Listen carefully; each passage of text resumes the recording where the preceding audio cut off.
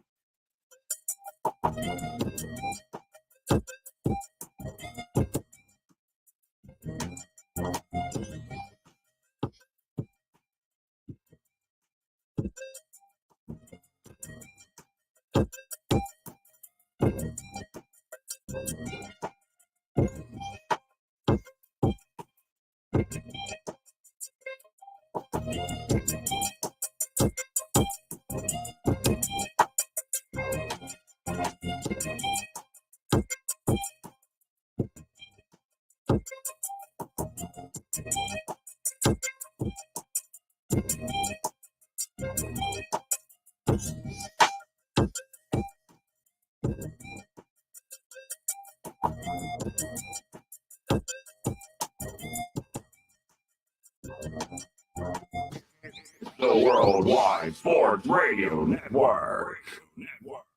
Aaron Donald announces his retirement after 10 NFL seasons. Justin Fields traded to the Steelers for a conditional 2025 sixth-round draft pick. And Keenan Allen traded to the Bears for a fourth-round draft pick. And are the Jets the team to beat now that they made a move in the offseason for Tyron Smith and Mike Williams? We will get into that here on the Sports Loudmouth.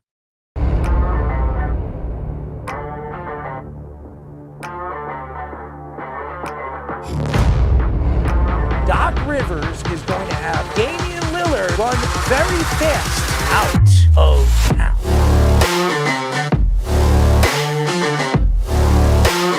Does he help them win? You're under 500. Aaron Judge helps the Yankees win. You're paying the player $300 million. You better be sure that guy's going to help you get over the hump.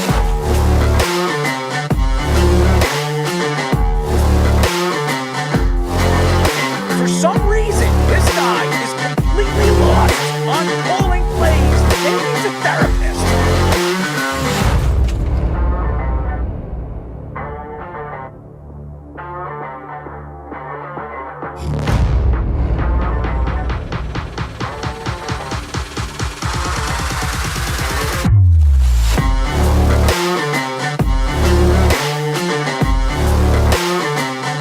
Did you see Lamar Jackson cry to the referee? No, he didn't.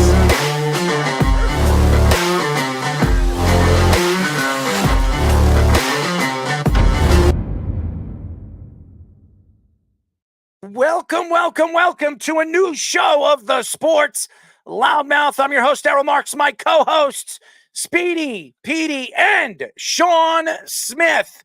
Remember, you can go to our website at www.worldwidesportsradio.com. Check out all our shows throughout the week, including the Loudmouth with me, Speedy, Petey, and Sean Smith every single Wednesdays and Thursdays at 7 p.m. All you have to do to tune in and check out all your local listings is you go to our website at www.worldwidesportsradio.com. By the way, you can call us at 631-672-3108. I don't know what was going on with Speedy with the board, but obviously he had me on mute. But nevertheless, how are you doing, Speedy? Well, I'm going to give a shout out to every basketball team at every level that scored more than 42 points in a game at any point in time during the last 3 months, because that's what our great Virginia Cavaliers did yesterday when somebody like St. John's would have scored that in 8 minutes. Sean, I know there's stuff going on in Texas right now. You have no internet over there at your house, all over Texas until like 10:30 at night local time. But how are you doing?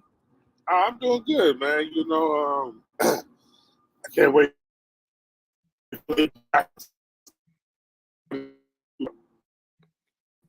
We're losing Sean. He is driving. He's trying to find a spot where he can get some internet, but he at least has joined us. That's the most important thing. But hopefully we can get him in a spot where we can hear him, because it's terrible internet over there right now. But we have a lot to get into, and I'm telling you guys right now, at 8 o'clock, we will be talking to Illinois safety and NFL draft prospect Clayton Bush. He will be joining us a little bit later in the show. But I will say this before we get into it. I've been dealing with, everybody being sick in my family. Everybody around me is being sick. So I just want to give a shout out to all the family members and everybody that's going through it. It's spring. Happy spring. It's the first day of spring. Hopefully the winter is now over. I do like the winter, but I know everybody says when the winter is over and spring comes around, there is still allergies. There is still the flu. You can still catch things, but it's a little bit better now that it's getting warmer. So I want to give a shout out to all the family members, everybody that's dealing with whatever they're dealing with the flu, colds, and all the different things that they're dealing with right now. But yeah, like I said, we will be talking to Clayton Bush a little bit later in the show. Aaron Donald announces his retirement after 10 NFL seasons. It was an incredible, incredible story over the weekend. Nobody expected this to happen with Aaron Donald. So we will get into that. Justin Fields traded to the Steelers for a conditional 2025 sixth-round draft pick. Oh, my God. I couldn't believe this trade. I really couldn't believe this trade. For the Jets and the Giants not to look at a guy like Justin Fields and try to make a move for a guy like Justin Fields is just incredible. And by the way, give a shout out to the Pittsburgh Steelers. They land Russell Wilson for nothing, for $1.7 million. And by the way, the Denver Broncos have to pay him $39 million this year. So they have Russell Wilson for free. Then they make a trade. They trade away their starting quarterback from last year, who was practically, I don't know what he was over the last couple of years, but he couldn't stay healthy. So Kenny Pickett, who's now where did Kenny Pickett go? Philly. He went to Philadelphia. So Philadelphia has their backup quarterback. So we will get into that as well. Keenan Allen traded to the Bears for a fourth-round draft pick. Interesting move, as the New York Jets and two other teams were interested in Keenan Allen before he was traded to the Bears. So the Bears have some weapons now, and they're moving forward without Justin Fields. Is it Caleb Williams that's going number one? We will get into that. Jaguars and the Steelers have interest in trading for Brandon Ayuk. Do the San Francisco 49ers move on? Yes, move on from Brandon Ayuk. They do have about $23 million that they can spend. Are they willing to put all that money into Brandon Ayuk? We will get into that. L'Jarius Sneed says he wants to be the highest paid cornerback in the NFL. Now, he had a great season last year. Was he even the best corner on his team? I think McDuffie was, as he was an all-pro player last year, one of the better slot defensive players at his position. So we will get into the whole L'Jarius Sneed move. The Jets acquire 3 offensive linemen, including Tyron Smith, and also sign Mike Williams to a 1-year, $15 million contract. So they fill in their wide receiver woes. So we will get into that. Let's parlay with Chaz, Wes, and Reno Johnny around at 9 o'clock, and we will get into our March Madness bracket, which I know everybody can't wait to see what we're going to do. So we will get into a little bit later in the show. So a lot to get into, but the first story is we're here in New York, and this is the story. The New York Jets, who you sit back and you wonder, what is Joe Douglas going to do? This could be his final year as the New York Jets GM. This could be the final year for Robert Saleh running this team and this organization, as he was on Hard Knocks saying that this team could be a playoff contender last year with the offensive line that they were competing with. The Jets sign an 8-time Pro Bowl left tackle, Tyron Smith, to a 1-year, $6.5 million deal, which can get up to $20 million in incentives. These incentives will come based on playing time, with individual bonuses paid out starting on if Smith plays 38% of the snaps and maximizes to $20 million if he plays 98% of the snaps. The Jets also acquire 2 former Ravens offensive linemen, bringing back right tackle Morgan Moses for a 4th and 6th round draft pick, and signing left guard John Simpson to a 2-year, $12 million deal, and up to $18 million of incentives. The Jets signed Mike Williams yesterday to a 1-year, $15 million deal contract after being released by the Chargers last week. Williams is coming off a season where he tore his ACL after 4 games. The Jets have also been looking to trade a wide receiver, and his name is Allen Lazard, who has a cap hit of $12.1 million this coming season.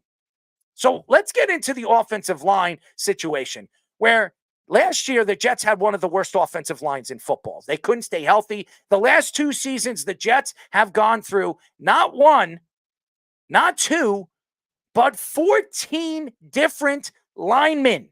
14 different linemen. And we're talking about guys that they brought off the scrap heap, guys that were on their They're backups. They're red teams, red-shirted players off the practice field. They couldn't keep a guy healthy last year if you paid them to. Mekhi Becton couldn't stay healthy, and now he could be a Bengal. Who knows where he goes? I don't know if he signed anywhere. I know he was interviewing at a couple of places the last couple of days.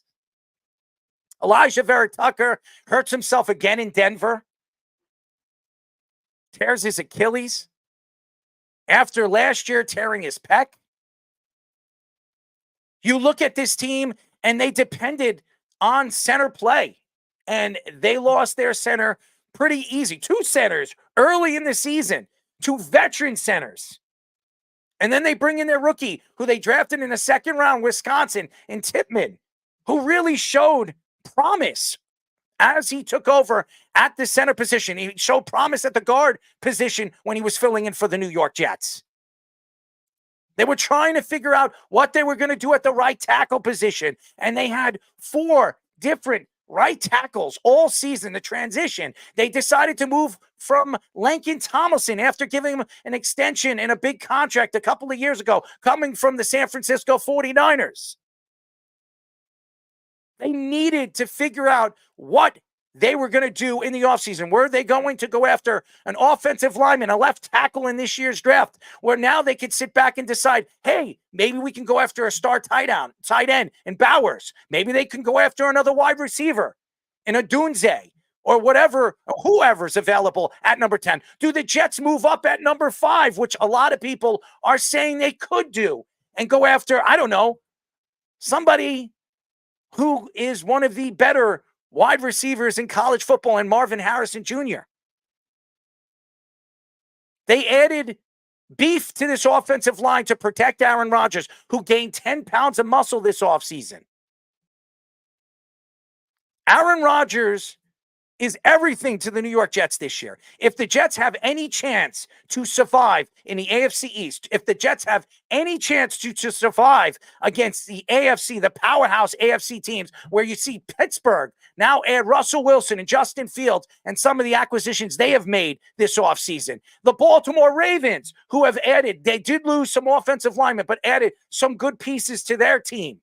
The Bengals, who are they're going to bring back a guy like Joe Burrow. Now, is Higgins going to be signed? Are they going to move from Higgins? Are they going to trade him before the draft this year? So there's a lot of questions with the Bengals, but they got Joe Burrow coming back. And I'm going to tell you this right now. He's Joey Cool. He is going to be a big part of the Bengals run this year. You have Deshaun Watson coming back this year with a very good Browns team. Now, Joe Flacco is no longer a part of this organization, but he did wonders for this team, especially when all these different quarterbacks went down. Some of these young quarterbacks couldn't fill in for a guy like Deshaun Watson early in the season. And then you have the champion, Kansas City Chiefs. We all know what the Kansas City Chiefs are. We all know how talented they are. They're not making that many moves. They bring in Jones. They gave him an extension. We expected Chris Jones to come back and sign a big extension, a 3-year, I think it was a 3-year, $95 million contract. And he is the biggest and the most expensive defensive lineman right now in football. You sit here and you wonder, what were the Jets going to do with all these big splashes? Jerry Jeudy gets traded to the Browns. They had that second wide receiver they've been looking for. It wasn't Elijah Moore. Couldn't really stay healthy. Or when he was healthy this last year, he wasn't the wide receiver they thought he was going to be, the number 2 right behind Amari Cooper. The Jets needed to make a splash. And boy, oh boy, over the weekend, actually it was Friday when it was coming out that the Jets were going to sign 8-time Pro Bowl left tackle Tyron Smith. It was a big move because the Jets, going into this year's draft, they were wondering, where were they going? Were they going to bring in a rookie left tackle? Do they move up to number 5 if they want all? Do they move up to get the guy that they wanted at the left tackle position? And there were stories coming out that Bakhtiari was let go by the Green Bay Packers. Do they bring in a guy like Bakhtiari who can't stay healthy, can never stay healthy in Green Bay? And they still could bring him in. But the name that every Jet fan was speaking about was Tyron Smith. Where's he going? He's the best veteran left tackle available this offseason. And some people said the Jets, maybe goes back to the Cowboys. There were stories coming out that maybe goes to San Francisco and plays right tackle over there with Williams on the other side. And the Jets, somehow, some belief for the fans out there that thought that they could land somebody like Tyron Smith, they get him. They get the best tackle available in the offseason, the veteran tackle, the 33-year-old, who's going to get incentives up to $20 million if he plays 98% of the snaps. It's a fantastic move for the New York Jets. And days before they make a move for a guy like Morgan Moses, who was a part of the New York Jets organization in 2021 when he played 15 games, he's a steady right tackle, a guy that stays healthy. And a guy like John Simpson, who is a better guard. Yes, a better guard and a better fit for the New York Jets as far as their running game is concerned, as he was one of the better guards when it came to the running games last year for the Baltimore Ravens. So the Jets have the pieces, and the only piece they were looking for was a wide receiver. They needed something to help Garrett Wilson out. He was double teamed, triple teamed in some aspects of the game last year. In the big game against some of the best corners in the league, he could never get free. They tried to move him in the slot. They tried to move him all over the field. Garrett Wilson still broke over 1,000 yards last year, even with nobody helping him out. No Allen Lazard. Allen Lazard was a shell of himself last year. And that doesn't say much. The Jets overpaid him because they wanted Aaron Rodgers. And there were stories coming out over the weekend on Saturday and Sunday that they were going to interview and bring in Mike Williams and Jadeveon Clowney on Monday or Tuesday. And I didn't think the Jets were getting any of those guys. I did not. I had no clue that Mike Williams had plans to come and play for the New York Jets. And it had a lot to do with Aaron Rodgers. And had a lot to do with Sauce Gardner, where Sauce Gardner was all over Twitter all weekend. I don't know if anybody follows Sauce Gardner. He was all over Twitter promoting and building for the New York Jets, trying to draw players to come and play for Aaron Rodgers and this defense. They did not let Mike Williams leave New Jersey. They did not. Story came out on, Tuesday afternoon, that the New York Jets were going to sign Mike Williams to a 1-year, $15 million deal. Now, Mike Williams, coming off an ACL tear, we don't know what he is. He's still a great wide receiver. I think he's 29, 30 years old. I believe he has at least 2-3 good years left. It will open up the field for guys like Breece Hall. It will open up the field for a guy like Garrett Wilson, who is a wide receiver that needs space. He's one of the best, I believe, route runners in the NFL right now. You add a piece like this, Speedy, in a Mike Williams, this could change everything for the New York Jets. I like the move a lot because Aaron Rodgers is also really good with bigger-bodied wide receivers. That's a lot of what he had in Green Bay. And Mike Williams is a lot more athletic and faster for his size than even a lot of the guys that they had. Not to say that Jordy Nelson wasn't great. Not to say that a lot of these other receivers weren't great. And Jordy Nelson, all-time, is a very good wide receiver, where Mike Williams had the years with injuries, so he's not going to get to that point unless he stays healthy the rest of his career. But for $15 million, you're getting a very consistent, in terms of in-game production, wide receiver. Actually, one of the best wide receivers in the fourth quarter, too. And I take shots at the Chargers all the time, least clutch team in football. It's not because of Justin Herbert and Mike Williams. They're actually two of the best fourth quarter players in the league the last 2 years. And that's going to help out a lot, elevate his game a lot further. Now, he has to be a little quicker off the line of scrimmage. He has to be a little better at a route tree. That he's had some bad offensive coordinators that have hurt his development with that. But still, he's a very good number 2 wide receiver in terms of his value. They didn't have to spend $20-something million like they would have had to for Calvin Ridley or somebody like that. The Titans giving him 24 was crazy to me. And Mike Williams is a guy that I think that could definitely make a difference if he could stay healthy. And again, that doesn't mean the Jets are going to win the Super Bowl. I know a lot of Jet fans are excited about this. And when you think of a guy like Mike Williams, who the Jets have been craving for that second-tier wide receiver, and again, you sit here today, and it doesn't mean that Mike Williams will stay healthy. The Jets have had bad luck for free agents. Joe Douglas, if you go look at the free agents he's brought in to this team and this organization since he's taken over about 5 to 6 years ago, none of them have panned out except maybe Reed. He's the only one. DJ Reed is the only free agent that's really panned out for the Jets. And I know everybody's going to sit here and say, well, Mosley has been good, but Mosley was here before Joe Douglas came. CJ Mosley has been everything to the New York Jets. He took a pay cut this offseason.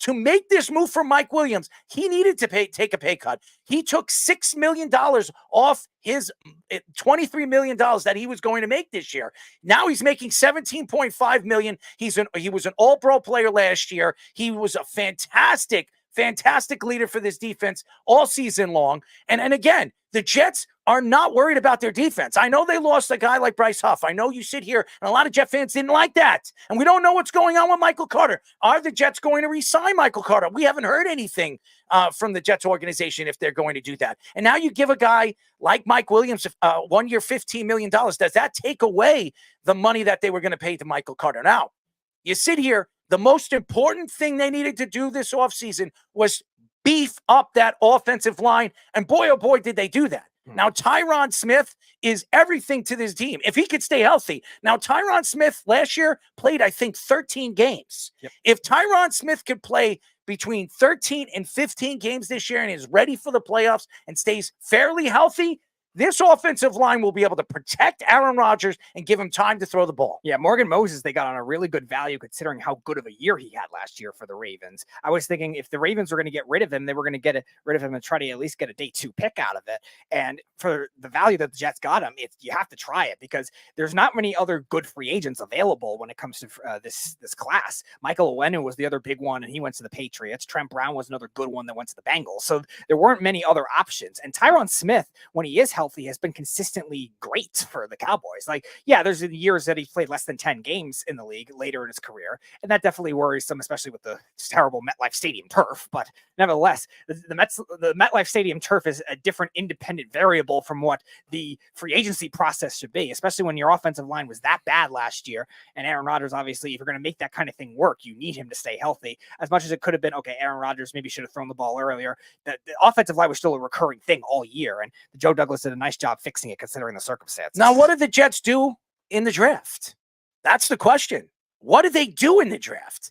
Do they go after a Bowers? Now, I'm not a big fan of the Bowers thing, and I know a lot of Jet fans would love to see Bowers playing with a guy like, I don't know, Aaron Rodgers, Garrett Wilson, with the talent that they're going to have around him, Breece Hall. Do they bring in somebody like that? Do they decide to draft a wide receiver to help out where you could move him in the slot, you could move him on the outside, you could do so many things with him because Mike Williams is only going to be here for a year. And Aaron Rodgers already came out and said he wants to play at least 3 to 4 more years. Do they decide, hey, you know what? Let's bring in an offensive lineman. Let's bring in a young kid to play behind Tyron Smith where he can teach him and tutor him and give him the opportunity to learn behind one of the best offensive tackles in the NFL for the last 10 years. Maybe they do that. There's a lot of questions, and Joe Douglas has a decision to make. And right now, the Jets don't have a second-round draft pick. Do the Jets trade down now? Do they trade down to 16 or 17, regain that second-round draft pick that they lost from Aaron Rodgers, that trade for Aaron Rodgers? Do they do something like that and still get a player that they can fill in or use moving forward if somebody gets hurt on that offensive line? There's a couple of good guards that are available, one from USC, so who I really, really like. And maybe do they decide, hey, we can get we could bring in a wide receiver right there. There's a couple of good wide receivers still might be sitting there at 16 or 17. So there's a lot of decisions that Joe Douglas needs to make before the draft, and maybe they like somebody very, very much. As we've heard, Mel Kiper believes it, and quite different other guys out there throughout the social media market that believe that the Jets could move up from 10 to 5 and get somebody that they really, really like. Right. You have to imagine the offensive line scenario is going to be there because both Smith and Morgan Moses have been injury prone, especially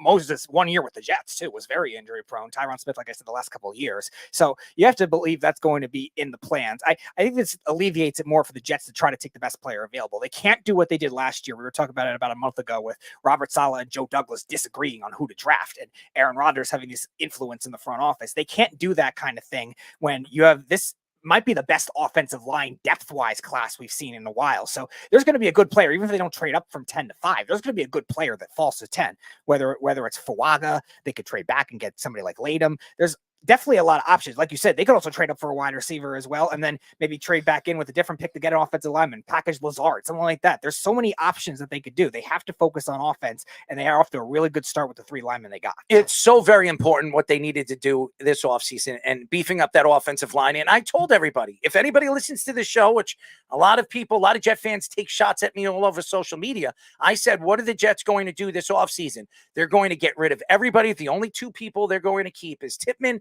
and Elijah Vera Tucker. What did they do? They got rid of Lincoln Thomason. They got rid of Mekhi Becton. They got rid of everybody but those 2 other guys. And now they rebuilt this offensive line in 3 moves. They went after Morgan Moses. They gave up a 4th and a 6th. Morgan Moses is a guy that could stay healthy. He's a guy that is dependable on the right side of the field where the Jets like to run the ball. And Morgan Moses is a good running offensive tackle. You bring in a guy like Simpson, who's a good fit for the New York Jets. Again, another good run guy. And where are you going to match him up? The same place he was matched up with the Baltimore Ravens on the right side. And on the other side, you have Elijah Vera Tucker and Tyron Smith. Elijah Vera Tucker, to me, if he stayed healthy for the last 2 seasons, which he should have, probably would have been an all-pro player.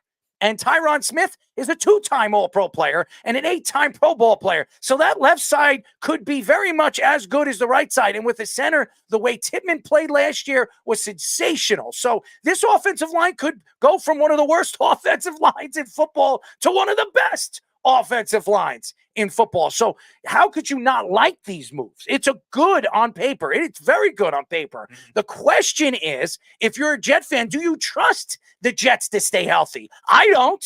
I definitely don't trust the Jets to be healthy all season long. And could they protect Aaron Rodgers so Aaron Rodgers could set his feet and make the plays? If he could do that, oh my God, the Jets could be one of the most high-flying offensive teams in the league that we have not seen over the last. I don't remember the last time we've seen a high-fly. Actually, we saw one with Fitzpatrick, Brendan Jacobs, and Eric Decker. I remember that. That was the year I think Brendan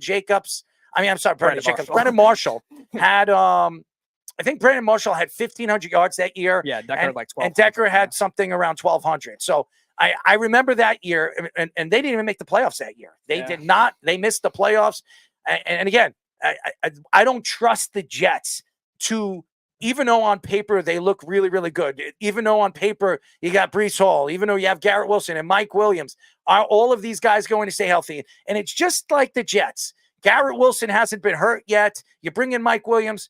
First 2-3 games of the season, he tears his ACL on the turf in New York, which we've been complaining about. Every fan has been complaining about the turf. And by the way, every single player we've had on this show says MetLife Stadium is the worst field to play on in all of the NFL. That should scare you when you have a guy like Garrett Wilson that loves the cut. Well, that's a Woody Johnson issue, not a Joe Douglas issue. Joe Douglas. Not blaming Joe Douglas. No, I know. I'm just saying. Like, but again, you're trusting that they're going to stay healthy when they never do.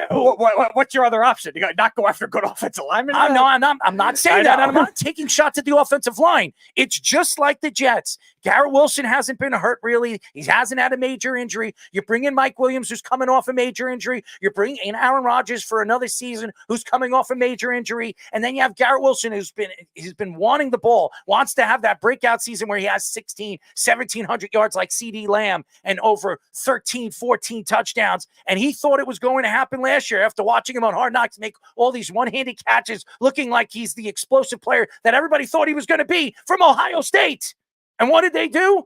Oh, they lost Aaron Rodgers in 4 plays. The offensive line stunk. They had 14, I think, 14 shifts on that offensive line last year, which was absolutely incredible when you look at where the Jets were last year or what they were supposed to be last year to ending the season again with a 7-win season. And by the way, Robert Saleh needs to get his head out of his ass because Robert Saleh is on the hot seat. This team is too talented. Going into the season now this year, ladies and gentlemen, this team could be as diverse, one of the most talented teams in the NFL. Yes, on paper, talented. Does that mean they're going to win? Well, you can ask the Browns after they lost against the Kansas City Chiefs on a trick play with Baker Mayfield. And then a year after, with all the talent that they added in the offseason, with all the young players that they signed in the offseason, what happened? They decided, hey, you know what? This season, we're going to bomb this season, and then we're going to let go of Baker Mayfield, and we're going to, I don't know, bring in a guy like Deshaun Watson who doesn't keep his hands to himself. And that goes to the assistant coaches too. Nathaniel Hackett has to figure some stuff out. Obviously, working with Aaron Rodgers will help in comparison to Zach Wilson, but he's got to do something a little bit different than what he did with his previous stops. And also Jeff Ulbrich too. There's certain points. I'm not saying he's bad, but there's certain points where the Jets, as talented as they are defensively, talent-wise, has let the defense down by not guarding tight ends, not guarding screen passes, stuff like that. It is so very important for the Jets to start the season off strong. We don't know what the schedule is going to be. We're still waiting. It's not over. The offseason isn't over. You still have the draft. There's still free agents still available. Are the Jets bringing in Michael Carter II, one of the best slot corners in the league? Do they decide to part ways with him? I haven't heard anything from that over the last couple of days. They didn't use their franchise tag. They let Bryce Huff go. And this defense is still very good. They added some pieces over the last couple of weeks, which a lot of people like. I wasn't a big fan of it, losing Bryce Huff. But again, you can't keep everybody. And now you bring in a guy like Mike Williams and all the acquisitions that they've made. It looks like they're having a good offseason. Now let's see what Joe Douglas does in the draft, which he's been very, very good the last 2 years. Yes. Hopefully it works out for the Jets. They get the right guy. And again, are they going to go after Bowers? Are they going to bring in an offensive lineman and play behind Tyron Smith? Kind of, a consolation prize after bringing in a guy like Tyron Smith who could sit behind him and learn the game, which has been something that Jets haven't done for offensive linemen over the last couple of years. So let's see what happens. It is a crazy offseason so far. And again, I want to get into this Justin Fields story. The NFL Network's Ian Rappaport reports that the Bears traded Justin Fields to the Steelers for a conditional 6th-round pick in 2025. It's not even this year, by the way, ladies and gentlemen. The pick would become a 4th-round draft pick if Fields plays 51% of the offense snaps this season. Rappaport also added that Fields representatives rejected trades to 4 other teams that were interested, saying that Justin wanted to be a Pittsburgh Steeler. GM Ryan Poles promised to do a good thing for Fields, telling him he would only trade him if one of his preferred teams were interested.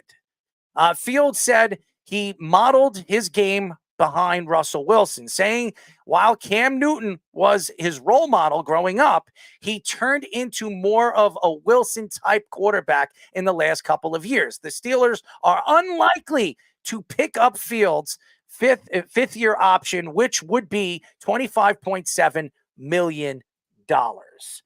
I love this move. I really, really love this move for the Pittsburgh Steelers. And I don't know what they're going to do with Justin Fields. This could be the only year they have him. But it to me, Russell Wilson is only going to be here a year. We don't know what Russell Wilson is. He's only making $1.7 million. The Pittsburgh Steelers are going to have a lot of money the year after. Do they decide Justin Fields is the future of this organization? Playing behind Russell Wilson for a significant amount of time, does this help the growth of a Justin Fields with a quarterback that he respected, a guy that he looked up to when he was a kid, that he really mimicked his game behind? The question is, when you sit here today, is the Pittsburgh Steelers still the team to beat now after making all these moves in the same division with the Baltimore Ravens, with the Bengals, and with the Browns? I think this is the best division in football. I don't even think you can argue that. Yeah, well, every team had a winning record last year. I don't think you can argue that. And Pittsburgh, who hasn't had a quarterback in 3 seasons. And I'm not taking shots at Kenny Pickett. They didn't do him right. How many offensive linemen has Kenny Pickett had since he's been the quarterback of that organization for the last 2.5 years? How many offensive coordinators has he had in the last 2.5 years? Well, he got Arthur Smith now. He's not there anymore. He's with the Eagles. No, Arthur Smith, he's saying. No, but I'm just saying he's no longer with the Pittsburgh Steelers. Oh, he's with the great Kellen Moore. So we'll see what Kenny Pickett is. But you sit here right now, you have a guy like Justin Fields. You have a guy now like Russell Wilson. And if one of these guys get hurt, you have a backup that can get in there and do the things that you expect Arthur Smith to run. He loves to run the play action. Well, Justin Fields would be good in the play action. Russell Wilson for years in Seattle loved to play in the play action. These guys fit Arthur Smith's offense. Yeah, and but again, I think, like you said, though, I think Fields, they picked up Fields, right? I just don't buy. I don't buy the BS when they said Mike Tomlin called Russ and said, "Yeah, we picked him up, but you still our guy." That's smoke. I feel like that's smoke because in competition, I think the camp when it gets to camp, I think Fields might show out in a different system than what he had in Chicago, and Pittsburgh might be the right fit for him, and he's probably the future. The reason why they signed him, get him cheap, and he could be like. I feel like this is kind of like the Geno Smith situation, and he relived his career here. You know what I mean? When see how Geno's doing in Seattle, right? You know what I mean? It was supposed to be up competition, then I think Russ got hurt, right? Then Russ get hurt, and then Geno had to go in, and then all she wrote, Wally Pip, basically. You know what I mean? In so many words. So I feel like Fields is going to play this year in Pittsburgh. Oh, I think so too, and I think he plays 51% of the snaps. I really do. I mean, I think that, and I think they might do a 2-quarterback system, like kind of try to do a little. You know what I mean? Because this is like when you look into the details, like you say. The way Arthur Smith calls games and the scheme, this is what he was missing in Atlanta. I would agree with you, Sean. And I think when you look at the offense that the Pittsburgh Steelers didn't have last year, they don't have Johnson there now. And I think George Pickens is one of the better wide receivers in the league. He just never really had a chance to show his ability last year. When he did, he had that game that he had 150 yards. He could be very, very explosive. He could be a guy that can give you 1,400 yards. Remember, he was a 2nd-round draft pick from Georgia who should have been a 1st-round draft pick if his knee wasn't so damaged his final year of his college in that system. So his college year. So I think he fits this system. I think Arthur Smith is going to use him very, very much in the system. Now, a guy like Drake London thrived in a system like this. I think George Pickens is a better player, Speedy, than a guy like Drake London. Yeah, he's also going to strive more because they have guys that can throw the ball down the field. Now, Justin Fields hasn't done it in a large volume, but his numbers are still better than Pickett when it comes to throwing the ball down the field. And Russell Wilson's numbers have always been good throughout his career at throwing the ball down the field. And Kenny Pickett never had a big arm, and that's going to alleviate Pickens' games to the next level as well. And I know, Sean, we were taking shots at Arthur Smith a couple of weeks ago, but Arthur Smith is still light years better than the Matt Canada calling plays last year. That was horrible. No, I agree with you. I don't, I understand that from that point. But I mean, I have the Steelers next year. They haven't won a season every year for the last 16 years. So I mean, what more you think is going to happen? They add in, and it's going to be interesting to see what they do in the draft. And I also feel like they're going to need to get them a big target tight end, and I got the Steelers as being one of the teams to make the playoffs next year. Mm-hmm. There's a lot of good teams in the AFC, and some of the acquisitions a lot of these teams made, if it works, you could see a complete change in the AFC, a power in the AFC. Now, obviously, everything's going through the Chiefs. We'll see what happens. We will get into the whole L'Jarius Sneed situation. No, we know everything's going through the Chiefs. Everybody knows that. I try to stay away from it. You love bringing my team up. You know what I mean? I try to let you understand because I feel like the AFC North is back to being the powerhouse again, like it used to be when I was playing, where you always had 3 teams from the AFC North make the playoffs, whether it's Pittsburgh, Baltimore, and the Bengals. Now you got the Browns that's played good. You know what I mean? So the AFC North is back. No, and the AFC North was the best division in football last year. Even last year, if you look at the AFC North, who was challenging the AFC North?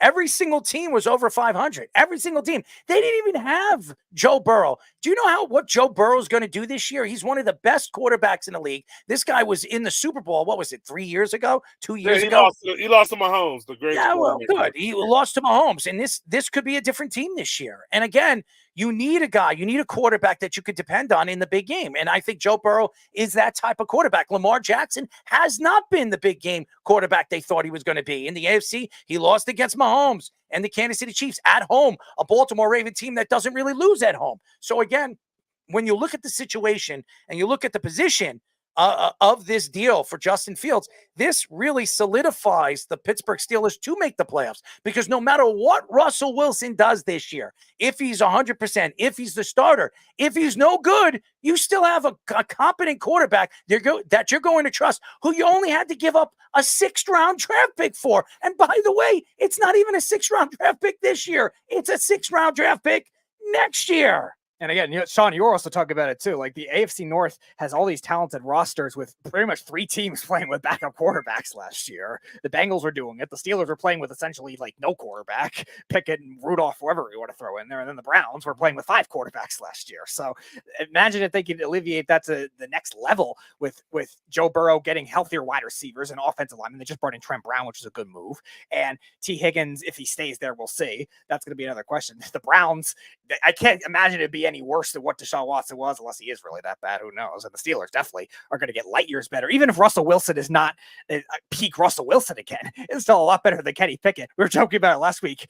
Kenny Pickett, Russell Wilson in the Broncos' bad year had more touchdown passes than Kenny Pickett his whole career. I feel bad for Kenny Pickett. Everybody wants to throw Kenny Pickett under the bus because he didn't work over there in Pittsburgh. Well, he didn't have an offensive coordinator. He really didn't have an offense over there. Now, Mike Tomlin's a great coach. And is Mike Tomlin going to be the coach next year? Does he decide to step down for Pittsburgh, even if they make the playoffs this year, even if they make the run with a guy like Russell Wilson or Justin Fields? Does he decide, hey, you know what? Maybe Arthur Smith is the next head coach of the Pittsburgh Steelers if Tomlin decides to step down? They're going to be quite a lot of different teams looking for a coach next year. Could be both New York teams. It could be other teams that might be looking for coaching next year that are going to have availability. So again, I don't know if Mike Tomlin is going to be there. This is his final year of his contract. He already said that he's not extending it, which tells me that he might be thinking about maybe waiting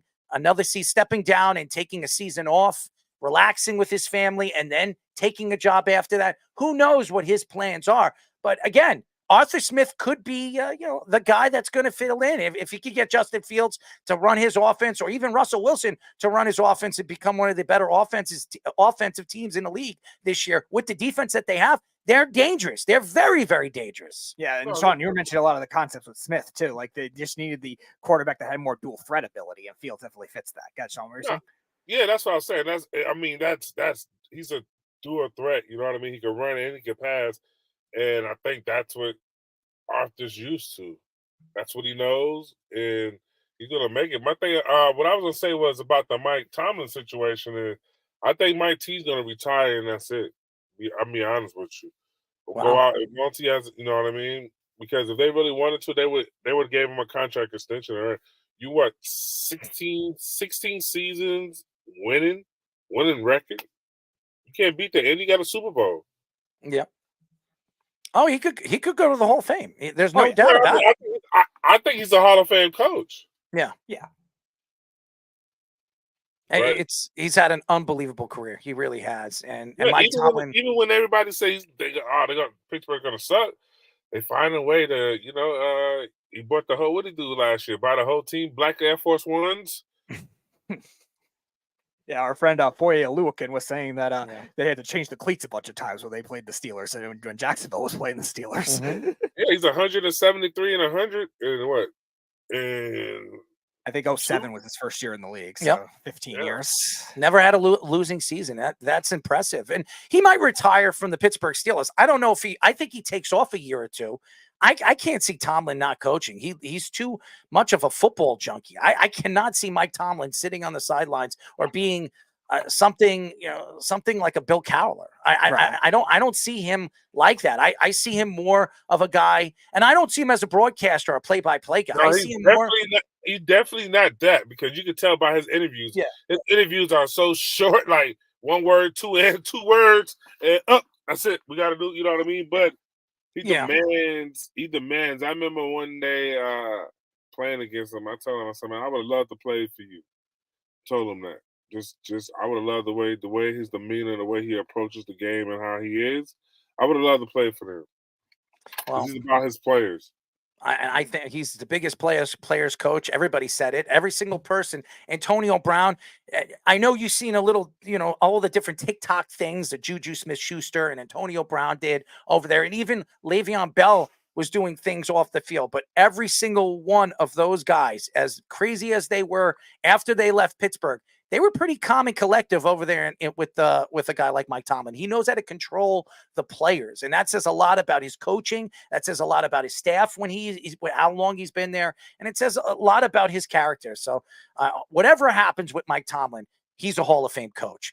CBS Sports' Jonathan Jones reports that Keenan Allen was traded to the Bears for a 4th-round draft pick. The Chargers reportedly wanted Allen to restructure his contract like Joey Bosa and Khalil Mack did, but he refused. The Texans reporter Aaron Wilson reported that the Texans offered the Chargers a 3rd-round pick and a pick swap for Allen, but the Chargers did not want to trade him in the AFC. Allen is 31 years old and has a cap hit of $23.1 million this coming season. Allen had 108 catches for 1,243 yards, 7 touchdowns last season. In addition to Allen, the Chargers have also lost Gerald Everett, Mike Williams, and Austin Eckler this offseason. They've lost a lot of players, and we expected that. Jim Harbaugh was taking over. He took this job because of Justin Herbert. Justin Herbert is one of the best young quarterbacks in the league. Obviously, he's in a division where you have to play against Patrick Mahomes, not once, but twice. So that definitely is going to be interesting to see in this coming season. Now, Keenan Allen is no longer there. Mike Williams is no longer there. Now, you're going into this year's draft. What does Jim Harbaugh do? Does he draft at 5 a Bowers? Does he draft a wide receiver to fill in for a guy like Keenan Allen, a guy that's been there and was a Pro Bowl player and an All-Pro player at some aspects of his career? And then Mike Williams, who was a Pro Bowl player too. So you lose so many different depthful wide receivers and offensive options. And now you look at Keenan Allen. Keenan Allen goes over there to the Bears. The Bears are looking to bring in a young quarterback, a Caleb Williams, a May. One of these guys are definitely going at one now that Justin Fields is playing as the backup quarterback for the Pittsburgh Steelers. Where do they go? Now, if obviously they're going with Caleb Williams, and Keenan Allen is a veteran guy. They have Moore over there, DJ Moore, which they traded for. They have weapons all over the field now. And now you're giving Caleb Williams an option where he has options all over the field where he can make plays. And they're going to obviously draft a running back. They brought in Swift, but they're going to draft a running back. They have weapons. They could do so many different things offensively. Eberflus is a defensive coordinator, a defensive mind. This offense was one of the worst offenses in the league last year, but they also had a backup quarterback, a 3rd-string quarterback playing all season long. So now you bring in a guy like a Caleb Williams with the weapons that they have, weapons that can do so many things. I think that this team could be a playoff team. Now, they're in a division. There's a lot of questions. There's no more Kirk Cousins. He's going to Atlanta. But this team this division is still owned by the Detroit Lions. This is a division that the Lions are there to be the beast of that division. Now, there's also the Green Bay Packers. They've added some weapons too of their own. They added Josh Jacobs. They added guys like that. They added some secondary help this offseason. And again, you have a Bears team that's very, very young. They have a ton of draft stock, and they're bringing in a rookie quarterback. And you're going to put a lot of pressure on a rookie quarterback and Eberflus that is going to be on the hot seat this year to win. And again, you also look at the coaching capabilities of somebody like Shane Waldron, who did a very good job in Seattle, previously did well with the Tampa Bay Buccaneers. And see, Geno, like Sean, you were talking about earlier, like the rebirth of Geno Smith was something that was definitely unexpected that year when Seattle was supposed to be one of the worst teams in the league. Now, there's going to be more expectations, obviously, for Caleb Williams because he's this generational talent type prospect. And the mental aspect of Caleb Williams is always something that's going to be an unknown type thing. People are mocking him for the crying and the fingernail, the pedicures he has on his nails and stuff like that. Who cares? I don't care. No, I don't really care. Every quarterback gets pedicures. Yeah. I mean, every one of them. They're multimillionaires. What does it matter if he's getting a pedicure? No, yeah, I don't think it's going to make. He can paint his nails if he wants. How many catchers do that? I know. Who cares? Right. I don't think it should be a big deal with that. But obviously, there's going to be the question. If he wants to wear a wig, he wants to look like a woman, he wants to dress up in a dress after the game, let him do that if he's a good quarterback. And you're right. The Lions are the class of the division. They're probably the second best team in the NFC right now to the 49ers. But even so, like the second best team in that division is not necessarily obvious. Yeah, the Packers made a move for Josh Jacobs and a couple offensive linemen, but they lost Devondre Campbell, who's been one of their best linebackers for the last couple of years. They still really didn't beef up that front seven like they should have.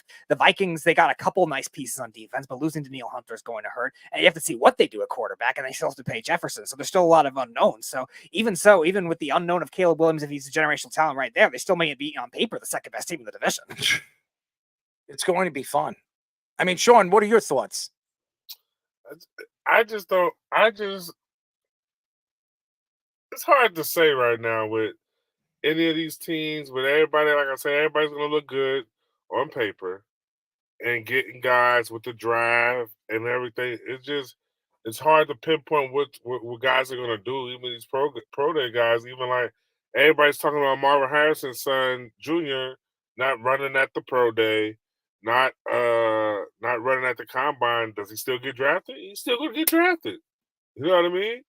So it's hard to say what's going to do. I still feel like you're going to have a whole bunch of talent. There's going to be a lot of talent, but if they can't mesh together, it's not going to be nothing. But I don't know. Chicago's going to be. It's going to be interesting to see how they really fan out. You know, even with, like you say, I was disappointed in Minnesota. I was really disappointed. I thought they would do. I thought they was going to do better, you know what I mean? But I was disappointed in them. When you look at the grand scheme of things, I was very disappointed in them. I thought they would make a better splash. Yeah, giving Grenard $19 million as their main defensive signing and then not doing much on offense, definitely a little. Yeah, I didn't get that. Yeah, I didn't get that. I didn't get that. It was just weird to me. I was like, So. And again, that division is going to be good. The Lions obviously are going to be the best team in that division. Now, that doesn't mean the Lions are going to have the season they had last year, but on paper, this team and they have everybody back. They're one of the youngest teams right now in the NFL. They're going to add pieces. They have a bunch of draft picks. So and I believe they have the best young tight end in football and one of the better wide receivers in St. Brown. So with LaPorta. So this is an explosive team. And again, I believe Jordan Love is a good quarterback. Is he Aaron Rodgers? Is he Brett Favre? We don't know. Okay. And nobody can guess that. But what he did last year with the weapons that he had and with some of the young wide receivers he had last year, it was fun to watch. And again, the NFC is going to be a lot better on paper going into this season than they were last year. And that didn't say much because when you saw the AFC and you saw Kansas City this year against the 49ers, those were the two best teams all season long. Kansas City and San Francisco, really all season long, were the two best teams. One in the NFC and the other one in the AFC. Those are the facts. I don't care that Baltimore was the number one seed. That didn't mean anything to me. We all know that until you knock off Patrick Mahomes, it's going to go through him. So, and the same thing right now in the NFC. San Francisco's good. Now, we don't know what Brock Purdy is. We saw what he was in the Super Bowl, but we don't know what he is. We do know that Kyle Shanahan stops and he doesn't like to run the ball in the second half, which has been his really, it's been a factor in why he hasn't won a Super Bowl against Patrick Mahomes. He's the one of the coaches that's going to get fired next year. No question. So is John Lynch. They're both on the hot seat with the talent that they have over there. They're on the hot seat. And that's why do they move Brandon Ayuk? And this is an interesting story. And we're going to get into that when we come back. But before we come back, we have a sports minute with Tommy Scoops. This is the Sports Loudmouth Sports Minute Are you ready to get loud? with Tommy Scoops. As always, I'm back again, ladies and gentlemen. This is the Loudmouth Sports Minute. I am the man, Tommy Scoops, to give you guys all the rundown. And for the current scoop right now, in the MLB, Shohei Ohtani's interpreter and longtime friend, Ibe Mizuhara, has been fired. His name is being surrounded by around a $4.5 million transfer wire transaction out of Shohei Ohtani's bank account, so he has been fired. In NBA news, 11-year veteran point guard Isaiah Thomas, who just the other day signed a 10-day contract with the Phoenix Suns, is going to be debuting tonight with the team against the Philadelphia 76ers. In the NFL news, former Cowboys wide receiver Michael Gallup is set to visit the Baltimore Ravens this Thursday. He will possibly be joining Lamar Jackson and company over there. Other NFL news, former Cardinals linebacker Ezekiel Turner has signed a one-year deal to join his NFC West rivals, the San Francisco 49ers. Other NFL news, the Vikings are going to be signing linebacker Jihad Ward from the New York Giants, as well as linebacker Camille Kruger-Hill from the Carolina Panthers. Now it's time for Scoops or Scores, where I'm going to give you a quick rundown of the scores that are currently going on in the NBA right now. For the NBA, we have Miami taking on Cleveland, 55-45 right now, with Indiana having a 49-47 lead over Detroit and Milwaukee and Boston. Boston currently has a 26-17 lead over Milwaukee. For the college game right now, an NCAA college tournament, right now Montana State has a 49-37 lead over Grambling in the second half. That is currently all the time I have for you guys as of right now. I'm going to send it back to the boys on the Sports Loudmouth. This is the Sports Loudmouth.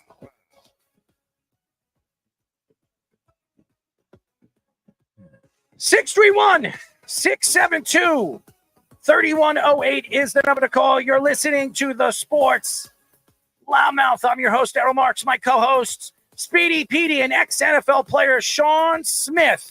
All you have to do is go to our website at www.worldwidesportsradio.com. Check out all our shows throughout the week, including the Loudmouth with me, Speedy Petey, and Sean Smith, every single Wednesdays and Thursdays at 7 p.m. All you have to do to tune in and check out our local listings is go to our website at www.worldwidesportsradio.com. We have one guest tonight, and it's a first time on the Sports Loudmouth. We're very excited to invite him in. We are now talking to Illinois safety and NFL draft prospect, Clayton Bush. Clayton, what's up, bud? Hey, how are you guys? You guys doing all right? We're good, man. I know you're excited. The NFL draft is what, a couple of weeks away. You're watching the NFL right now, the trade deadline, and all the trades this offseason, free agency. I said trade deadline. Free agency market. It's so wide open right now as we see all these different teams and all these different players go from one place to another. First of all, what makes you so excited? After obviously you have your pro day, you weren't at the combine, but you have the opportunity right now to make a lot of money and get a chance to play in the NFL, something that you probably were looking to do your whole entire career. Yes, sir. Yeah, it's always been a dream to play in the NFL. I haven't had my pro day yet. I've had a little bit of a setback with a hamstring deal, but nothing too crazy. So just really looking forward to the opportunity and just hoping that I, get a chance and just get to showcase what I can do. So you played in the Big Ten, which has been a very good defensive conference. Obviously, in the Big Ten East, you got Ohio State, you got Penn State, and then your team, Illinois, had a couple of really good defensive prospects the last couple of years. What is it like playing in that very physical Big Ten? It's a lot different than, any other defense that you really see in college football. The boundary safety is almost like a will linebacker. I mean, you're in that box the whole day. You're either playing man or you're coming up and fitting the runs. So, you got to see a lot of physical O-linemen and stuff like that. So it makes you excited to know that you can do it. Yeah, Sean, you want to ask a question? Yeah, I was about to ask him. My next question was, how does it feel like, first of all, who's your agent? Relio. Yep. So Relio, you're going to have to check me on this one. Mastrantonio. I think that's how you say it. Yeah, but old Illini native, went to school here. He takes care of us. Yeah, he does a great job. Oh, okay. If you had to patent your game, right, who do you try to say your game is similar to in the NFL? Obviously that everyone's different, so it's kind of hard to relate yourself to most people. But I feel like there's different things that you see. Like Adams, I like to be physical like him. I feel like, and he flies around to the ball. Obviously, I can't relate to myself to these people. These are all pro, nice, huge NFL athletes. But I like Buda Baker, how he flies around, attacks the ball in there. And then, just a couple other people just high pointing the ball and stuff like that. Derwin James goes and gets the ball really good. Obviously I'm not as tall, lengthy as those guys are, but, I feel like I pick up a little bit of pieces from each one of them. Gotcha. We are talking to Illinois safety and NFL draft pick Clayton Bush. Clayton, the safety position has become one of the biggest and more talented positions right now in the NFL. You look at Jamal Adams, he got a big contract. You see Fitzpatrick, he's getting all this money. And this is an important position now, obviously, in the NFL. And you mentioned Jamal Adams. I'm not a big Jamal Adams fan, but I love Buda Baker. And Buda Baker is a hard hitter. He's a very good defensive safety. When you look at your game and you look at what the game has transitioned to from college football and now going into the NFL, what do you believe walking and obviously going into this year's draft, what do you think the changes are going to be stepping on an NFL field? Obviously everybody in the NFL is the most talented guy. I feel like it's kind of the same step up from high school to college. You go from, being the man at high school and, you're given a lot of opportunities and leeway because you've done things at your high school, and then you move to college and everybody's just as good. Everybody comes in with a fresh slate. Nobody's proven themselves. There's a totem pole, obviously, but, everybody's got to set the tone at some point in time and, show who they are and what they can do. And I think when you move to the NFL, there's a lot of guys that have shown what they can do and are really good. And so it's really just very small critiques and things that change people's game from being, good and average and just playing for a couple of years, and then the greats that last for a long time. So safety position has become a lot more like versatile, hybrid safeties. How is it? What was it like for you, like transitioning from that, from when you first started playing football to now in college and the NFL, kind of these hybrid concepts? So especially at Illinois, in my other schools, I played 2 high system, got to run around and cover a little bit more, playing the post more. But when you start talking about Illinois' defense and then, now running backs, not running backs, safeties are having to come down and fit the hole a lot more in the run game. It's just different from high school. High school, you're just running around, you're playing around a little bit, just more ball in the air and then filling up in case anybody breaks free. But, in college, especially in a 2 high, you're going to have to come. Can you guys hear me? Yeah, we got you. We lost you for a second. Go ahead. You guys can still hear me? Yeah, we hear you, Clayton. You can go ahead. Something's going on. I lost sound. Oh, we lost him for a second. Tell him, Speedy, to go out. But we'll have him back. Don't worry, ladies and gentlemen. We were just talking to Illinois safety and NFL draft prospect Clayton Bush. You hear us, Clayton? Yep, I can hear you now. Sorry, my alarm went off. That's all right. So I think it's just a little bit different from high school to college. It's not so much run responsibility, but then now you start looking at college and how the safeties played here. You're a fitter in whatever gap, it's C gap or D gap, whatever that may be. And then especially at Illinois, like I said, you're playing like a will linebacker. You're in the box the whole day. So, you're going to have to come up and fit the hole regardless of what you're doing. You could be playing man and all of a sudden he blocks and now you got to fit off his butt and, make that play. Yeah, Sean. No, I was about to ask him. So you played before you came to Illinois. You was at SIU, right? Yes, sir. Well, why did you leave SIU to come to Illinois? So I just wanted to play bigger time ball, have a chance to showcase I could do it at every level. I felt like it would have helped me have a better chance of playing at the next level. So, I took a big leap of faith and jumped in the portal late after I graduated, just hoping that, something would happen on the FBS level and then I'd get a chance. And, praise God that it did because it was a bad time to go in, but it all worked out. All right. So was you at SIU when Jack Heflin was there? No, sir. Oh, okay. You know who that is? The year after Jeremy Chin left. Okay. No, because Jack was there at SIU, then he left and went to what's that, Iowa? Played at Iowa State. What's the Iowa? Yeah, Iowa Hawkeyes, and then been in the NFL for the last 3 years. So Yeah. You know, Clayton, what was it like being raised in a house of 5 siblings, a father that's a surgeon, I'm reading over here, and your mother who runs and owns a wedding venue? What was it like being raised in a family like that big and that's crazy over, over there where you're from in Kentucky? Yeah, it was a great time. Never a dull moment, that's for sure. Siblings always running around, chasing everybody around, so that was a good time. But it's actually kind of funny. I got 10 siblings altogether because my parents. Wow. So, yeah, I grew up in a huge family. I also grew up on a farm, so you can always get into some stuff out there, riding horses, playing in the creek, doing fun stuff. So that was awesome. Yeah. So one of the guys on your defense, Jerzon Newton, is a big first-round draft prospect projected to be. What was he like on and off the field as a teammate? Johnny, he's a great dude. He always comes in, sets a standard. There's a lot of people who have great talent, and people are always set as a leader from coaching and stuff like that. But this guy was one of those guys that fills the role. You're doing team workouts and runs, and you're doing I wasn't there for mat drills, but he obviously dominated mat drills just from what I've seen. But you're doing summer workouts and stuff and runs, and I mean, he's sitting there calling people out. Oh, we're racing this, and every single rep, he's doing whatever he can to win. One-on-ones, there's never a day where you look down there and Johnny's sitting off to the side. He could be sore, banged up, but he's going to do everything he can to get ready for the next week. So that's good to see, someone who is not just set up there as a leader, someone who's actually doing it, speaking it, and living through it. Yeah, Sean.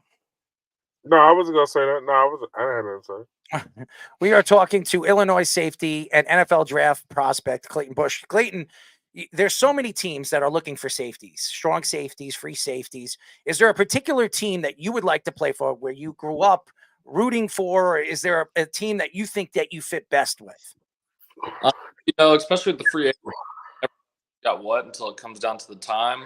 I've never really had a favorite or anything like that. I kind of just like the idea of winning and being successful, and then on top of that, if successful, going somewhere that isn't the Chiefs who wins a national championship or whatever it's called, Super Bowls every year. That It's a national championship. It's the same thing. It's a Super Bowl. Get it right. It's the same And it's thing. back-to-back Super Bowl. Oh, could you be champion. quiet? You shut up. This guy. No, don't listen to him. Oh, listen. Go ahead. Hey, Clayton. Yeah. I got a quick question for you. You watch TV shows and all Oh, that no, kind of please. stuff, right? Mm-hmm. Yeah. Does my guy look like Pauly Don't D listen on to him. Don't listen to him, Clay. situation Don't listen from to him. Jersey Shore? What you think? Who is it? The situation. Does he look like Pauly D or the situation from Jersey Shore? Oh, I don't watch Jersey Shore. That's too much drama for me. Tell him, Good Clayton. answer. Tell him, Oh, Clayton. great answer. Hey, you're learning, kid. Great answer. You're lucky. You lucky, Earl.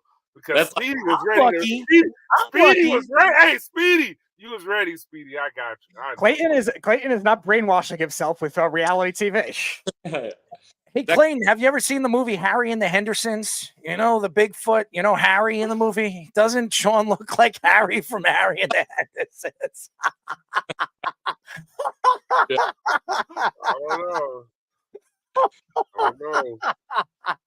He's not as hairy as him, that's for sure. But anyways, Clayton, you look at the game, and the game has really transitioned offensively. And the NFL last year really transitioned back to defense. And what were your thoughts watching the NFL? And I'm sure you were watching the NFL. What did you see the change as a defensive player from what it was the year before as an offensive game? Yeah, you see a lot of scores from last year. Well, so I believe. Obviously, I don't know statistics, but you see a lot of high-scoring games, and people just slinging the ball around. And eventually, there's a saying that we've always said my whole life that defense wins games. Mhm. So you look at people who could have a crazy offense, yet they're not successful because they don't have a defense. People got to start banking on being able to stop the ball, get the ball back to their offense, and be able to put up points. So, stacking up defenses and, running different schemes to confuse quarterbacks and do stuff like that, that helps a lot in the game. So were you involved in that crazy Penn State Illinois overtime game where it went 9 overtimes? If so, what was that like? No, I wasn't. Yeah, I wish I was. That would have been awesome. Ah. 9 overtimes, 20-18, and a lot of people were. So that was the year before you got there. It might have been the year or 2 years before. Yeah, I'm sure legs were out there shaking and some IVs were put in after the game. That's for sure. Have you ever played in anything that long, in any level of football? No, I've never played in 9 overtimes. I've played in some overtimes before, and that's a lot.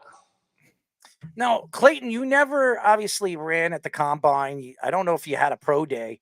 I'm sure the fans want to know how much you can bench.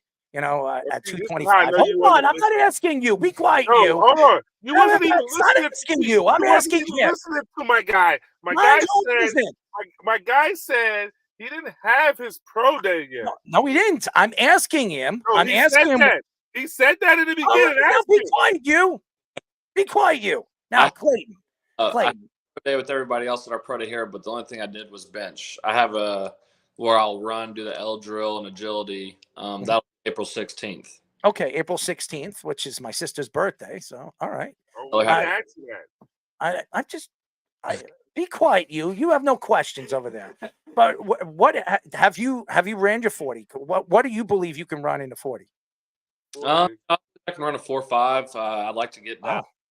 and touch into the 4.4s for sure. I feel like that would increase my stock. But 4.5 is doable. So, who are the toughest offensive players you faced so far in college football in both any of the teams that you would have played for, even before you got to Illinois as well? Oh, that's a tough question. I can't really think of anybody that really stood out to me and went crazy against me at any time or against my team. Yeah, I don't know. That's a tough question. I'd have to go back and look. The archives. There's a lot of archives, that's for sure. Especially in Sean's life, there's a lot of archives, a lot of lost times, right? Right, Sean? You're the biggest hater in America. Oh, I'm hating on you now. Listen, Clayton. Do I sound like I hate on Sean Smith? Come on. Why do I have to hate on him? You're the one who started this, buddy. You're the one who started this. Doesn't he look like a guy? I'm gonna say this. The only good thing about the show, also right now, I know you have your DJ background. The music is getting better. I noticed too. I'm gonna compliment the music. Man, you know what, Speedy? Good job, Speedy. I know that's you, Speedy. I know it's you, Speedy. The music I'm hearing in between breaks and that. Hey, Speedy, great effing job, Speedy. Are you lost? No. Are you lost? What are you doing over there? We all know what you're doing over there. Okay, I know you like to hang out. I'm still in Wi-Fi right now. I'm still in Wi-Fi right now. While you play. He's a stuttering Bob over there. Stuttering Bob, ladies and gentlemen. We are talking to Illinois safety and NFL prospect Clayton Bush. Clayton, there's a lot going on in the NFL this offseason. Obviously, you see right now at free agency. What has stood out to you? I mean, obviously, you're a football fan. First of all, what team did you root for growing up?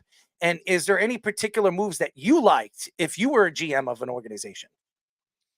I grew up watching a little bit of everybody. I just kind of enjoyed watching football. Never been like a die-hard fan of any team, but just enjoyed watching it. Something that really surprised me was the whole Fields thing, the Steelers packing down on 2 quarterbacks. But, I guess you get Russ for pretty cheap, and you get a chance to have some offensive, weapons, so that's nice. I read a little bit about you. You went to school for, I am reading your major, sports administration. What do you want to do after football? If football doesn't work out for you, you're in the NFL for 3 or 4 years, you get hurt. What do you want to do in football? Do you want to be a coach? Do you want to do something in administrations, maybe run an organization? What would you like to do? Well, I love coaching. That would be very high on my list, but I just don't want to do that. I've been away from my family for so long, and seeing these coaches jump around and have to worry about having a stable job all the time, that's not something I'd really look forward to. So really my plan B is to go into realty and start doing build and sell houses in real estate. My brother-in-law I don't know if you guys know who he is or not. Ben Hansborough. He's Tyler Hansborough's. Sounds familiar. Yeah. Well, he does real estate, so probably jump into the business with him and, learn how it goes and then finally get out and do it on my own. So speaking of business, a lot of debate has come with these coaches recently about NIL deals and money, the transfer portal, money coming to college athletes. As a college athlete yourself and like seeing it around the campus, what are your thoughts to how college football is transitioning? I think that's a tough question because it's different at different schools, especially at smaller schools when you're living paycheck to paycheck and you don't have things like meal plans and stuff like that. I think NIL is a good idea. But I think when you start talking about, people living in penthouses and driving Lambos, I think that kind of ruins the, whole stigma of college football and how, gritty and, stuff it is like that. I think that it kind of transforms players into, thinking that they've arrived or that, they don't have anything to work for. So I don't know. I like it and I don't like it at the same time. And then, you also see players who could go and help a team and be very productive somewhere, but because they're getting paid somewhere else, they're going to go sit behind people and not play. So I feel like that thing, kind of influences younger athletes that haven't been in the business, and kind of ruins them a little bit, but I don't know. As everybody knows, we were talking to Illinois safety and NFL prospect Clayton Bush. Clayton, obviously, I don't know if you had any NIL deals, and if you had, if you have over there in Illinois, could you mention any of the organizations you worked with? So whenever I came into Illinois, when I was getting recruited, there were some schools that had offered me NIL money, different places that were looking at me, and Coach B, he had asked me if I was receiving NIL, and, I told him, because after I found out about like the meal plans and stuff like that, I told him, NIL doesn't really affect where I'm going. I just want to play ball on a big scale and, do some really nice things in college to finish off my career and live my dreams out. But, I actually did a couple little NIL deals just on my own because of my sister's a YouTuber, so I have a couple followers from that. So I kind of use that a little bit to make some money here and there. And, I kind of worked with some like pro rehab and some people like that and, got some deals going for me that brought in a little extra income. Clayton, I have a question for you because Sean Smith was an ex-NFL player. He likes to brag, likes to say that he can put up 500 pounds. He's 336 pounds. He's a little overweight after stepping away from football. Okay, I'm trying to help him out here. But this guy over here, he's sitting in his car over there. He told us on radio last week, what was a week before that he can bench 500 pounds. Now, honestly, what could you max right now? As going into the NFL, how much do you weigh right now? I'm looking at your weights. What are you, 210, 215? Yeah, 210. I weighed in at the pro day at 213.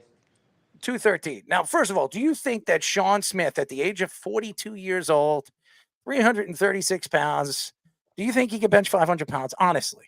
As of right now? Yes. I think not a shot.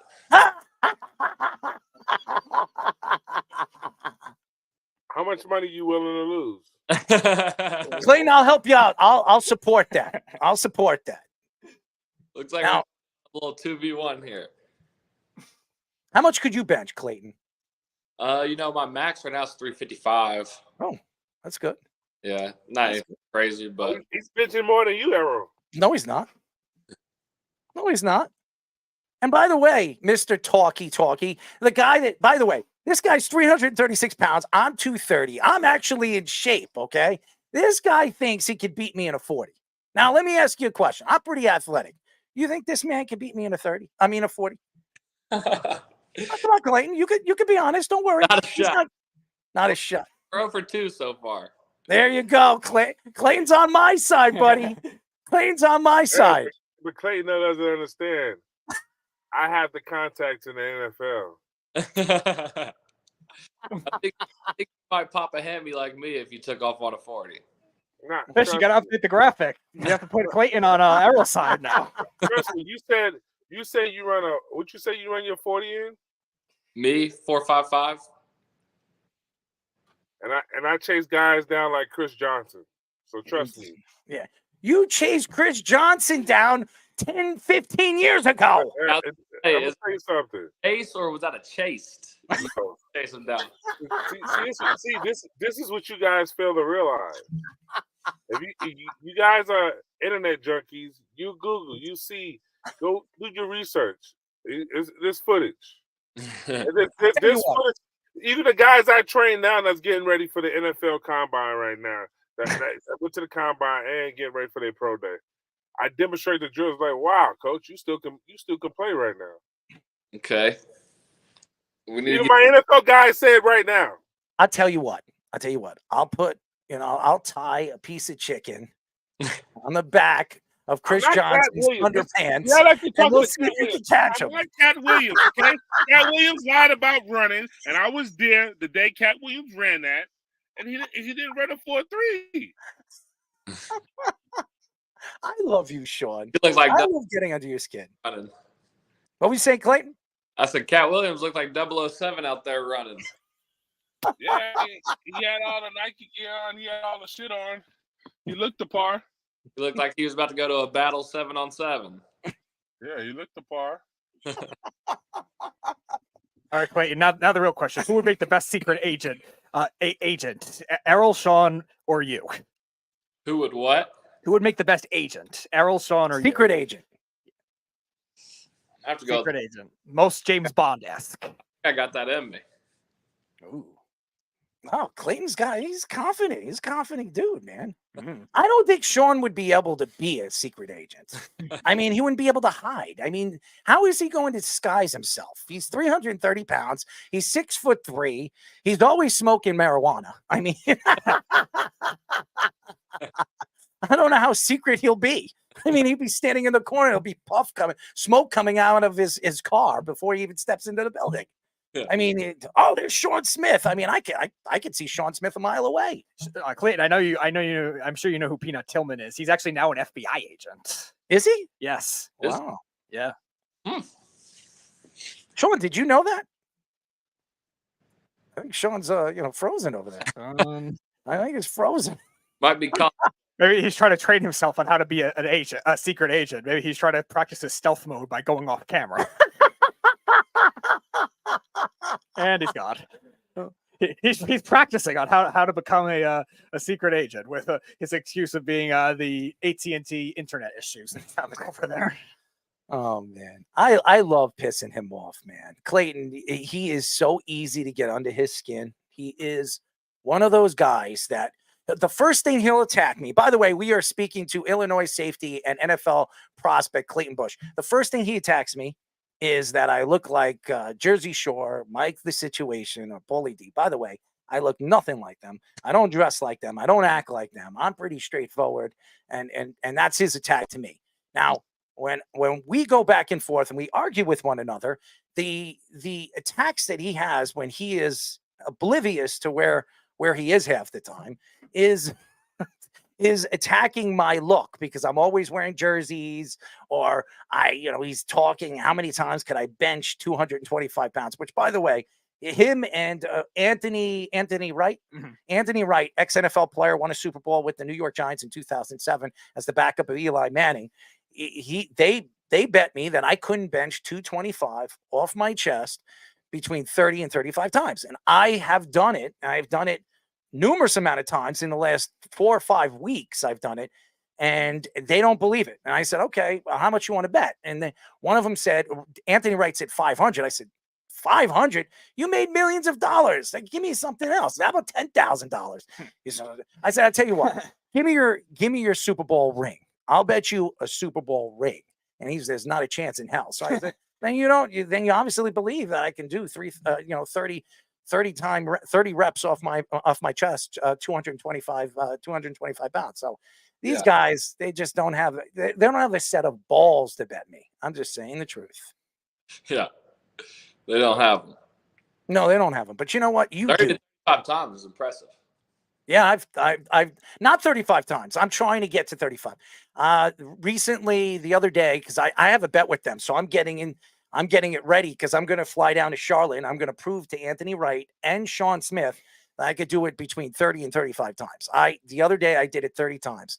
I just got it up 30 times off my chest. Now I'm not as big as these guys that are, 6'5". They have long arms. My arms aren't that long. So it's probably easier for me to pump it off my chest. Sure. But yes, I can absolutely do it 30 times. I've done it. And boy, oh boy, I'm going to win myself some money. Hopefully they better have a bunch of hundreds waiting for me. Yeah. We need at least 3,000. They don't want to pay me, man. They'll find any excuse to lose, okay? For me to lose. They'll find any oh, you got to get it all the way down. You got to get all the way down. Come on. I mean, come on. I'm doing it 30 times. You guys can't do it.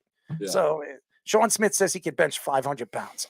If he can bench 500 pounds, I will give him $10,000. I know he can't. I know he can't. I mean, That's a lot.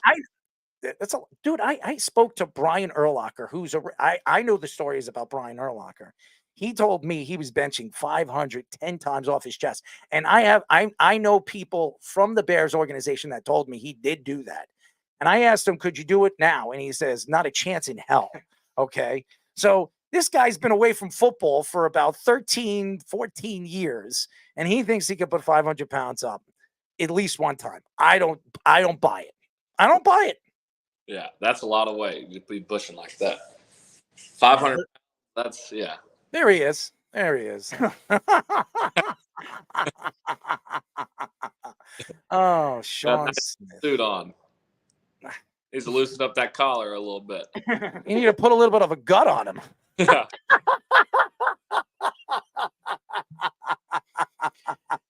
Agent Sean Smith. I love Allegedly. What happened to him? Where did he disappear to? Again, he's doing his secret agent 007 training right now to see if he can actually do it. He is in stealth mode allegedly. Well, Clayton, I'm looking forward to seeing where you're going to be drafted. We'd love to get you on after you're drafted. I hope it's maybe to my New York Jets. We're going to need some safety help. The Giants definitely need some safety help. Have you ever been to New York, my friend? Yeah, I've been in New York twice. How do you like New York?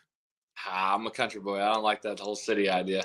I feel the same way. I'm not a country boy, but I love the suburb area. I was out in the city last past week, doing a summit for broadcasting. I will tell you, I can't stand the city. Everybody's so rude. It's so loud.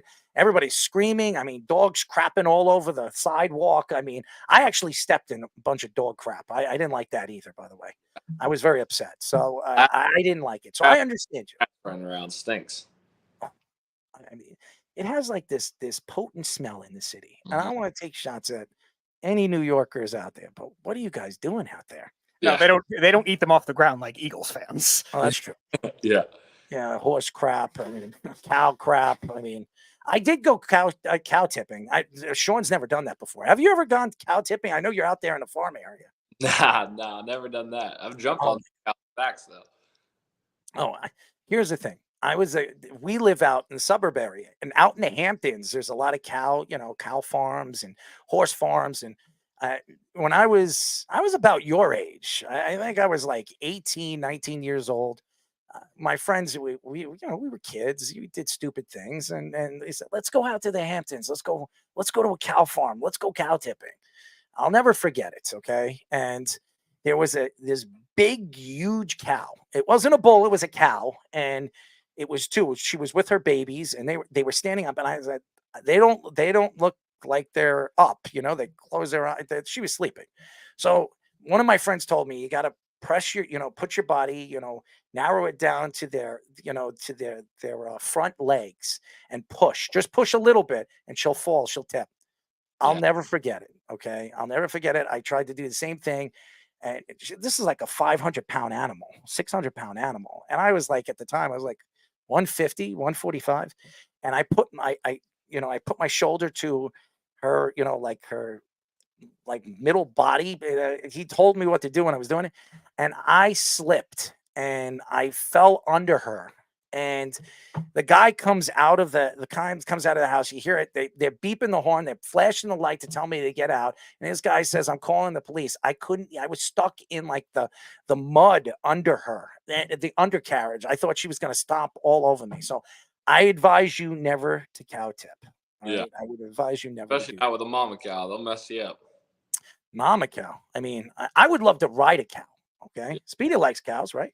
I have not encountered them physically, and You find them sexy, right? no, You told me you find a cow no, sexy. no, I don't know where you're hearing these things. You did. You said I asked you. What would you rather? You know what would you? Yeah, what would you rather is different than. Would you rather a horse It or was a cow? probably comparative to something else. So you like the cows?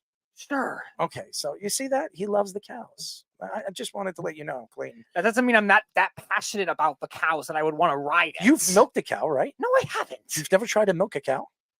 What do you think? I come from some like middle of nowhere in Kansas culture where that would happen, or Iowa, or any one of those states, Nebraska, any one of Clayton, those could states? you teach him how to milk a cow? Yeah, we got you. Oh, yes, Speedy. You should go out to Kentucky. He'll teach All you. right, if I'm in Kentucky, I'll consider it. So there we go. I mean, have you ever milked a cow, Clayton? Oh yeah, in high school we have ag class, and they take us over to the ag center at WKU. And you'd go out there, milk cows, mess around with goats. See, they mess around with goats, Speedy. You messed around with goat. No, I didn't. But LeBron James did because he claims he is one when he's not. Well, you like goats. You found him sexy, right? What? Where are you getting this? Anyways, Clayton, I hope you didn't think we were crazy, but we wanted you to have some fun. This is probably one of your first interviews, I'm sure, before the draft. Yep, 100%. Well, we want you to remember us. We really appreciate you joining us. Hopefully, Sean didn't scare you away. I mean, seriously. He is coaching people that are heading into the draft, and he's telling you white lies, okay? He's telling you white lies because there's no way in hell he can chase after Chris Johnson today, who was running a 4.3. I mean, this guy likes to lie, all right? I'm just trying to be honest. I'm just trying to tell you the truth, but we really appreciate your time. Good luck in your pro day, April 16th. We will be watching the draft, and listen, if you come to New York, we'll show you around Long Island. It's more of the farm area. I mean, it's not all farm. It is a city area, suburb area, but I think you like it more than New York City or any of those places. So 100%. Well, I appreciate you guys having me on. Thank you so much. absolutely. And we'll talk to you soon, buddy. Yep. God bless you guys. You too, my You friend. too. Yep. We were just talking to Illinois safety and NFL draft prospect Clayton Bush. He's fantastic. Great kid. Oh, yeah. What happened to Sean Smith? He just disappeared off the face of the earth. He is in true stealth mode right now. He's mad at us. He's mad at me. Okay. That's all right. That's all right, Sean. I feel bad. I feel bad. I'm hurt. Maybe he's trying to find the video of him trying to chase down Chris Johnson. Oh, come on, man. What is he trying to sell here? Is he trying to lie to everybody? I don't know. I mean, hopefully they didn't take it down like they did with our friend Stuart Schweikert. There's no way he could chase down Chris Johnson. There's no way. Maybe, 15 years ago. But even, look, he called him out on his bull crap. Did he not? Clayton called him out. I mean, 500 pounds? And then he's attacking our guest, Clayton Bush. Well, how many times you could do this? How many times you could do that? Lifting weights at the combine and doing bench reps doesn't always correlate to size. We had a punter that broke a record for a while Listen, in Arizona State. that did Listen, it. I doubt he could beat me in a race. Okay, I would if he could beat me in a race. I know. Listen, I had hip surgery, I had neck surgery. I still could beat him in a race. There's no way. He is trailing 330 pounds. He's 1 year older than me, and I definitely am in better shape than he is. How the hell is he beating me in a race? Unless I broke a foot or broke a toe and I can't really run. I mean, there's no way in hell he's going to beat me. There's no way. He must be doing something else besides whatever he's smoking. I'm just being honest. No, Keith, I do not dig sheep either. I think sheep are, sexy. Okay, good for you. Would you shave a sheep? Why would I shave a sheep? You shave them. What is possibly the incentive? To Would you shave a ever sheep? lift a sheep's leg and try to wheelbarrow it? Why? I mean, would you ever What try? is possibly the point? Of I doing mean, that? it's pretty cool. I mean, have you ever grabbed them by the back of the legs and try to No. wheelbarrow it? no, Try it. Could we try it? no. I think it'd be fun. I think you go do it if you love it. So I've done it before. I think, but I want you to do it. I Good think for need to you. experience that. No, It'll be fun. I I don't mean- need to encounter a sheep and then try to do that and wheelbarrow, whatever the hell that means to do it.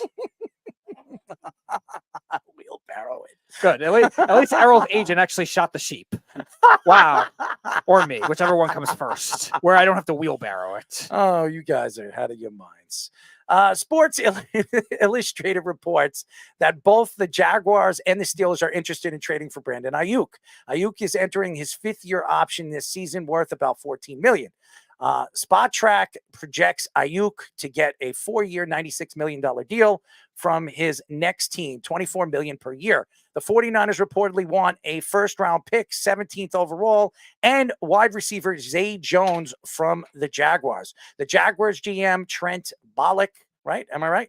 Balky, I'm sorry. Balky previously worked for the 49ers and signed Eric Armstead after the Niners cut him this offseason. If the Steelers were to trade Ayuk, it would be a sign and trade, which would likely also require a first-round pick. The Steelers recently traded wide receiver Deontay Johnson and passed up on signing Mike Williams in hopes of trading for Ayuk. This is an interesting story, guys. This is an interesting. I'm going to tell you this. I don't know how good Brandon Ayuk is. I think Brandon Ayuk is a good wide receiver.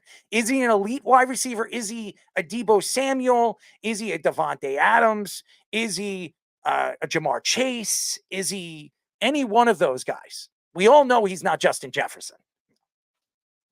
The question is, when you look at what the 49ers want for him, is he worth a first-round draft pick and Zay Jones?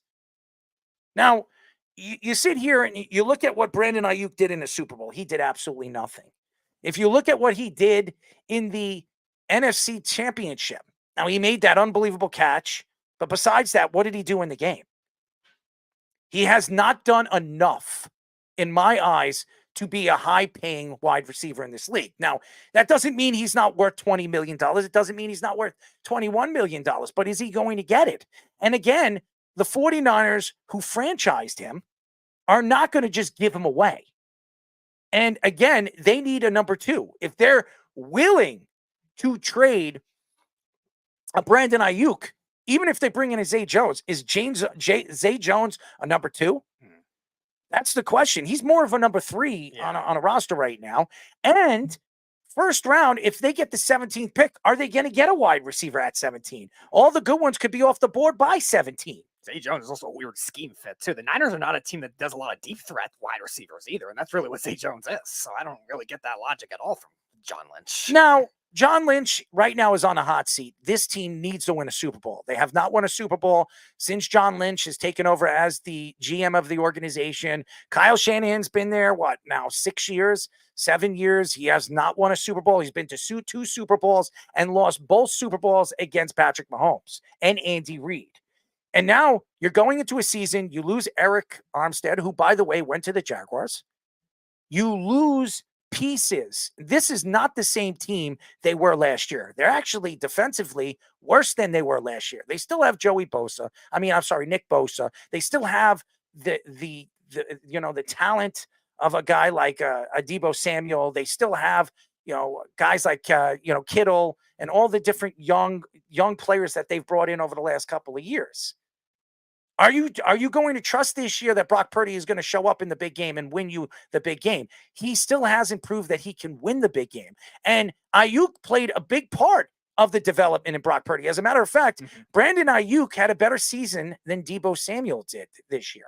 And Brandon Ayuk actually sparked the Niners offense at the end of the year last year when Purdy took over. That was his number 1 target for most of that season. So I can't imagine that kind of thing, unless they really are blown away with the offer, enticing John Lynch to trade him like that. Now, I understand they've had to cut other defensive players in order to make that work. They brought in Devondre Campbell as a linebacker, which is nice. But besides that, like you said, they lost a lot of secondary pieces. They lost Armstead. Are they a Kinlaw they lost? Are they going to be able to replace all that? At the same time, though, they need that kind of really good route running wide receiver in that offense. Like, you don't have that kind of thing with Juwan Jennings. Deebo Samuel's a good route runner, but like, he's more of a yards after the catch guy. Ayuk can run a lot more elaborate routes than a lot of guys that they have on their team. And here's the thing with Brandon Ayuk. If you look at his numbers last year, which are pretty good, 75 receptions, 1,342 yards, 7 touchdowns.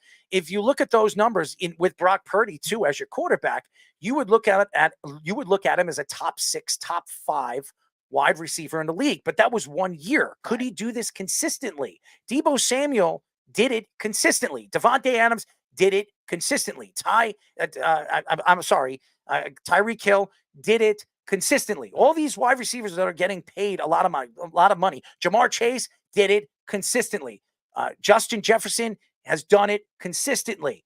So you look at these wide receivers that we mentioned, these are some of the best wide receivers in football, and they're getting paid closer to 30 million. This is what he wants to get paid. He wants to get paid between 25 and 30 million, which is right there with Deebo Samuel. I don't know if he's the same type of player as Deebo Samuel. And the 49ers, again, they need Brandon Ayuk if they expect to go to the Super Bowl this coming year, because, again, their division is going to be a lot better. Now, there's a couple of new coaches in their division. I do believe the Rams are going to be a dangerous team this year. Now that Cooper Kupp will be fully healthy, they have a guy named, Puka, who showed himself this year to be one of the better young wide receivers in football, and Williams, one of the better running backs in the second half.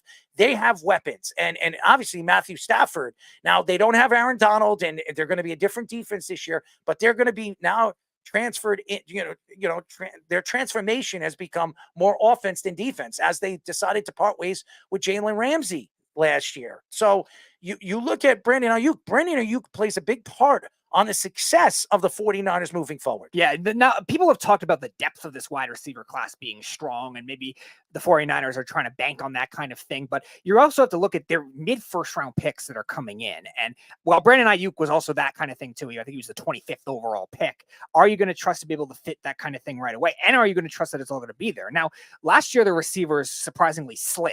Najigba was the first one off the board at 20, then 4 in a row went, which was kind of surprising. But are you going to bank on that kind of thing happening again to these guys? Brian Thomas had a very good combine. You're looking at Troy Franklin from Oregon that's been good. Obviously, the FSU wide receivers too that could be very good. Like, are those guys going to all be on the board if you're going to bank on getting a Jacksonville pick, which is 17, or a Steelers pick, which is in the 20s, to make that kind of thing work? I don't know if you can bank on that kind of thing for just not having to pay him that money. Michael Pittman is the contract that I think Ayuk is the most parallel to right now, because he got 3 years. He's better than Michael Pittman. Right. And I think that's why I think the projection is alleviated more towards the 24 million a year. But at the same time, is he going to do it where he's going to be a consistent role in any offense he gets paid into? And Fish, you're a coach, and you know a little bit about football. You know, obviously, the position of wide receiver and how it plays a big part of the NFL. And really, the NFL's transition into an offensive style of game. Obviously, the running backs are not really getting paid, as we saw Derrick Henry go to another team. We've seen Josh Jacobs go to another team. Saquon Barkley's gone to another team, and they're getting paid in other places, but they're not getting paid by their own teams, their own organizations. Now the wide receiver position has become more of the dynamic position for the NFL. What are your thoughts to Ayuk getting that big contract? I mean, I had a very interesting season this year where I had a kid who was better than everybody, and he was constantly triple covered, and the whole plan was find a way to get the ball to this kid. Normally, you wouldn't do something like that. The wide receiver position can change the game at the high school level. At the college level, it can change the game. And guess what? It's still the truth at the NFL level. Now, as far as team building goes, we've seen a lot of teams kind of poo-poo the wide receiver position a little bit and say that should be not exactly the first thing you look for. And the draft has a lot of, wide receiver prospects. But Brandon Ayuk, at the very least, is the best number 2 receiver out there and a decent number 1 receiver. If you can pair him with someone in the draft, you may have something really special there, or if you already have a good receiver. Now, Pickens with Ayuk and the Steelers would be very interesting. Giving Trevor Lawrence a real first receiver in Jacksonville also would be very interesting, because those teams have worked on the rest of their roster. So they're ready for a guy like that. It seems like the last thing teams are adding is the running back, but it's certainly a passing league. I don't know why you wouldn't want a guy like Ayuk. Now, maybe he's not the guy that's going to win the game in the Super Bowl, we found out for you. But he certainly needs to be, someone you take care of in your game plan. Double coverage. If I'm coaching, yeah. The double coverage in the NFL, when it comes to top wide receivers, you have to deal with double coverage. You saw Garrett Wilson. He dealt with it all season. He still broke over 1,000 yards. And that's something with Brandon Ayuk. If you watch the games against the better secondary teams, he had problems against them because they would double team him. And with Deebo Samuel, you can use him in so many different ways. You can use him as a running back. You can use him as a wide receiver. You can move him in the slot. You could do so many more things with a guy like Deebo Samuel. A guy like Brandon Ayuk, he's a great route runner, and he's fast. He's good on the outside, but he's limited. And when you're limited, teams will figure out how to stop you. They'll zone you. They'll make you do things that you're not comfortable in, as we watched in the Super Bowl against the 49ers, McDuffie and a guy that's expecting a lot of money, and L'Jarius Smith, who wants a lot of money as well. They shut him down because what they did was they put him in position where he was not comfortable in. They zoned him and they made him try to beat him on the outside, and he couldn't. And how many catches did he have in the game? Three. I think it was three, catches. but he was a non-factor. He was a non-factor. And that's the thing. You're going to pay a guy $25 million. He can't be a non-factor in the biggest game of the year. So, and that to me stands out more than anything. I don't care how many yards he had in the season. 1,342 yards and seven touchdowns. If you look at his numbers don't show what he did in the playoffs. What did he do in the playoffs this year? How many yards did he catch in the playoffs this year? I don't know the exact numbers, but I'm going to tell you right now, if you look at what he's done in the playoffs to the regular season, they haven't been good. Now, Fish, it's interesting you bring up the point about these other wide receivers kind of fitting more, and Brandon Ayuk might fit more in a different offense too.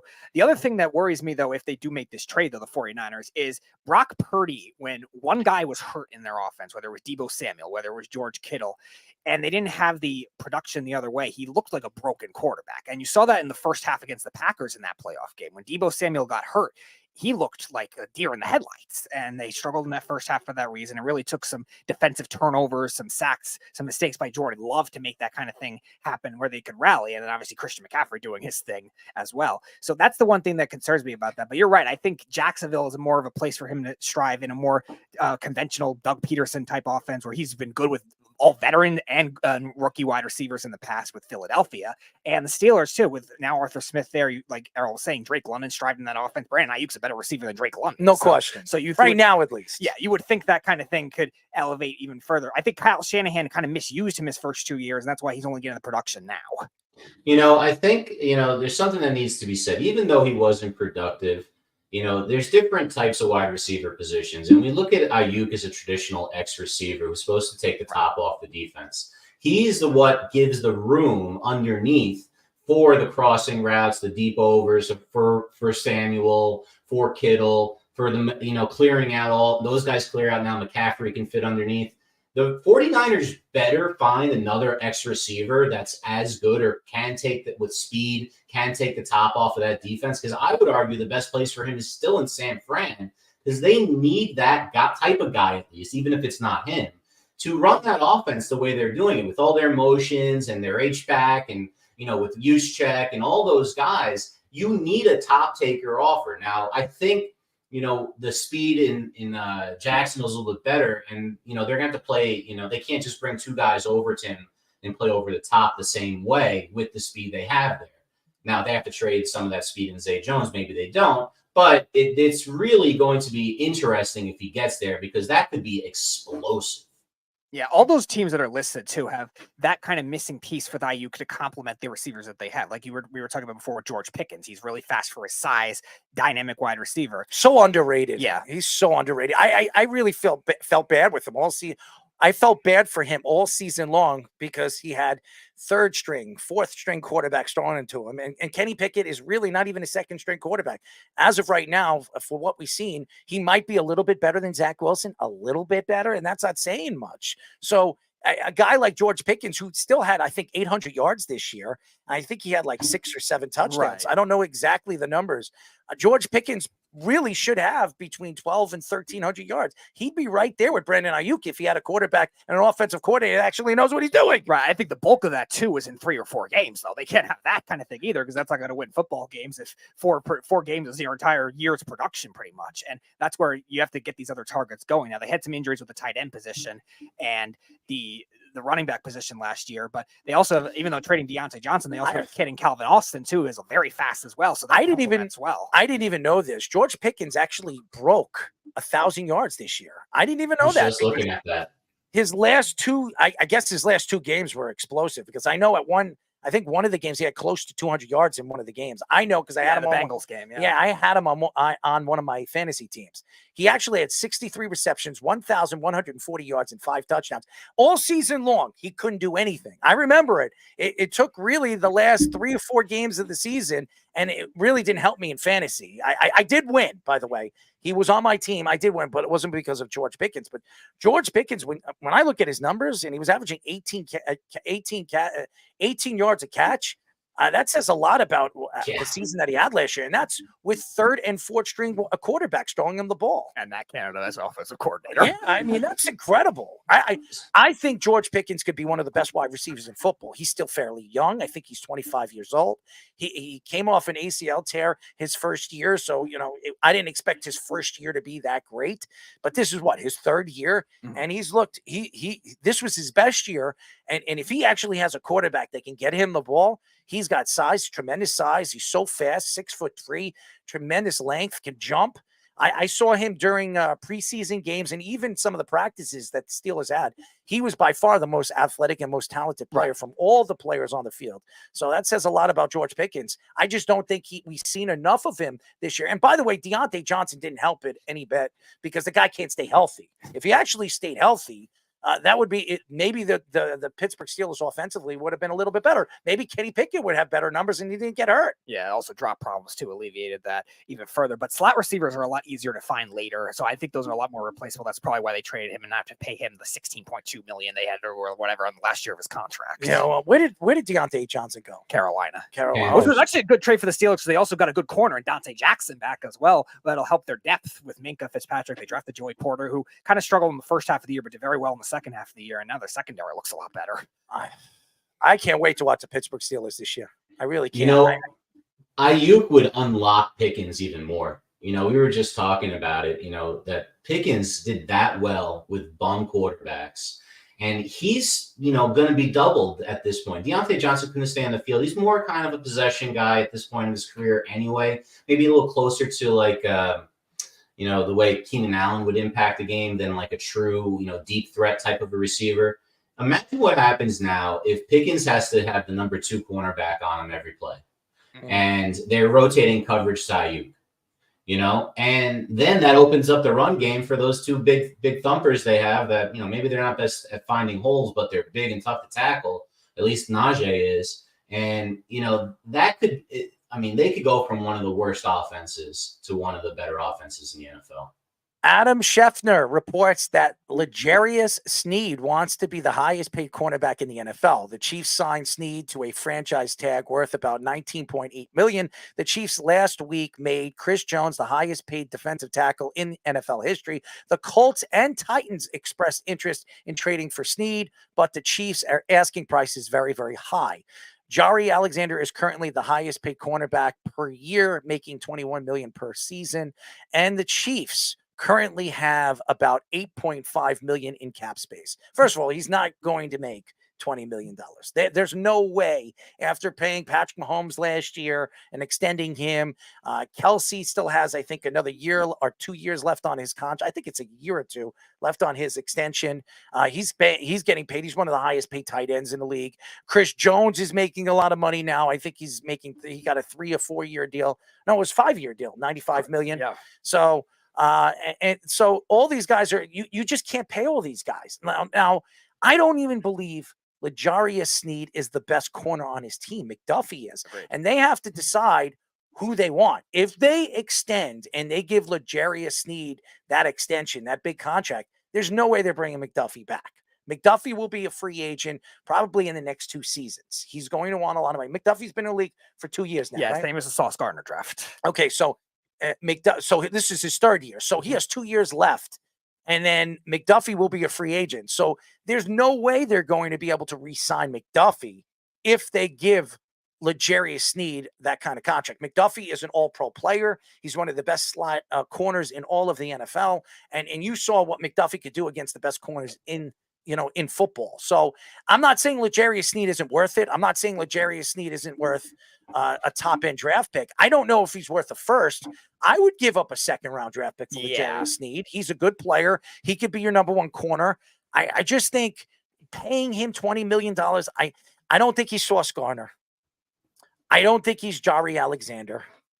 I don't think he's any of these top corners that we've seen and young corners that we've seen over the last 2 or 3 seasons. So I could see him them giving him a $15-16 million deal and give him a 3-year extension and give him, I don't know, $25-30 million guarantee for a corner. But I'm not going to extend him to a significant total of money where you have McDuffie that's going to be a free agent in a couple of years. And you've had a lot of other guys play well when they got hurt towards the end of the year. Sneed was dealing with a lot of injuries. He barely was playing a lot in the first couple playoff games because of injury. And a lot of those other guys stepped up in that system. And I know the cornerback position has been hard for the Chiefs to be able to replace really until 5 years ago. They had a really bad drought of finding corners, and they got our friend Bashaud Breeland, or Kendall Fuller they brought in, but still it was really bad before that. And now they have to make a decision with how well McDuffie played. And is that kind of thing going to be sustainable if they try to bring in maybe a cheaper number 2 corner? They go draft another corner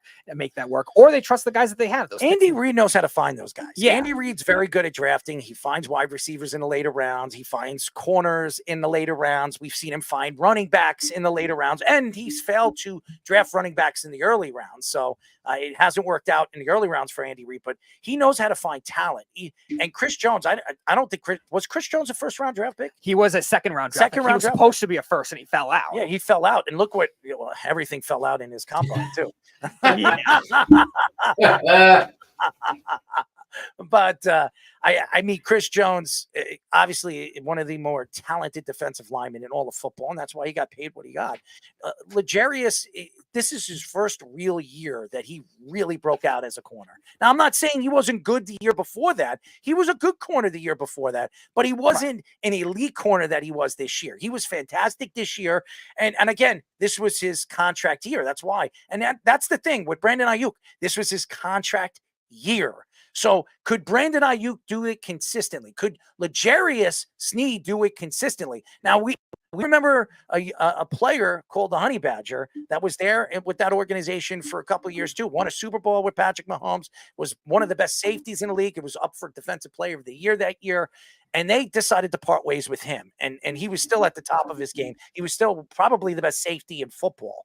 So, honestly, you could move the Honey Badger. He could have played safety. He could have played corner. He came into the league as a corner, and they moved him to safety, free safety. So I don't think L'Jarius Sneed is that durable. He's that type of player where you could say, hey, you know what? We got all the corners we need. We're paying you $16, $17, $18 million. We're going to stick you at safety, and you're going to be the safety that you were as a corner. I don't think that's possible. And that's the thing when you're talking about that kind of money. You have to pay those guys that kind of money. You have to make sure that they can do things that other corners can't do. Right. And he can play it, but why would he test the positional market when it comes to the corner versus safety being drastically different? Look at all the ones that were cut this offseason with Justin Simmons, with Jamal Adams, etc. Thank God. And the positional value, Jair Alexander had the highest paid corner contract at $21 million. The highest paid safety contract is about 16. So or Xavier McKinney just has it now with 17, but that now is a $4 million difference. Why would he ever say that kind of thing to the Chiefs unless he's just willing to take less to play wherever? Because he wants to be traded. Yeah. Essentially, you brought up Honey Badger. He was essentially the first year of his career, the replacement for him because he was drafted as kind of that hybrid slot corner. He had to really evolve into the outside corner role, which you mentioned Michael Carter before. Like maybe Michael Carter not playing as much outside corner because just have so many good corners might have hurt his his free agent stock where he's not getting paid what he wants right now. And maybe that same kind of thing would have happened with Sneed if Sneed didn't play so much outside corner this year. I think the thing that kind of tips the hand on what's going to happen here is they're up against the cap and they paid him the franchise tag, which is all on the cap. If you give someone the franchise tag, the entirety of it is on the cap. You know that they're not going into the season like that. So he's either going to be traded or they're going to sign him an extension where that first year cap number is going to be somewhere around, $6 million or something like that. So they have the room. There's no way he's playing on this tag. It's just to buy time, and I think one of the things, and, I have this graphic up here. If you take a look, all of these corners that got paid, before this year. Jalen Johnson got paid this year because he had a 90.8 PFF grade. He's getting $19 million a year.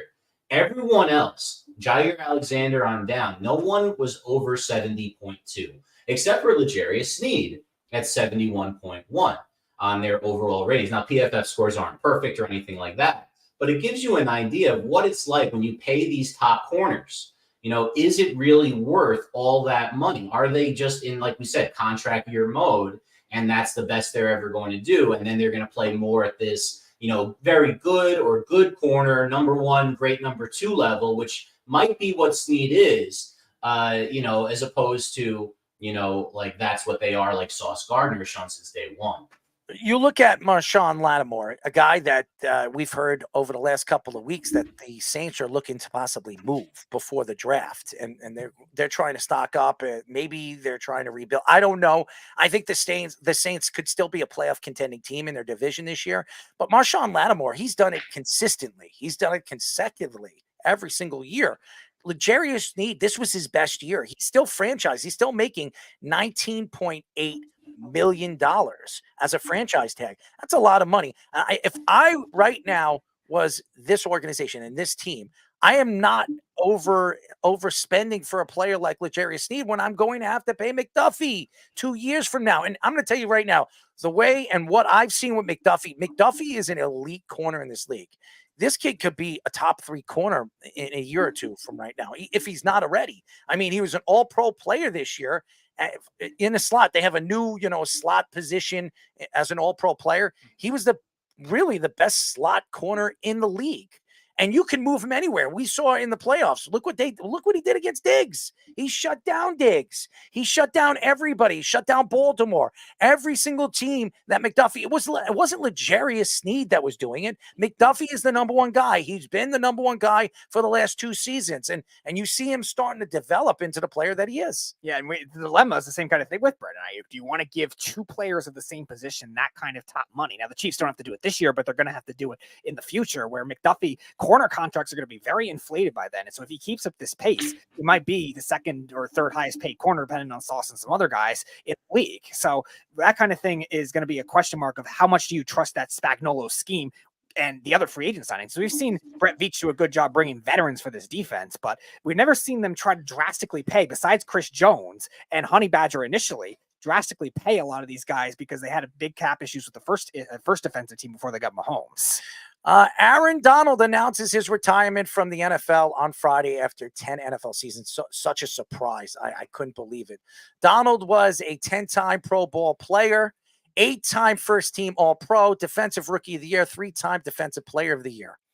Donald finished with 543 total tackles, 176 tackles for loss, 260 quarterback hits, and 111 sacks, second most all-time amongst defensive tackles. Sean McVay told Sports Illustrated Albert Breer that Donald told him he was going to retire after the Rams' playoff loss against the Lions. Aaron Donald and Barry Sanders are the only 2 players in NFL history to play at least 10 seasons and make an all-pro, a Pro Bowl in every single season. Since the merger, Aaron Donald and Lawrence Taylor are the only 2 players to make a Pro Bowl in each of the first 10 NFL seasons. Defensive coordinator Raheem Morris said Donald should be thought of as one of the greats, such as Mean Joe Green and Lawrence Taylor, when talking about his legacy. Here's what I'm going to say about this. I was shocked. I was absolutely shocked that Aaron Donald was retiring. On Friday, when I heard that story, I didn't believe it. But last year, before they extended him and they gave him a 3-year extension, he came out and said that he wanted to retire after that. And he won his Super Bowl. All he wanted to do was win a Super Bowl, and he had a chance to do that. And this guy is going to go down as the greatest defensive tackle of all time. Now, Lawrence Taylor was more of a defensive end linebacker. Mean Joe Green was more of a defensive end too. He wasn't really a defensive tackle.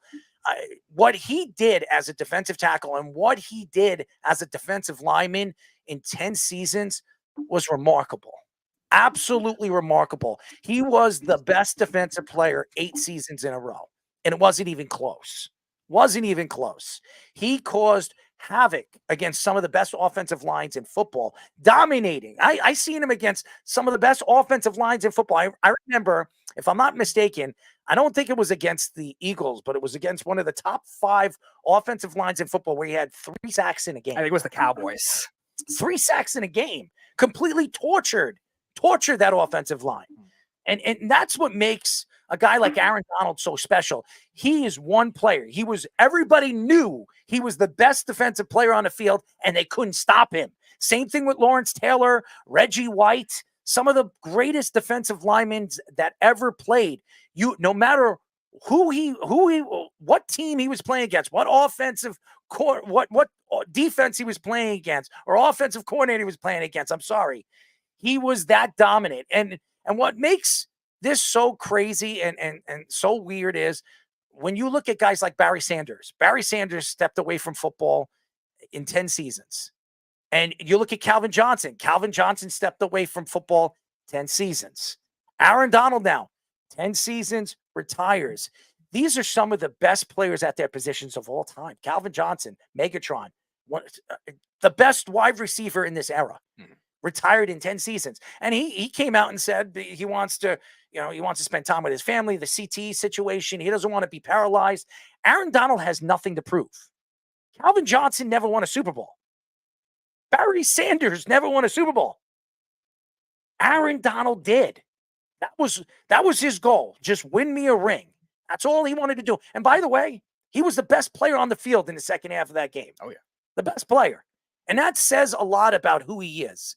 When you have a player that good and that dominant, and everybody knows he's that good of a player, and you can't stop him, that's what makes a player special. Right. You also look at the way he transitioned the game for 2 things. One of which the football back to LA thing, which the LA didn't have a team since the Rams left and the Raiders left in the 90s. And he was the icon that really transformed it back to get it to glory. Now we make the jokes, especially me, of the fans not showing up to the games regardless, but it's still a big market. Players want to go there. Look at how many stars the Rams traded for because everyone wanted to play with somebody like Aaron Donald on the defensive side of the ball because he was that good. And also for quicker defensive tackles, because Aaron Donald, when he was drafted, I think was 284 pounds, and like his quickness off the line of scrimmage was just insane. He lost a lot of weight. Remember when he came from Pitt? I remember when he was drafted, I think he was the number 6 pick or 7th pick. He was 13. He was right 13.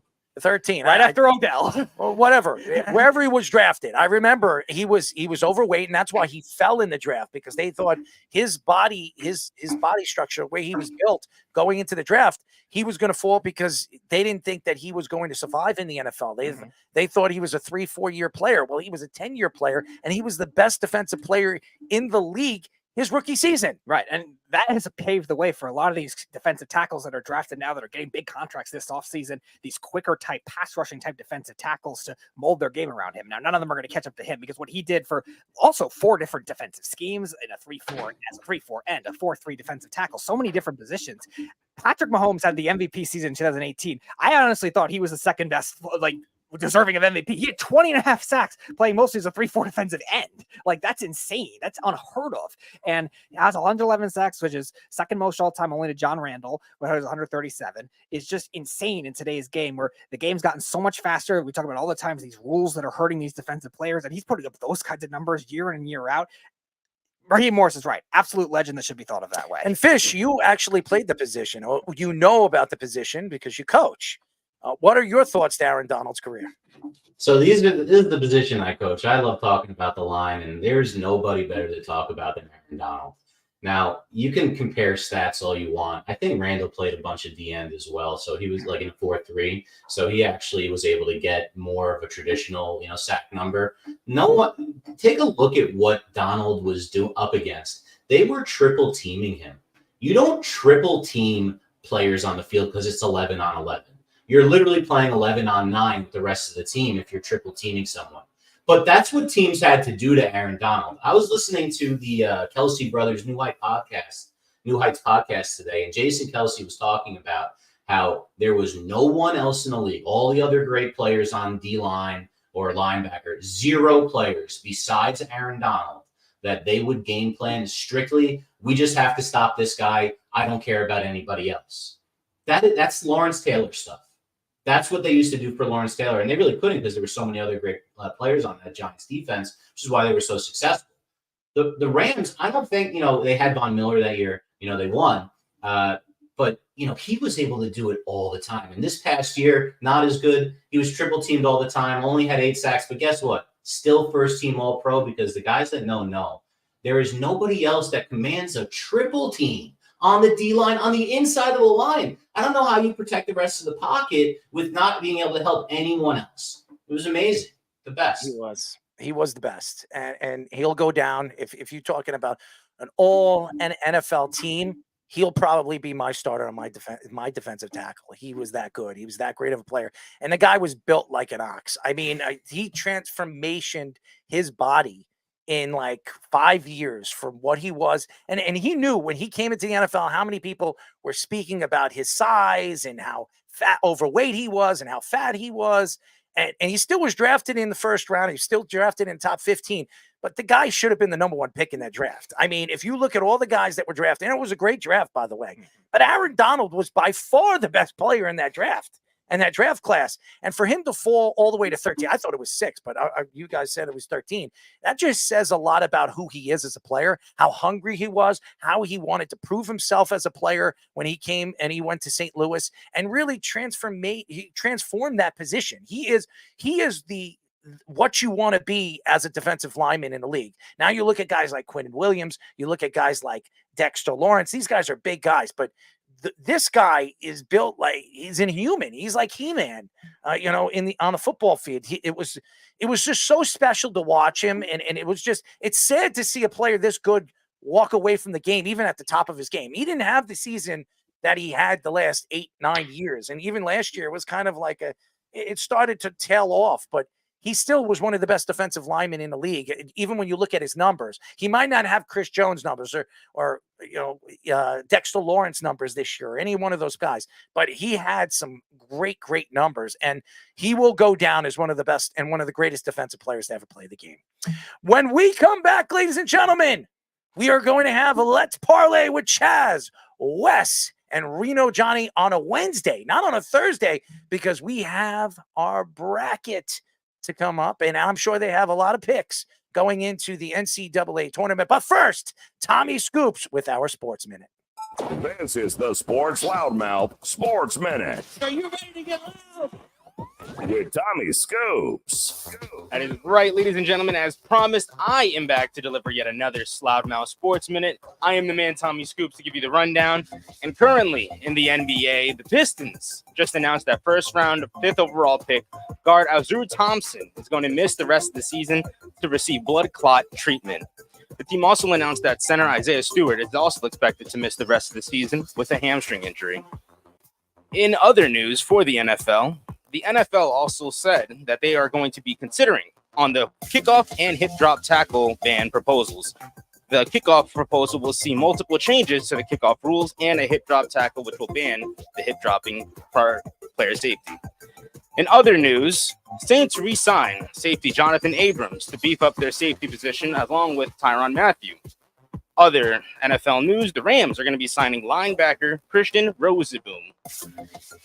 And currently now for Scoops' scores, I'm going to give you a rundown of the NBA scores, where right now Miami and Cleveland are currently battling in the fourth quarter, with Cleveland having a 98-94 lead. Indiana and Detroit are battling right now, with Indiana having a 119-93 lead. Boston currently has an 88-74 lead over Milwaukee, and Sacramento has a 91-55 lead over Toronto. Currently, Utah and the Thunder currently have a 54-53 halftime score. Currently done for the moment right now. I'm going to send it back to the boys for the next parlay moment. This is the Sports Loudmouth. 631-672-3108 is the number to call. You're listening to the Sports Loudmouth. I'm your host, Errol Marks. My co-hosts, Speedy, Petey, and Sean Smith. I don't know where Sean Smith went. Okay, he's absolutely disappeared. I don't know where he is. I know he was driving. I know he has bad internet over there in Texas. I don't know what's going on in Texas, but it's been going on for a while over there. They must have lousy internet. But anyways, Remember, you can go to our website at www.worldwidesportsradio.com. Check out all our shows throughout the week, including The Loudmouth with me, Speedy Petey, and Sean Smith every single Wednesdays and Thursdays at 7 p.m. All you have to do to tune in and check out our local listings is go to our website at www.worldwidesportsradio.com. Thank you to Illinois safety and NFL draft prospect Clayton Bush for joining us. I think he had a good time with us. Yes, he did. I think he had a really good time with us, and hopefully send him out a text. We'd love to get him on the show again after he gets drafted. Hopefully it's in a very, very high position, and hopefully he goes to the Giants and the Jets. And we'll get a chance to see him in person. But ladies and gentlemen, we do this every single week, and we're doing it a little bit early because we have March Madness right here. We call this segment "Let's Parlay."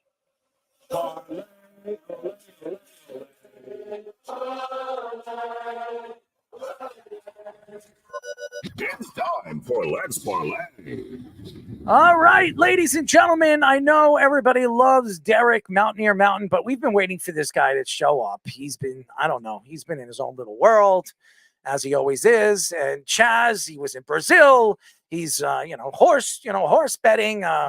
Speedy likes horses, so Chaz. So maybe you should go to, go watch a horse race with him. And Reno Johnny, who likes to drink and enjoy himself and hang out as he always does at football games. And Worldwide West, the guy that never loses. How are you boys doing? Wes, you're muted.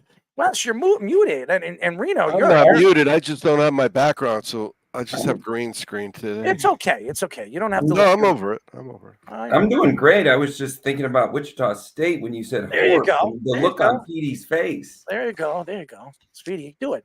Show the thumb. Show the thumb. So I communicate with the guy above me, but the guy to the left or right, depending on what angle you got. How you doing, Jonathan?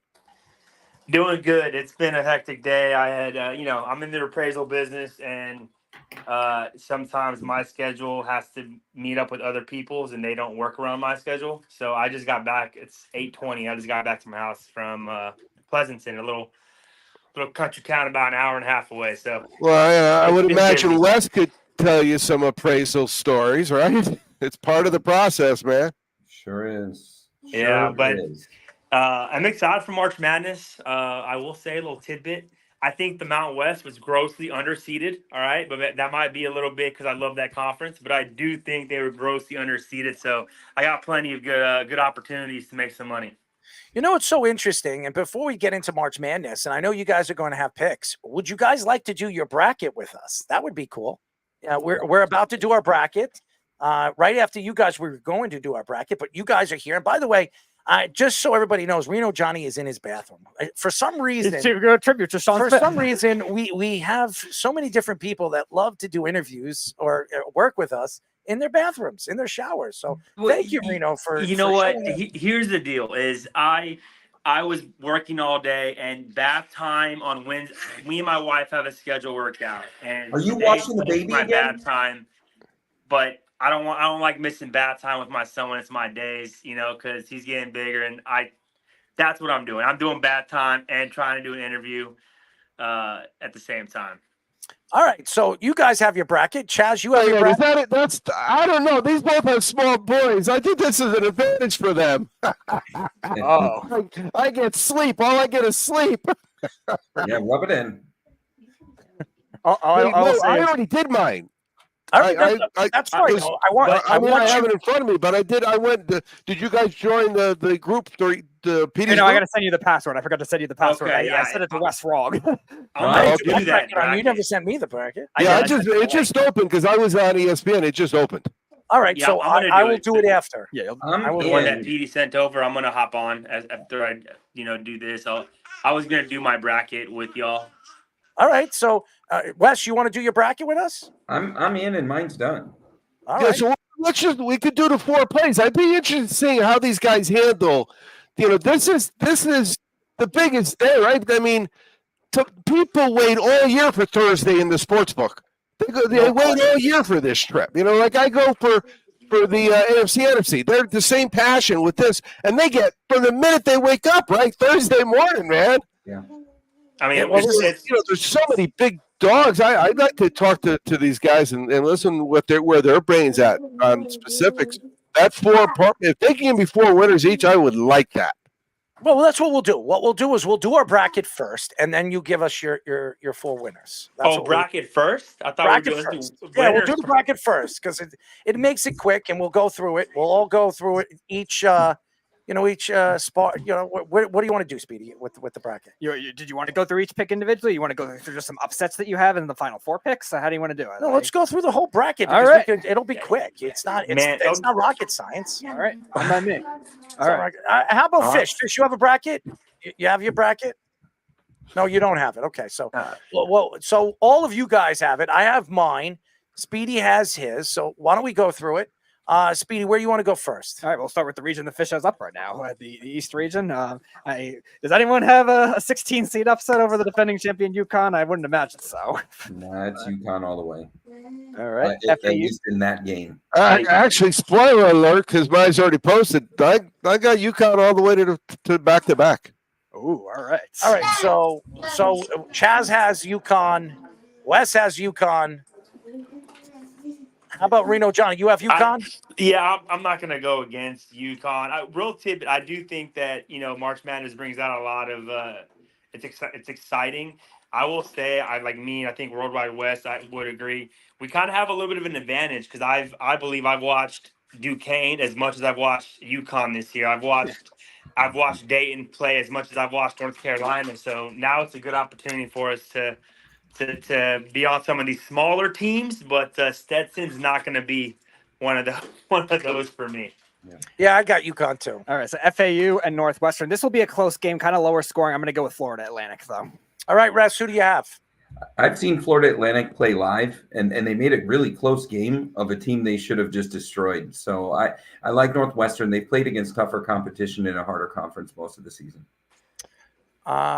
It's so funny because I do everything I do in my life goes by the board, right? The numbers on the board. I don't give a shit what region you're in. What time do you tip?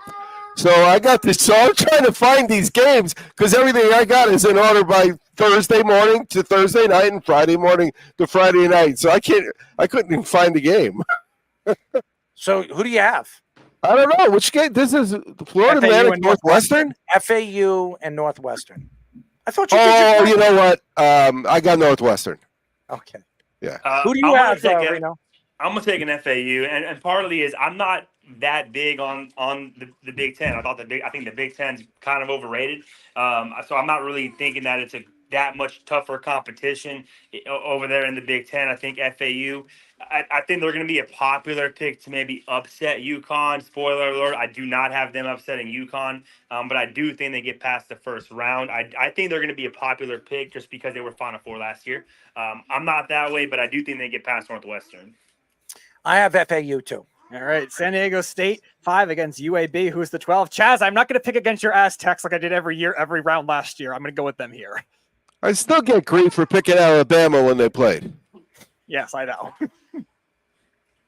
So who do you have, Chaz? We don't, Reno Johnny and I talk a lot of Mountain West, and then they had a really good team. These teams were beating each other up. As soon as someone would get to 17, they'd play someone who was 22, and they'd beat them. They beat each other up. They're really a good basketball team. The Aztecs can beat anybody if they can get somebody to decide that I'm not afraid to shoot a three, and they put their free throws in. But guess what? You probably got 128 teams in the country that could say that, right? So who do you have? San Diego State? I got Aztecs. I'm going to go against his Aztecs. I'm going to go Aztecs. I think it's pretty simple. Mountain West, I think UAB snuck in, right? They stole a bid there. Yep. So San Diego State, for me, they're one of the best teams in the country. They can beat anybody on any floor on any given night. Jonathan, you nailed it because I got like 4 words or 5 words, just a little note for every pick. And on that one, I said Mountain West over AAC. That's conference to me, Wes, who do you have? I'm staying with the Aztecs. They're just too good defensively, and both teams are about the same percentage-wise from the field. Speedy, who do you have? I have the Aztecs. as Okay, well. I have San Diego State. They're one of the best defensive teams in the country. All right, so the Auburn-Yale game is up next. Auburn is really dangerous. Reno, Johnny, I think you mentioned this last week. I think they're the only team that's top 10 offense and defensive efficiency this year, and a very good SEC, which you mentioned on this segment last week, Wes. I think Auburn is not only going to blow out this game, they're dangerous for everything. Yeah, I got Auburn here, but I will say I think it's going to be close. I think that it's going to be ugly early, and Auburn will pull away. I think what's going to happen is it's going to provide us with some shortened spreads in the very next round. So when we get to less parlay, Auburn's not a part of it, but I believe that the next game after this win, we're going to catch a smaller spread because Yale's going to ugly this up. Yeah, I have Auburn too. I think Auburn's going to be a dangerous team in this tournament. Could be in my Sweet 16. So I have them losing to UConn, so I have them beating I'm the not thinking Aztecs. away, so. They have a beat of the Aztecs. I have them beating the Aztecs and then losing to UConn. I got Auburn in this game, but I agree with Worldwide West 100%. Yale's going to ugly this game up, and Yale's got a guy by the name of Mahoney that can hit 42% from downtown. The only problem with Yale, they're a good team. They don't turn the ball over. They slow things down to their pace. They usually get good shots. They make good decisions at three. They can rebound decently for an Ivy League school. The one knock on them is they get to the free throw line a lot. They don't make free throws. Which is kind of weird. They're just not a good free throw shooting team. I do think that Auburn's going to kind of pull away late in this game. I do think Yale's going to give them a run for their money. And I'm also would not be surprised because if you look at Yale and when you get Ivy League schools, a lot of times in Ivy League schools, you don't get a lot of NIL transfers and stuff like that. These guys have played together a long time. If you look at what Yale has done, they got a guy in Menge who's been great. Mahaney who's been great. They got guys that have been there for a long time. Nolan, right? They're experienced. This is a team, when you look at upsets, that could actually go Sweet 16, upset, Cinderella. I just think Auburn's too good. So I'm going to take Auburn, but I do think Yale is going to make this game ugly. We're going to be able to get a good line on Auburn in the next matchup. All right, so the next one is the BYU and Duquesne game. And Reno, you mentioned it. Duquesne is an interesting team that has been pesky at certain points. I liked them a lot in the COVID year, and they've been growing for a program since then. I just think BYU is really tough. They're like the best 6 seed by far. I'm going to go with them in a close game. Well, and let me jump in first. They're not even a 6 seed. They're a 5 seed, right? Yeah. They're actually the number 1 5 seed in the tournament, but due to their no Sunday basketball, no Sunday athletics, they were moved off the 5 line to the 6. So this is actually, if you look at the way the seeding came down in the NCAA tournament, they're supposed to be the number 1 5 seed overall. But because of the way they don't play on Sunday athletics, they moved them down to the 6 seed so they can get that Saturday matchup instead. So they're not just a good 6 seed. They're the best 5 seed overall by the bracket, right? So I think BYU, I love Duquesne. I think they're a deep team. I think I had them, if you follow my picks at all, they were my A10 champion. I bet on them every single game in the A10. They were always getting points at 2 or 3. They won all the way, except for, I think, -1 one game. Went all the way. I love this Duquesne team. I think BYU is just too good. So give me BYU to win that game. I think all of that. BYU is a way better team. I'm not going to get into rankings, but BYU is just capable of scoring way too many points, and they're way too tough off the boards. And the amount of points that they average per game in the conference that they play in, they're playing against defenses like Houston and Iowa State. And then, you say what you want about Kansas, but if Houston and Iowa State didn't exist, that's the best defense in the Big 12. The Big 12 is tough. It is wild when you look at the football to basketball comparison that the Big 12 is tough and defense, and you look at the SEC and it's soft and offense in basketball. It's just wild when you do the football comp because it's the total reverse. But this is going to be really ugly. This could be one of the bigger win margins that we see tomorrow. Chaz? Yeah, no, Wes nailed it. I got in my notes BYU's 2 losses, Texas Tech, Iowa State. Okay, that's not Duquesne territory. And I do have them not only winning, I have them going to play Iowa State. Yeah, I got BYU too. And I agree with Reno Johnny as well. I think they're definitely a 5 seed, and they're a dangerous team in this tournament. They can get into the Elite Eights. They're that good of a team. It all has to fall together, and the way it could fall, they could be positioned to really get into the Elite Eight. So we'll see. But I have BYU. All right, so Illinois 3 versus Morehead State. I think this will be a lot closer than people think. Illinois has some vulnerabilities on defense. They always do. They two, 3 years ago when they were a 1 seed, they were good. That was the only year. So I think this will be close. Actually, Derek texted over some picks. That was one of his picks. Was Morehead to cover that spread, and I think they will too. Illinois will pull it out, and then they'll get smoked by BYU after. So I disagree with almost everything that came out of your mouth, PD, and I'll get deeper into Illinois when we get into Let's Parlay. The problem, Illinois and Baylor are very similar. They play with their food. You guys have heard me say that. Like yes.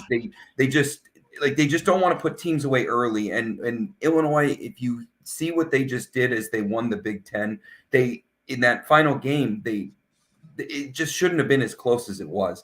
But you just look at the roster. There's not a lot of rosters in this tournament that match up against Illinois. So I think that this will be a big one. The point spread's 11.5. Put a Bitcoin on it. Of course. Chaz, who do you have? Well, it's funny because when we finally do get to talking about plays, it's so different, right? There's a number.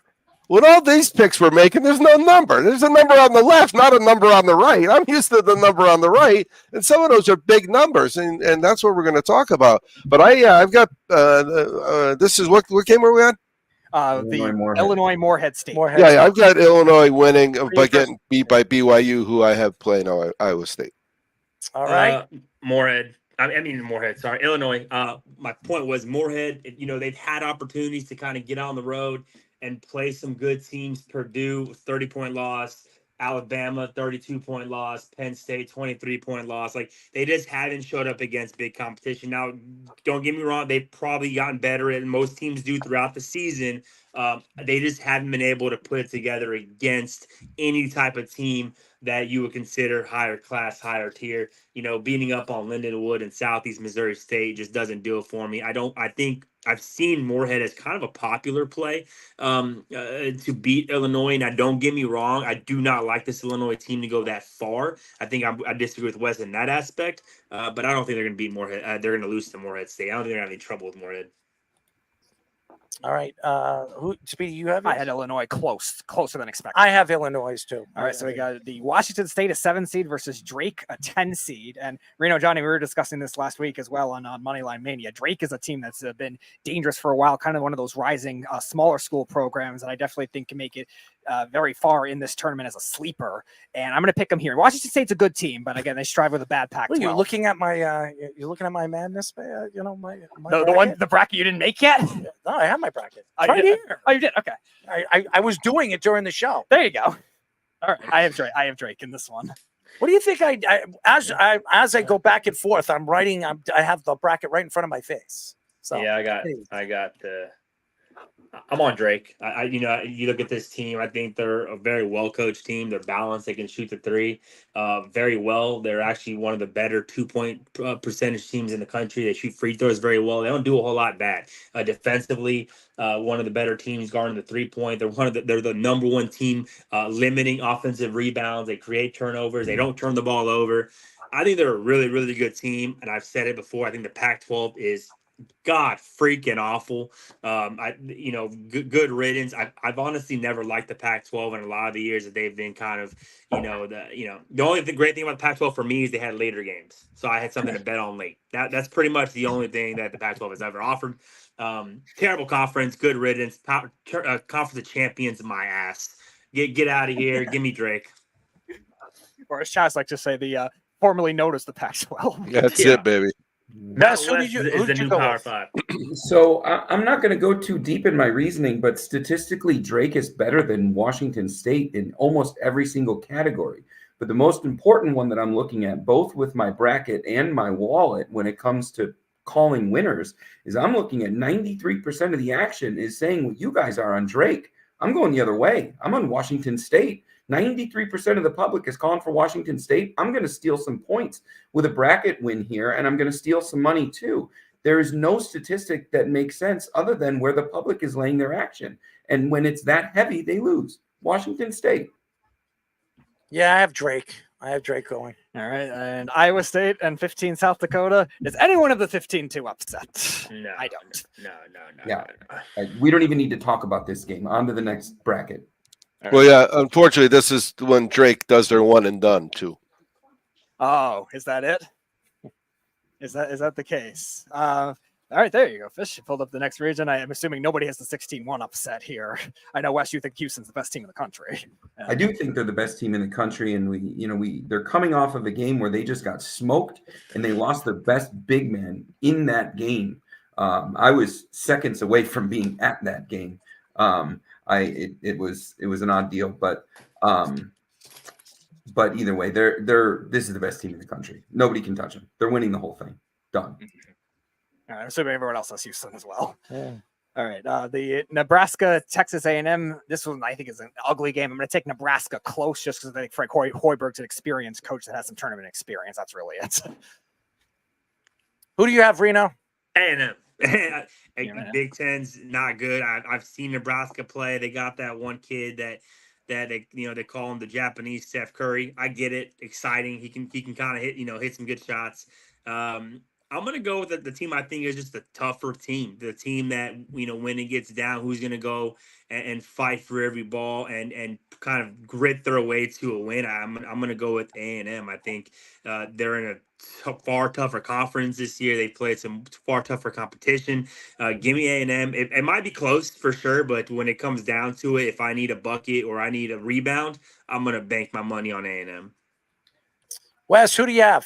I'm going with A&M too. A&M has had to win games against teams that are capable of scoring more. So, if you're just like a surface level, Google picker, all of the statistics show that Nebraska is better, but that's not really the case. They've had to go against teams like Alabama that can hang a hundy just with their eyes closed. So A&M is going to win this game.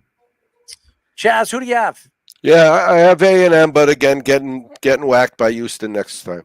Yeah, I have Texas A&M too. All right, so next is Wisconsin against James Madison. If Wisconsin wins, they'll face your Duke Blue Devils, which will be interesting for you and Josh. But I'm actually going to go the upset here. I think JMU is a very well-rounded team, one of the best defenses in college basketball. Wisconsin's kind of inconsistent offensively. Give me the upset with the 12 here. All right, Wes, who do you have? A lot of people are calling for that specific upset, but I'm not. Wisconsin kept it tough against Illinois. They beat Purdue. They've played tough against teams that are way better than JMU. I understand the 31-3 record, but this is a mature Wisconsin team, and you don't have to look much further than the last two games, the competition that they faced. I realize that the Big Ten is not great, but I think we can all agree that Illinois and Purdue are better than what they're about to play, and Wisconsin shows up and they make things weird. Reno, who do you have? Give me. I think I'm gonna fade what the popular play is. Everybody's on JMU because they're 31-3 and they want this exciting win. And if you look at JMU, they did have a good win against Michigan State. They had to come from behind in that game, win by 3 in overtime, the first game of the year. But if you look outside of that Michigan State game, that was a tournament team, and they played Akron in a win. That's a tournament team, and that's pretty much it when you look at their resume. They beat teams like Morgan State and Coppin State and Keystone and Old Dominion and Buffalo and Fresno and Radford. A theme here, no tournament teams. They just aren't going to be ready for this type of competition. Not a fan of this. Is not a declaration of I think Wisconsin's good. I just don't think JMU is as good as their record indicates, and why. And I understand why the public is really backing it. The spread's pretty close too. Spreads at 5.5 or so. It's a popular play. I just can't. I can't back them. Chaz, who do you have? Yeah, I took James Madison. I got Wisconsin. You and Josh, right? They have to face off if Duke does what it's supposed to do with your favorite coach. Well, John I will just say this. I'm going with Duke. It's going to be Duke and Wisconsin. It's not going to be fun to watch because I think Duke is better than Wisconsin. There's no question that they are. What they did against Purdue was very, very impressive, but I don't think in the tournament they're going to do it against Duke. I think Duke makes it to the Sweet 16 and then they're done. So, so I have Duke. I have Duke in that one. Also, Derek has Duke. That's one of his plays, one of his 4 plays, minus 12.5. And I think it's a lot of the same. Vermont's been in it a lot, but never can get it done. I'm going to go with Duke as well on a blowout. Wes. It's Duke. I mean, Vermont has a really good defense, but when you look at when they played against a little bit better conferences than they're in the Atlantic East, they've played against some MAC teams and they played against Virginia Tech, and statistically they allow over 70, and against Virginia Tech, Duke is just going to rough them up. Duke still has a great roster. This is an odd version of Duke. This is the weirdest version of Duke that we've seen, but they're certainly going to win this game. Chaz, who do you have? Yeah, I have Duke losing to Houston. Okay, I got Duke. I mean, as much as I want to see Vermont do well, again, I'm trying to stay away from what I've seen is pretty popular, lower seed, matchups. Typically, it's always going to be somebody that we're not expecting. I got a nice lower seed later on here when we'll get to that game, but I think Vermont is just going to be outmatched. I don't like this Duke team to go that far. Again, I think the declaration is the ACC really wasn't that good this year, and that goes to show. Just throw it out there, the Mountain West beating the shit out of Virginia yesterday. All right, so That's right. give me Duke, but they won't go that far. All right, Texas Tech's number 6 against NC State, the ACC champions. NC State number 11. I think that, like Wes is saying, this is a team that could have definitely been higher seeded, better than a 6 seed that they are playing as in a tough Big 12. Give me Texas Tech in a blowout. Yeah, I'm right there with you, Petey. Texas Tech. Yes. Yeah, and I got TT, but if you were a North Carolina State fan and rode that tournament, God bless you. You got a lot of money in your pocket. Reno. Yeah, I'm on Tech. Again, ACC is not that good, so give me Tech. Yeah, I got Tech too. All right. Anyone have the 14 seed upset against Kentucky? I don't. No, Kentucky. I know the Bullets I did cash Oakland a couple times in their tournament. I know the Bullets would love an upset here because they got massive liability on Kentucky, but defense, I don't see that happening.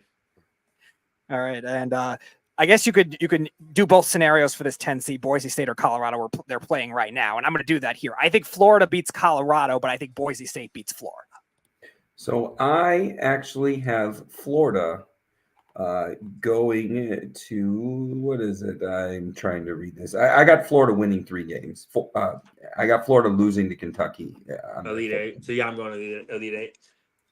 Yeah, this Florida team is capable of scoring way too many points. They don't play a lot of defense, but they play enough defense to where they've been competitive with Bama and Tennessee and Kentucky. I mean, this is a Florida team that can get really hot, and they don't need to get that hot against Boise or Colorado. They were a great offensive team last year too. So. I'm taking Florida, but I think they'll beat Boise State. I think Boise State's going to come out on top in this game. I do think Florida wins that game. Chaz, who do you have? Yeah, I got the Gators. I got the Gators too. All right, and anyone of the 15-2 here? I don't. Not here. Somewhere else. Now with Tyler Kolek back. This is the I have Marquette. I have Marquette in the Final Four beating Houston. This is the highest seed Marquette has been in a very long time. I have not. When was the last time? Last year. No, last year they were a 2 as well. Were they a 2? They were a 2. That was when Jeff was so. That's right. He was so confident they were going to go to the finals, and I told him Michigan State was going to beat them because Marquette had no defense. That's right. Take that, Jeff. Yeah, I got Marquette too. I forgot about that. I remember that last year. Yep. Jeff, where is Jeff? Crazy SOP. It's funny. I was talking with Fish at the beginning of the show. Like, Jeff was so confident about 2 things: that Providence was going to beat Kentucky. Meanwhile, they were a small team in Kentucky at Chippewa. I forgot about last year because before last year they haven't been. I don't even. No, they weren't. It would have been like 10 years ago or something. Yeah, they would have been. I forgot about last year. I remember when Jeff was complaining about that. All right. Does everybody have Marquette? Yeah. Okay. All right. Everyone has North Carolina, or do we have a weird upset here with anyone? Yeah. Although I'm going to make it real interesting when we talk about this game in Let's Parlay, but North Carolina's going to. North Carolina. All right. Yeah, I have North Carolina in the Final Four with Marquette. I do too. Ooh. Mississippi State and Michigan State. I have Michigan State here, but it'll be close. Mississippi State's a pretty good offensive team. Well, the spread says it will be close, and I'm right there with you on Sparty, Petey. Yeah. Yeah, I like their coach. I think I'm going through this as I'm going through these. Like most of these are my plays for Mississippi State and Michigan State. I actually don't know, nor do I really care. I'm going to flip a coin. Heads for Michigan State, tails for Mississippi State. That's what I got. Coach in a coin flip. That's what it is. All right. Number 5, St. Mary's. Number 12, Grand Canyon. I talked about Furman last year upsetting Virginia. They were kind of a program that were stuck out of the conference championships for a while. Finally got in. GCU's that same kind of thing, a rising program. I'm taking the upset here. So you have Grand Canyon. Yep. This St. Mary's team, I actually I have them going deep. I think that this seeding for St. Mary's is just a victim of visibility and the conference that they play in. But they play a brand of basketball that not a lot of teams in this particular West bracket play. I have them beating North Carolina. This is a really tough St. Mary's team and the way that they play. This Grand Canyon game won't be close. I'm on St. Mary's as well. I look at this. If you took the name St. Mary's away and the way they play today, and you slapped on Gonzaga, they'd be a 3 or a 2. It's because they're St. Mary's and the way they play, the way they're not. When you think about the WCC, you think about Gonzaga, and I will say this: no knock on Gonzaga. St. Mary's is the way they are, and they're getting some visibility because of what Gonzaga has done for the WCC. But this is the St. Mary's team that can shoot the ball really well. They got some bigs down low that can bang. They got some good rebounding. They're really, really well coached. Maybe not as visible as other teams, but I think he's done a fantastic job there. St. Mary's been there for 15 years. Probably a little less, but he's been there forever. I do think that Grand Canyon's getting a lot of love. Again, you look at that 29-4 record, and you're going to be a popular upset play. But I think St. Mary's is too well-rounded. This is the best St. Mary's team they've had there out in Moraga in quite some time. Chaz, who do you have? Yeah, Jonathan mentioned Gonzaga, slapping a different uniform on these kids. But remember, they got beat by Gonzaga just like before the tournament started, came right back and beat them when it counted. This is a good basketball team. They're very good. So he's got St. Mary's. I got St. Mary's as well. All right. Number 4 seed Alabama, 13 seed Charleston. Another one that I think will be closer than expected because Alabama's defense has been really bad this year. They're a lot like Alabama 2 years ago. Charleston has some tournament experience. I think Alabama gets it done late, but take Charleston to cover. Alabama wins. Blitz, Bama, blitz. He's got Bama. Bama. I got Bama.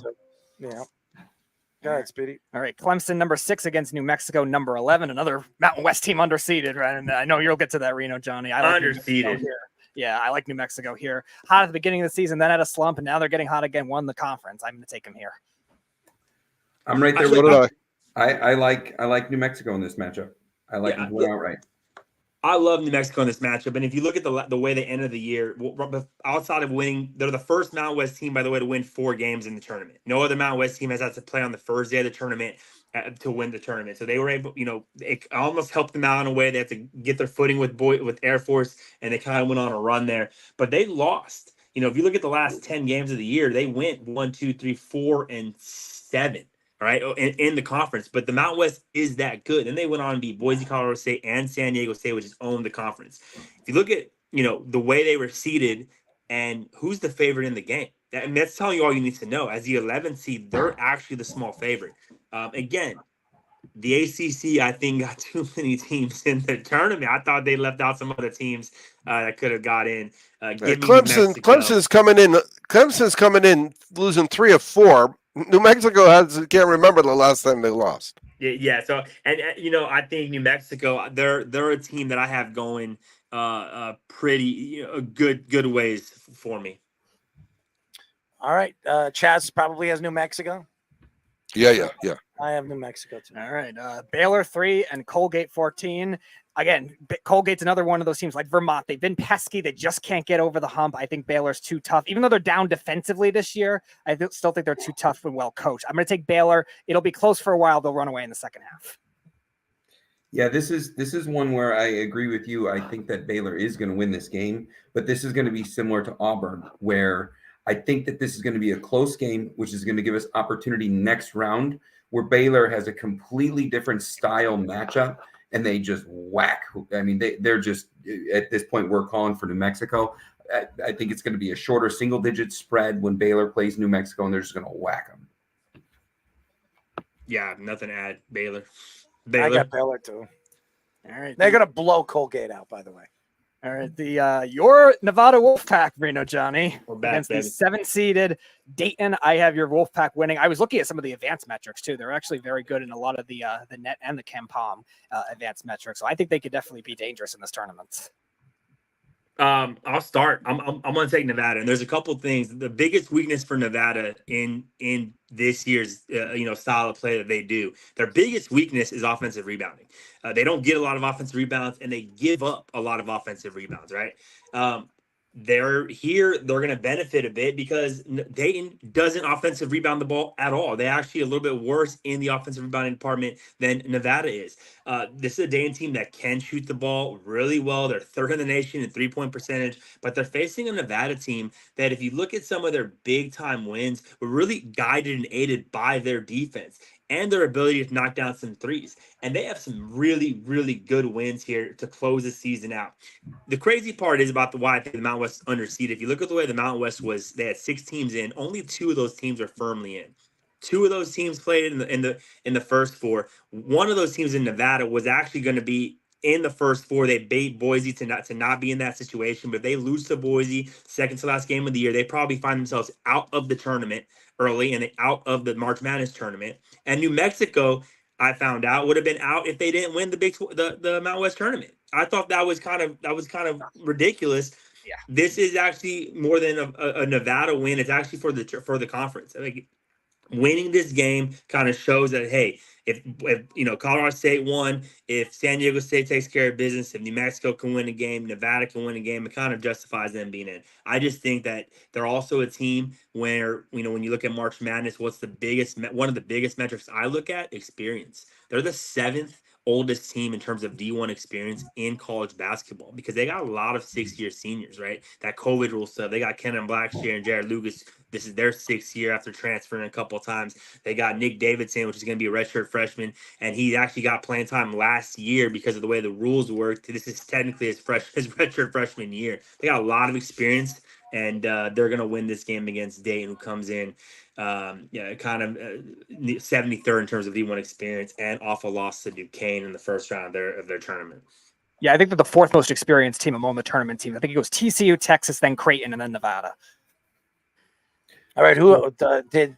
I think everyone has Nevada so far. Chas. Yeah. I don't got him beating Arizona, but I got him winning against. Yeah, I have Nevada. So I got to All say, Nick Davidson is one of my favorite players in the country to watch because he's just a monster on the boards and he finds a way to score points too. And that's somewhat of a rare combination. In college, it's really weird the way the college players play. But I have to go to odds and line movement, and this game jumped off the page at me as I was breaking it down as a handicapper. Johnny, I'm not being a contrarian just for the sake of it, but 86% of the tickets are on Nevada. The spread opened at -1.5, Nevada as the favorite. So with 86% of the tickets on Nevada, the line should move, right? The line should go Nevada -3, Nevada's -2.5. It moved the opposite direction, which means the other 14% is on Big money. It's Big money. It's either big money or the house is totally happy to be exposed on the Nevada side of things. The spread moved to +1, which is basically a pick 'em. So I couldn't make heads or tails of this game. And I have to, as a handicapper, I have to take Dayton in this game with that line movement. All right, so go ahead, Reno. What are you saying? One thing, I'm gonna have to. I don't want to steal this, but I'm gonna take the segue away. And Chaz, you're right. They're not gonna get past Arizona because Arizona ain't getting past Long Beach State. That's why. Yes. Long Beach. There you go. Long Beach Boom. State. And here's why. Of all the teams in the tournament, this is probably the one team that doesn't belong. It's the one team that probably people are counting out. Right, their coach is working for free, as he so keenly said, right? This is a team that people have long counted out. They are playing with 0 to gain, 0 to lose, right? They're just out there playing basketball. Kind of a dangerous a dangerous little mixture, if you will. And if you look at Arizona, and I've said this from, I don't think the Pac-12 has been that good. I think Arizona, in a way, can find themselves a bit exposed. They don't have what I would say, quote unquote, really good wins. They've really just kind of slugged their way through a conference that's a little bit overrated. Yes, have they won games? Absolutely. But you're beating teams like UCLA, not very good. Arizona State, not very good. I have a Washington, question. not very good. Huh? I have a question. When Reno Johnny's wife comes in and the baby's all shriveled up, he's been in the water for 2 hours. I was Nah, going to baby say, boy- is this kid Baby still in boy's the drinking tub? his milk right now. Uh, Drinking his milk right now. Well, you know, when So you're I- a young dad, because I was a young dad, you do things that you're a young dad. You've never been a dad before. You know what I mean? we're guessing. We've said that. We always tell people that we have no advice. We're just guessing when our friends are having kids. Like, just hey man, just guess until you know. Well, you the got no coin, other the options. coin flip works on a lot of things. It works being a parent. It works being a handicapper. Yeah. So yeah, give me Long Beach. Anybody else with me? Long Me, Beach. I am. That was I told you I had one weird one. That was my weird one, especially with the whole coaching that's good for situation you. too. That's crazy. Not a chance in hell. The coach Well, here's said what he I was was not at the thinking. end of the year. While Jonathan was saying that, I was thinking, Wes, do you do what you did for the season? Do you do it with the tournament? You know, Yeah. a money line and for on every dog and stuff. Yeah, yes, but I haven't gone very far with it. I took a couple value oriented natty winners on the futures, and some value Final Fours, and I did do that. Not to anywhere near the dollar amount or you know, 20-30 plays, but yeah, I have a St. Mary's Elite 8. I have a St. Mary's Final Four. I have Houston winning it all. I have Iowa State winning it all just for the value of it. Like I mean, I just threw some noodles at the wall. Okay. All right. So we all who else? So Reno Johnny I had the upset, and I guess everyone else is on Arizona for that. Zona. All right, Chaz, you're on Zona as well. Yeah. All right, so Purdue. I know you're not going to pick against them. Purdue. I think everyone is not going to say they're going to go out 2 years in a row to 16. Purdue. I would imagine. Purdue. All right. The 8-9 matchup here, and or Reed or Johnny when he must have had to deal with his kid for something. Utah State and TCU. I have TCU in this one. Another one that looks better than their seed as well. Another really experienced team that I think could definitely make it interesting. It's going to play Purdue tough in the next round too. They can't take them lightly like Gonzaga did last year. I got TCU. I'm on the Utah State. All right, Johnny, you're on Utah State TCU. We're Utah State. This is actually, again, I think Utah State was grossly underseeded. They actually kind of like damn, they really hurt them, right? They got played Big 12 TCU, and then we're assuming Purdue there, but I do think Utah State's done something that not a lot of teams have done. They rebuilt from the ground up, and they've been able to compete and in a very good conference. I'm going to take upset here. TCU is susceptible. They've lost to a couple Big 12, Mountain West teams this year. So make it 3. I'm going Utah State. All right, Gonzaga and McNeese here. Another, like Wes, you were talking about all the popular upsets. This is another one. They love this McNeese team. This one I think will be too tough. I'm going to take Gonzaga. They haven't missed the Sweet 16, I think, in 10 years. This is a pissed off Gonzaga team. The last time they were on the court, they got absolutely embarrassed by a rival. Like the rivalry between Gonzaga and St. Mary's on a much less popular scale, but in terms of intensity and hatred, it is Auburn, Bama. It is Ohio State against the team up north. I mean, Yankees, Red Sox, like that's what it means to these teams. And the last time Gonzaga took the court, they got spanked and embarrassed. We're going to see a really pissed off Gonzaga team against a team that hasn't seen anything like what they're capable of. And that is an incredible coach that doesn't get anywhere near the national recognition as some of these coaches that play in regular time. Gonzaga tips off at 10:30 Central Time. There's nobody on the East Coast that's watching that to actually give Few the credit that he deserves. He's been there over 2 decades. Gonzaga's going to be pissed. They're winning this game big. Chaz? Yep, I got him. Gonzaga. Yeah, I'm on Gonzaga. Gonzaga. Gonzaga. I will say this too. Like I gotta be honest. I was looking at some, it's big news now. If you've seen some of the McNeese State teams they've beaten, Biblical Studies champion Christian, LeTourneau, Mississippi University for women. Like I don't know what their non-conference schedule was comprised of, but it's definitely nothing they've seen in Gonzaga. It is a very popular play. Don't get me wrong, Will Wade has done a fantastic job there. Will Wade will get another opportunity to coach a big-time program. I know he kind of had a falling out at LSU and the way things were handled there. But this McNeese State went from 26 losses to 30 wins in a year. So good job, but I think the road ends here. All right, the 4-seed Kansas and the 13-seed. We all know where this is. Nope, going. I'm taking the upset here because okay. McCullers is out for the tournament You're on and drugs. top 5 offense. I think a top 20 in offensive efficiency this year. I'll take this upset. Kansas has been without McCullough for close to half the season. If you look, Houston was a revenge game because Houston walked into Lawrence earlier in the season and Kansas whacked them. And all Lawrence was chanting overrated, and Kansas had this coming, that game against Houston where they only hung 46. But they've been without McCullough most of the season. But if you look at what the difference maker was in this last game against Cincinnati where they also got embarrassed, Dickinson was out. He got hurt mid-game. He was the difference. And Dickinson is playing. That's the toughness for the Speaky's team. favorite word. What? Dickinson or toughness? What do you think? Wes just happy that Dickinson is off Michigan. The Jayhawks are winning this game.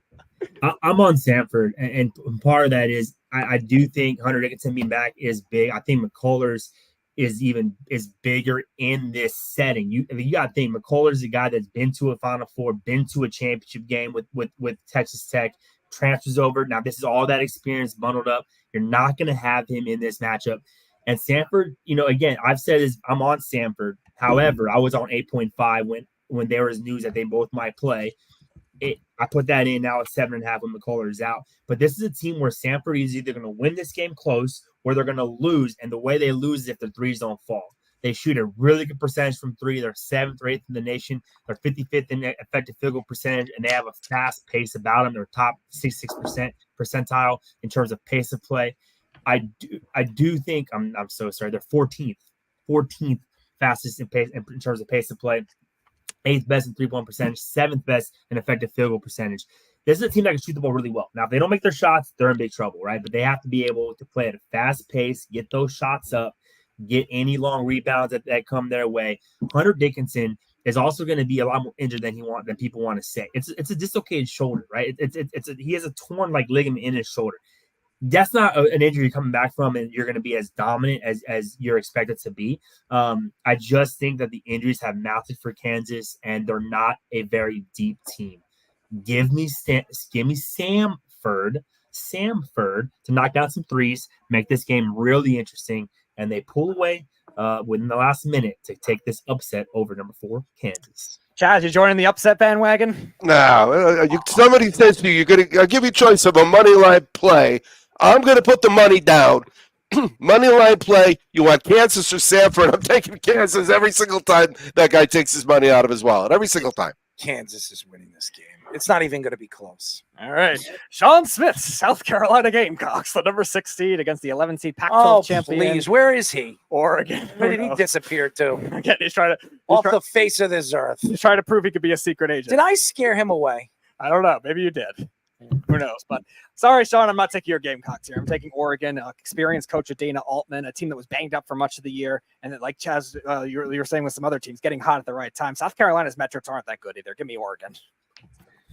Yeah, I like the Cox here. Oh, he likes the Cox. Ooh, Speedy, you like I wrote down USC. I picked Oregon. No, but I wrote down USC, and later on when I saw it, I was all confused. I confused myself. No, Bronny James did not make the NCAA tournaments. Who do you have, my friend, Reno Johnny? He looks like he left the room. I have the Cox too. All right, so Creighton. You know why I have the Cox? Why? Because it's your favorite word. No, Let's it's go. Sean's favorite word. It is Sean Smith's team. Hey guys, when we finish the bracket, I got to bail because I got a 7:00 thing I got to do. But I'm gonna have I'm going to have Speedy later on text me the plays from the guys. Absolutely. All right. Thank You don't have any plays yourself. You don't want to get them out of the way. No, I'm good. Okay. Creighton and Akron. I have Creighton here, and I think it will be a blowout. I'm on Creighton. I'll have Creighton too. Yeah, I got him going to the Final Four. So. I considered that too. I ended up backtracking for a different reason. Texas and Colorado State. I have Texas here. Another one criminally underseeded. This one is really scary because, I'm taking Colorado State. Okay. I have. Yeah, I went with Texas, but then I got him getting beat by Tennessee. All right, Tennessee. Does anyone have the Peacocks this time? I don't this time. Nope, Tennessee. I have Tennessee too. All right. So I guess we'll get to the anyone want to make the Final Four picks, like who they have in the Final Four. We'll just skip to that, and then who we have in the national championship. I think we all have different scenarios. I can't even remember them all. Yeah, I got UConn, North Carolina, Marquette, and Creighton. With UConn facing who are they facing? They're facing Creighton, beating Creighton. All right, guys, I got to go. All right, Always be cashing, huh?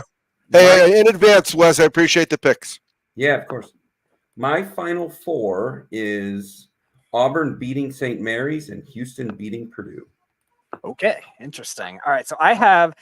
Funny, Chaz was considering the Creighton Final Four scenario. That was one of my thinking. I was going to go Creighton and Drake. Drake is the sleeper to run to the Final Four with North Carolina and Houston, but I ended up going with Texas instead. Texas and another experienced team. I'm going to go Auburn. I'm going to go North Carolina and Houston. Then North Carolina beats Houston in the national championship. Okay, so I have UConn. Obviously, just text me. I have UConn. I have North Carolina. I have the two number ones. I have Houston, and I have Purdue. So I have all the number ones. All my number ones. They're all the number ones going to the wild one. Is I got UConn losing to Northwestern in the second round. You have Northwestern. I have them losing to Auburn. I considered it against FAU too. I was like, all right, maybe they do it. This could have been the finals last year, but I don't think so. I have Purdue going to the finals. We know you do. And I have hold on. I have UConn. It's UConn Purdue in the championship game. And you're going for a repeat, or are you going for the redemption story? Purdue is winning the national championship. I've been saying this all season long. Yep. And I'm following through with it. I know everybody was surprised with Wisconsin, but I'm looking forward to if because it'll be the potential of Houston Purdue if they're both Final Four. They have to play each other, so that'll be an interesting interaction. And feeling something fun on that game.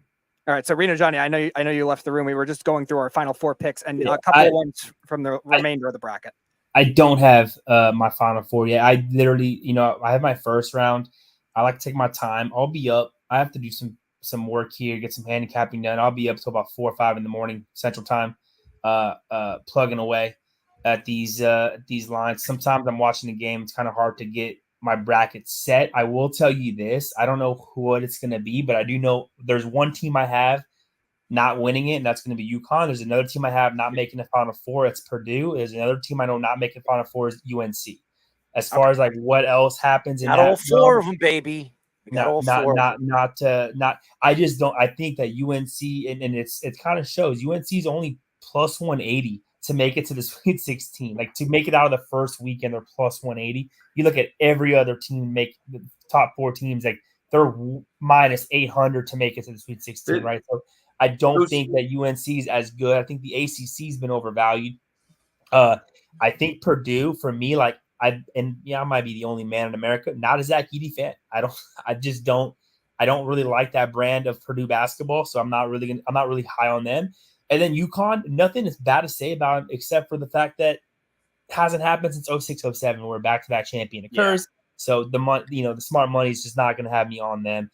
There's a couple of teams that have making deep runs. I think St. Mary's. I think Worldwide West, and I agree with St. Mary's making a deep run. I actually think Kentucky has a possibility to make a really deep run as well. I have them in the Elite Eight. So and I have New Mexico potentially making an Elite Eight. I think they're a really good team. I have the New Mexico-Nevada matchup. See, and the traditional comfort names that everybody that never watches basketball, you can just pick up a bracket. Like those traditional comfort names are very flawed going into this tournament. Like Kansas is flawed and bad, and Like, I also like Kentucky to make a deep run because I think it comes down to coaching and their defense can show up. But that is not a team that's playing good team defense. Kentucky is flawed. UNC is incredibly flawed. 100%. And so like those are kind of the go-to names. And then there's some other names like UCLA. They're not even in this tournament. So this is a really weird year. I'm kind of looking forward to the non-basket, the bracket only fans and what some of those conversations look like and who they feel is going to go somewhere. And I think UConn, and the reason, like for me, why UConn kind of got hosed. They're in, I would say, the toughest bracket. If you look at the way they're bracketed, potentially they're going to have to beat an FAU team that was in the Final Four last year, an SDSU team that went to the finals last year. Like, they're in a tough bracket, and I think this SDSU team is leaps and bounds better than it was last year, because last year, yes, they had good defense. They've always had great defense, but there's one difference this year: they can score. And they have a guy that you can give the ball to that can go get you 20 and 20. And I'm not even kidding about 20 and 20. He can go get you 20 and 20. They didn't have that last year. UConn isn't just a tough bracket. And then you want him to go and repeat as champion? Really tough. I don't have everything ironed out. I will be popping in the bracket that PD sent out. Yeah, I just sent you the password on your Twitter. Yeah, I'll hop in on that and give me a good bracket there. But and I probably tend to knock out about 5 or 6 different variations. And I know people, they do like 20, and I just can't keep up with 20. So are we doing Let's Parlay? Yes, we are. Do we give the listeners and viewers enough?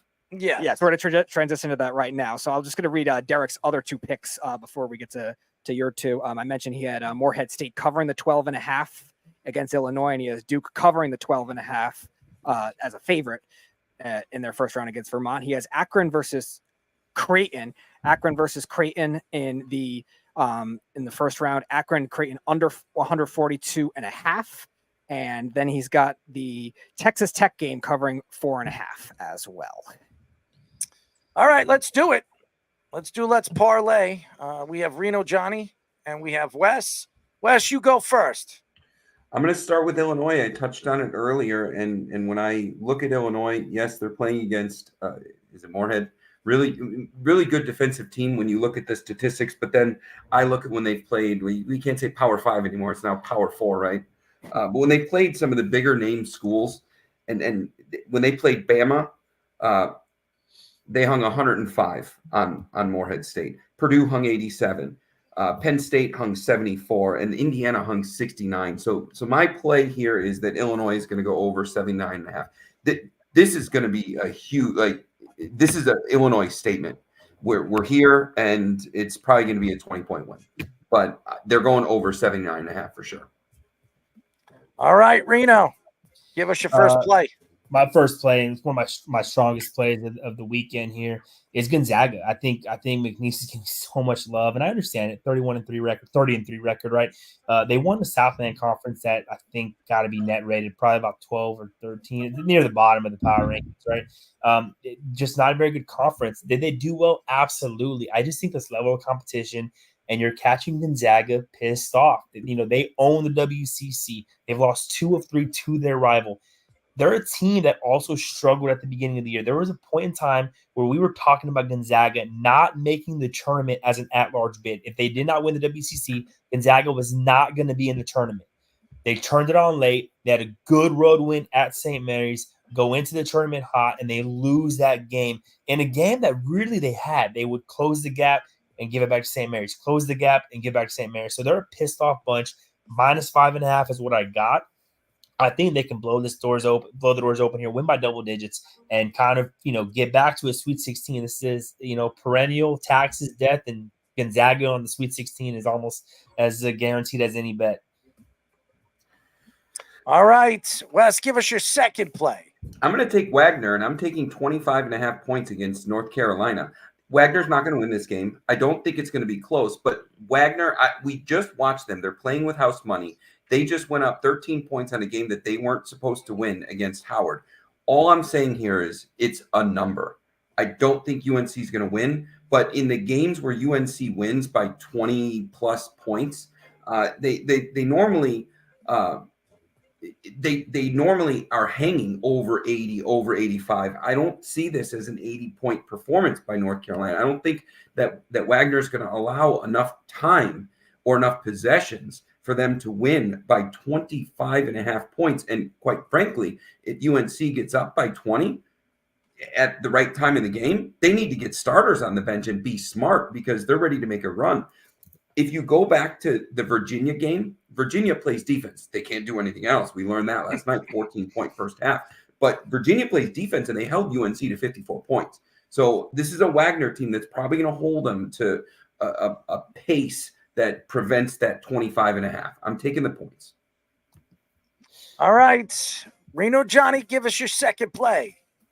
So my second play is going to be Long Beach State. I just think this is another team like Wagner that's playing with house money. They're going to play loose. They're a team that's just happy to be there. All the pressure is going to be on Arizona. They lost in the first round last year as a high seed. All the pressure now is, are they going to do it again against the Long Beach State team that really doesn't even belong in the tournament? Fire their coach on Monday, go on to win the conference tournament. I like this Long Beach State to be competitive. They got a couple guys, I can't say their last names, Tiores, that can get real big down. You get some rebounds and kind of get physical with you. They can knock down some threes when they present themselves. I like Long Beach to just kind of stay in this number, and we've seen Arizona at times lay duds. I have them winning the bracket game. Again, that's more of like my long shot pick to like upset of two. It's happened 3 straight years. So I'm really just picking one of the 15s I think has the best chance. But I do like them to stay within the 20 points. Or one of the twos that just likes to choke. Yeah, one of the twos that likes to choke. All right. I'm taking St. Mary's and I'm laying 5.5. St. Mary's doesn't commit a lot of fouls. And that's one of the strengths of Grand Canyon. They're really good from three or from the free throw line. St. Mary's is just way too good defensively. I am struggling with the odds and the line here because maybe this is just not a heavily bet on game to where the 66% of the public being on Grand Canyon taking the 5.5 because the line hasn't moved. But 5.5 here feels like a gift. I see St. Mary's as 7 to an 11-point winner in this game. Tremendous defense. They're very deliberate on how they approach the basket on offense. They don't take reckless threes that gives the other team additional chances. So I'm laying 5.5, taking St. Mary. All right, Reno, give us your third. So I'm on Drake, and this is one of my more popular play for me. I'm not real high on Washington State, and I understand all the metrics. It's kind of scary when so many people are on Drake. But the way I look at it is Washington State, who does have good wins. I can't take away some of their wins. And it beat Arizona, I believe, on the road. On the road they beat Arizona. But if you look at their 9 losses, 7 have been on the road or on a neutral court, including the last game against Colorado when they lost by 6 and put up 52 points. I think Drake's just a well-rounded team, a team coming in hot, winning their conference tournament.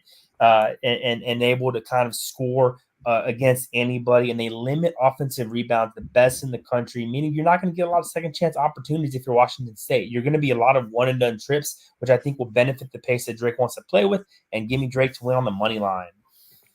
All right, Wes, give us your final pick for your parlay. So I got 2 games, and I'm only going to give one of them. So I was looking at the total in the Dayton, Nevada game, and I decided I'm not going to go there.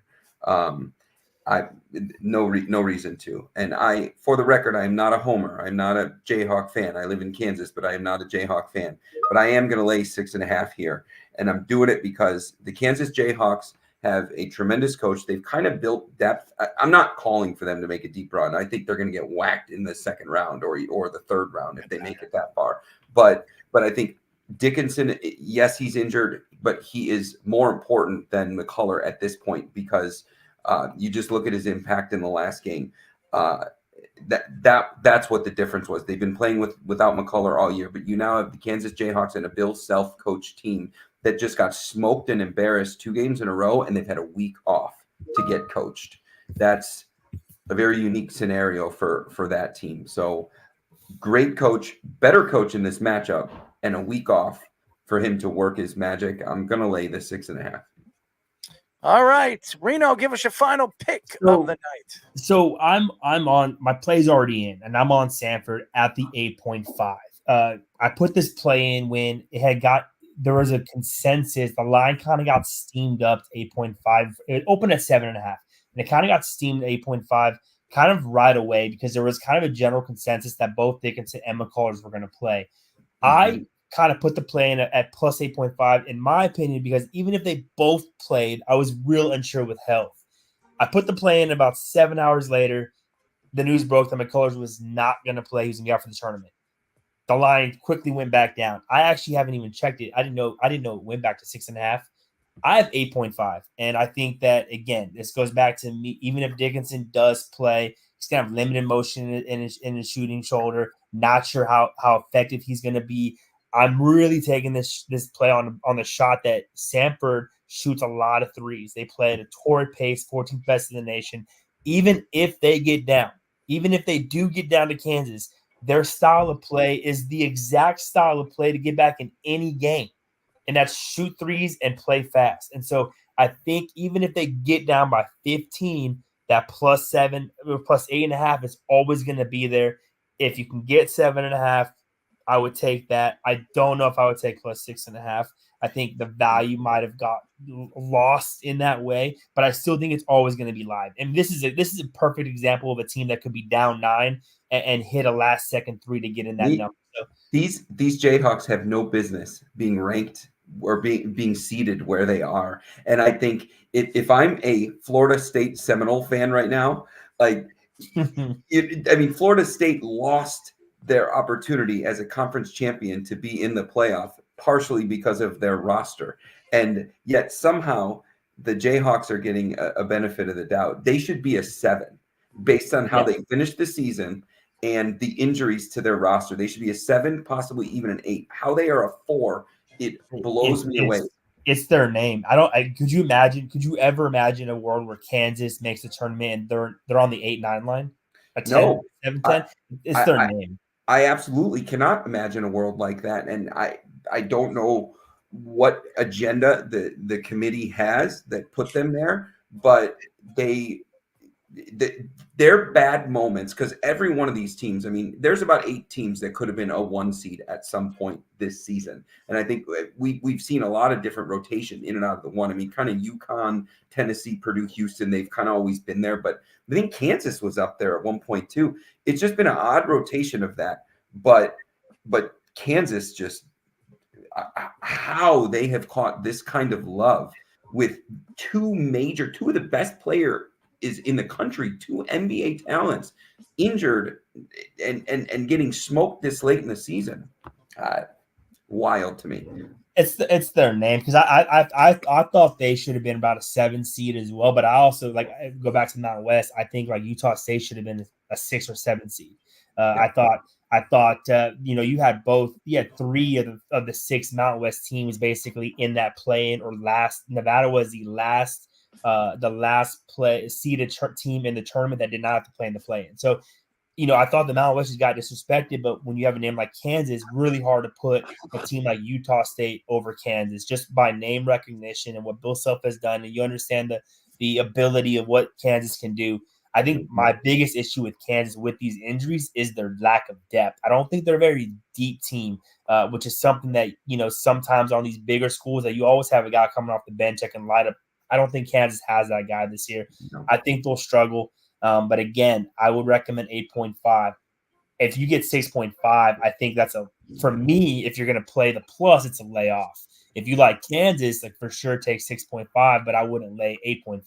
So it's just kind of what you get, where you get your number, how many points you can buy at a reasonable price if you're going to play this game, because you and I we're on opposite sides here. And it's, at the end of the day, I'm getting the best number I can get, and you're getting the best number you can get on the sides that we're on. So if you're listening, they definitely whatever side you like, try to get the best number. Yeah. Fellas, I got to run. All right, boys. We really appreciate you guys. As always, thank you for all the bracket information and your Let's Parlay. And we'll talk to you next week. Speedy, do it. Thumb. There you go. There. All right, guys. Give a nice rep, man. Give a nice rep. There you go. Thank y'all. Reno, we'll talk to you soon, buddy. All right. Reno Johnny. Yes, Reno Johnny, Worldwide West. Chaz joining us. We went through the first round of the bracket. Very interesting. I have it, the battle of the number ones. I think all the number ones are going to get out. I was contemplating. I was contemplating on certain guys, certain teams. One of them, San Diego State. I think San Diego State could take it all the way to the Elite Eight. I really do. So we'll see what happens. I kind of contemplated if they win that bracket, So, but I still think all the number one teams from Purdue, Houston, UNC, all those teams, they're all in UConn. They're all going to go to the Final Four, and then I think it's Purdue, UConn. I do. I wouldn't be surprised if UNC gets to the national championship. But yeah, they're like Purdue from a regular season standpoint. Like they're the regular season redemption story because of how bad they were last year. And I can kind of see that kind of. But they do have Hubert Davis as they do. And the reason why I liked UNC was this is the best UNC defensive team we've seen in a long time. They're normally all offense. I don't care. I don't care what anybody says. I've been saying it, and I follow through with what I say. You do. I follow through what I say. I said this 2 months ago, and I know Purdue lost against Wisconsin, and I had Josh tell me, "You sure you still have Purdue winning the national championship?" You're damn right I did. And I still think Purdue, to me, besides Houston and Purdue are the two best teams right now in the country. I've said it, and I'll believe it. I know everybody looks at UConn. I understand UConn won a national championship, and they've been dominant all season long. And I know Josh was saying UConn all the way. It's not even close. Chaz has it too. Chaz has UConn. And by the way, we heard Worldwide West said it's definitely Houston. Houston's the best team in the country. I don't trust Houston. And I know a lot of people don't trust Purdue because of what Purdue has done in the tournament year in and out. We know what happened last year. So it's not going to happen this year. I think Purdue has the talent. I think they have the defense. I think they could shoot around the perimeter. They can get to the hole at will. And now I know everybody has their thoughts about obviously the certain players on this team and on this roster, but I think all in all, they've been the most consistent team in the country. So yeah, it's interesting because they have better guard play. Now it is a tough region for them. Yes. When it comes to when you look at Tennessee, when it looked at Creighton's a really good team too, and Texas I think is very underrated. That's why I think they're going all the way because if they get through those teams, they're going to get through Houston, which is the same logic that Villanova had when they won the national championship. That's why I picked against them that year, and I was wrong because I thought that region was a gauntlet. Yep. And they beat Alabama, they beat West Virginia, who was a good team that year, and I think you're going to see a lot of that same kind of thing. I think they did a better job of balancing out the regions. There's not like one obvious like super weak region, but I think that's definitely one that's definitely I think the toughest of that group when it comes to the top five. And that's why I've been saying this for a long time, and that's why for 2 months I've been saying Purdue. Watch them. I watched them 3 times this year, and I thought Purdue was, and they played against the 3 times I watched them play. They played against ranked teams, and they pulverized them. So. I know they lost against Wisconsin. I know this is what everybody keeps telling me. I had friends of mine that asked me, who do you have going to the national championship? And I said, Purdue. And they said, what are you on drugs? I probably am on drugs and whatever. I don't know what happened to Sean. By the way, what happened to that guy? What did he disappear off the face of the earth? I mean, he was hanging out in his car.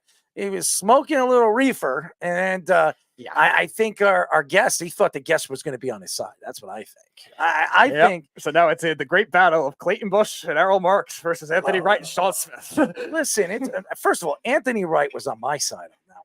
He didn't think that Sean Smith could put up 500 pounds. I don't think Sean Smith could put up 500 pounds. If he could put up 500 pounds, the only thing he could put 500 pounds on is a box of Twinkies or something like that. Maybe if he can get a big box of Twinkies or maybe a gallon, a big gallon of 500 pounds of ice cream, he might get hungry. Get that up in the air. I don't know. I don't believe he can get him 500 pounds. He'd have to show me that he can do that. And by the way, he said he can definitely beat me in a race. I would love, I'm just saying this, Sean. I love you, man. I am out of running shape. I was a cross-country runner. I was a track and field runner. I was an all-state runner. I am not the same. I'm anywhere close to the same shape I was when I was a kid. Okay, not even close. I'm not going to lie to you, and I'm not gonna believe your lies. But I'm not gonna lie to you. What I will tell you is there is not a chance in hell if I had one leg, you would beat me in a race. Okay. I don't care if you were an NFL player. I don't care if you ran a 40 and when you were playing at 4.8, 4.9. I don't care. I will tell you this. There's no way you're beating me in a 40. I'll put my whole life savings, my life on the line that you couldn't beat me in a race. Okay. I don't believe it. 336 pounds. There's not a chance in hell. Maybe if you were Aaron Donald. Okay. Maybe if you were Aaron Donald. Yeah. I mean, Yeah. But you, I don't believe it. I don't believe it. I'm sorry. I wouldn't trust Bobby Hart to beat you in a race at easily 360 pounds. I don't think again, I haven't run track in years. Okay. I'm just being honest. I still can run, and I'm not going to be beaten by a 336-pound behemoth. Okay. Who's a year older than me, who probably eats more than I eat in he eats more in a day than I eat in a week. So I don't believe it. He'd have to prove me wrong on this. And if he does, I'll be shocked. Okay. So it's not going to happen. Speedy, how fast are you? I have no idea. Have you ever? I think I did something years ago. I was in the 5s. I don't remember. You ran in the 5s? I was 5.4 something, I think. 5.4? Yeah. It was a while ago. I remember. Is that what people rate you when they're interested in dating you? 5.4? Probably. 5.4. You don't give that might be yourself generous, but 5. You don't think you're sexy, do you? I mean, you do look like a gorilla tonight. I don't know what's going on with your beard. I mean, you need to clean that up, but you do, Speedy. I think you could, if we get you cleaned up, I think you'd be pretty sexy. Well, yeah, that's one issue, and then there's other ones. Well, what's the other ones? Well, I want to hear. No. No. You're not a therapist. Nice try.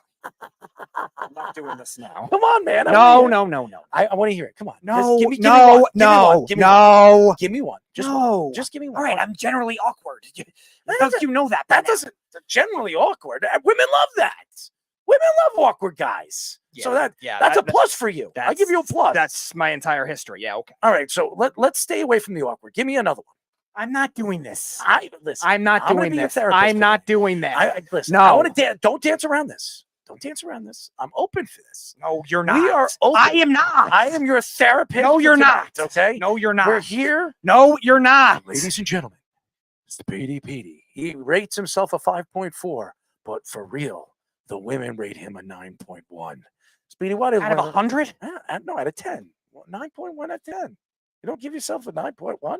No. I mean, that beard. I mean, if we could just, maybe a man bun. Well, how about anybody think that Speedy would look good with a man bun? I think so too, man. Speedy, who are you I have typing? no idea. Who are you texting your mom? No, I'm giving Reno Johnny the password. Willy Whoppers? No, the password is not Willy Whoppers.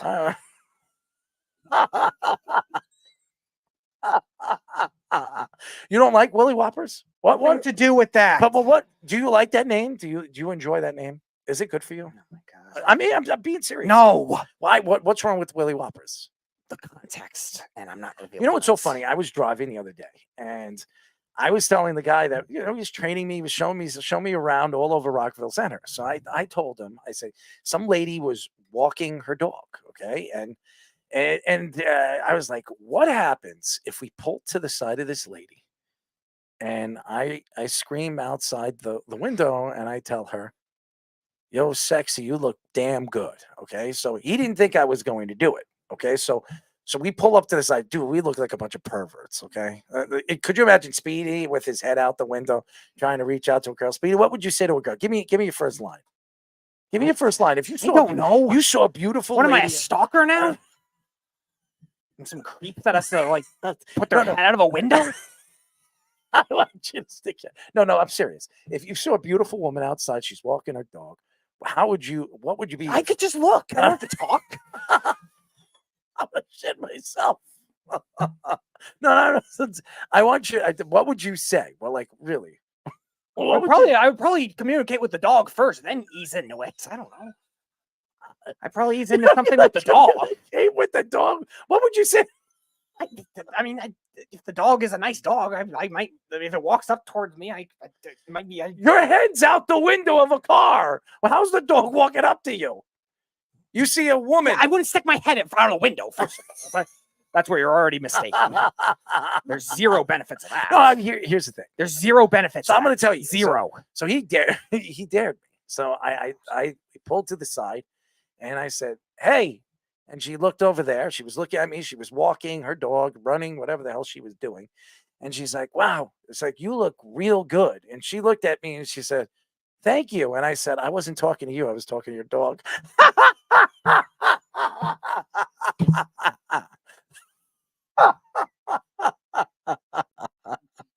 Speedy, you didn't think that was funny? I'm not surprised. Have you ever wheelbarrowed a dog? I have no idea. Have you ever grabbed the dog by the back of its legs and wheelbarrowed it? I don't know what that means. No, but did you ever grab I don't want to know what that means. But did you ever grab the dog by I have grabbed a dog by the back of its legs, yes. But Okay, did you lift it? Did you lift no, it? not from the back. No, Not from the back. Not from the front. no, because no, from the middle of his body. Middle of his body. Yeah, But if you pull by the legs, sometimes like dogs with thinner legs, I don't want them to get any injuries. there are like no that. injuries. So he doesn't want to hurt the dog. Yeah, no, I wouldn't He do just that. wanted to pleasure the dog. I have lifted my dog Okay. in Connecticut. My family. Did you pleasure him? Did you pleasure him? No, he doesn't like being lifted. He doesn't like being lifted. But He- you have a he's pleasure. not. He's not really. He doesn't really like the jump. He's more of a ground-oriented dog that likes to run fast at certain moments. But How does he like to run? Well, he doesn't like to run when he's licking your ass, right? clearly not.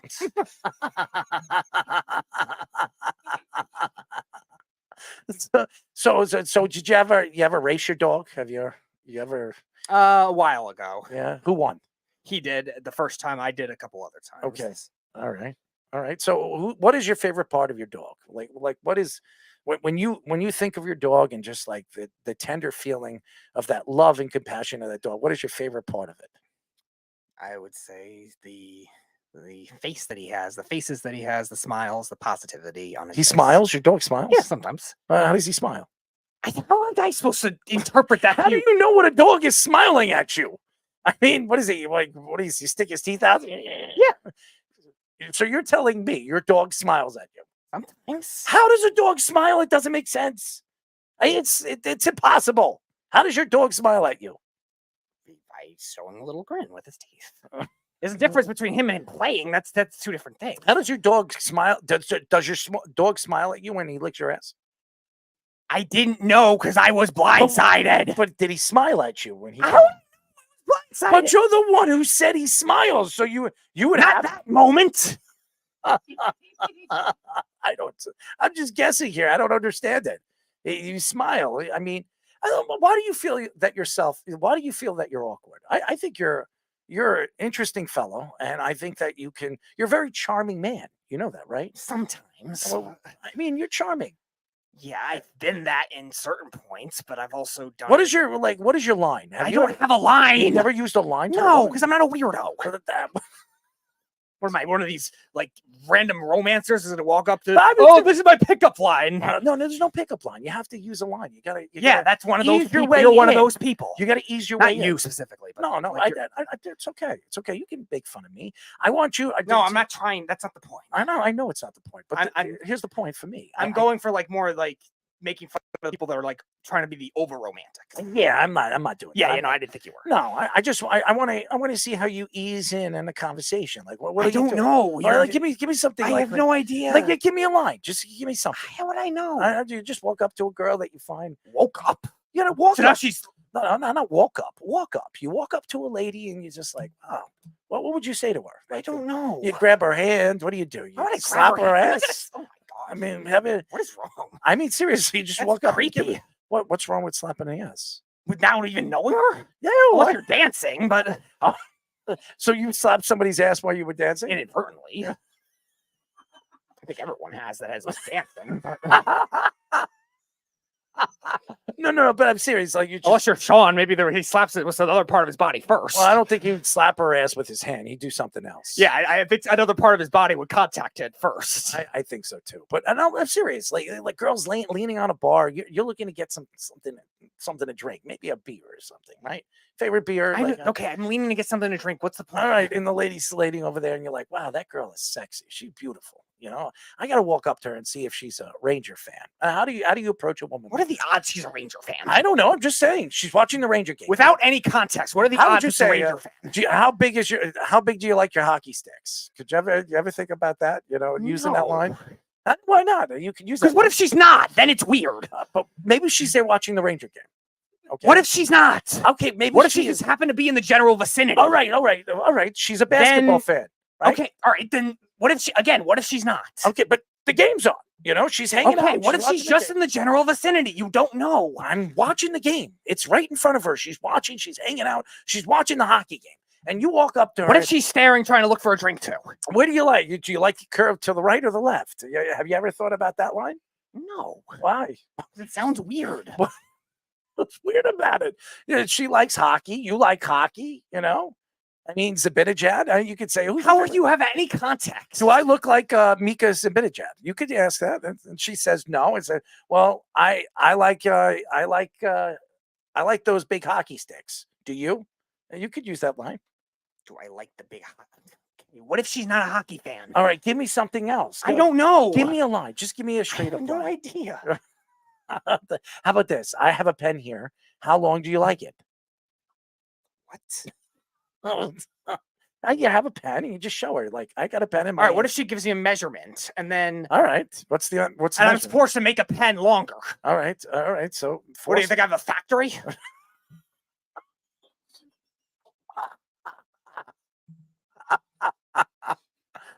No, like what? But how do you approach a girl? Like, what do you I say? don't know. All right, give me a line that you've seen somebody do, and maybe you can kind of like maneuver it. I'm not the wingman.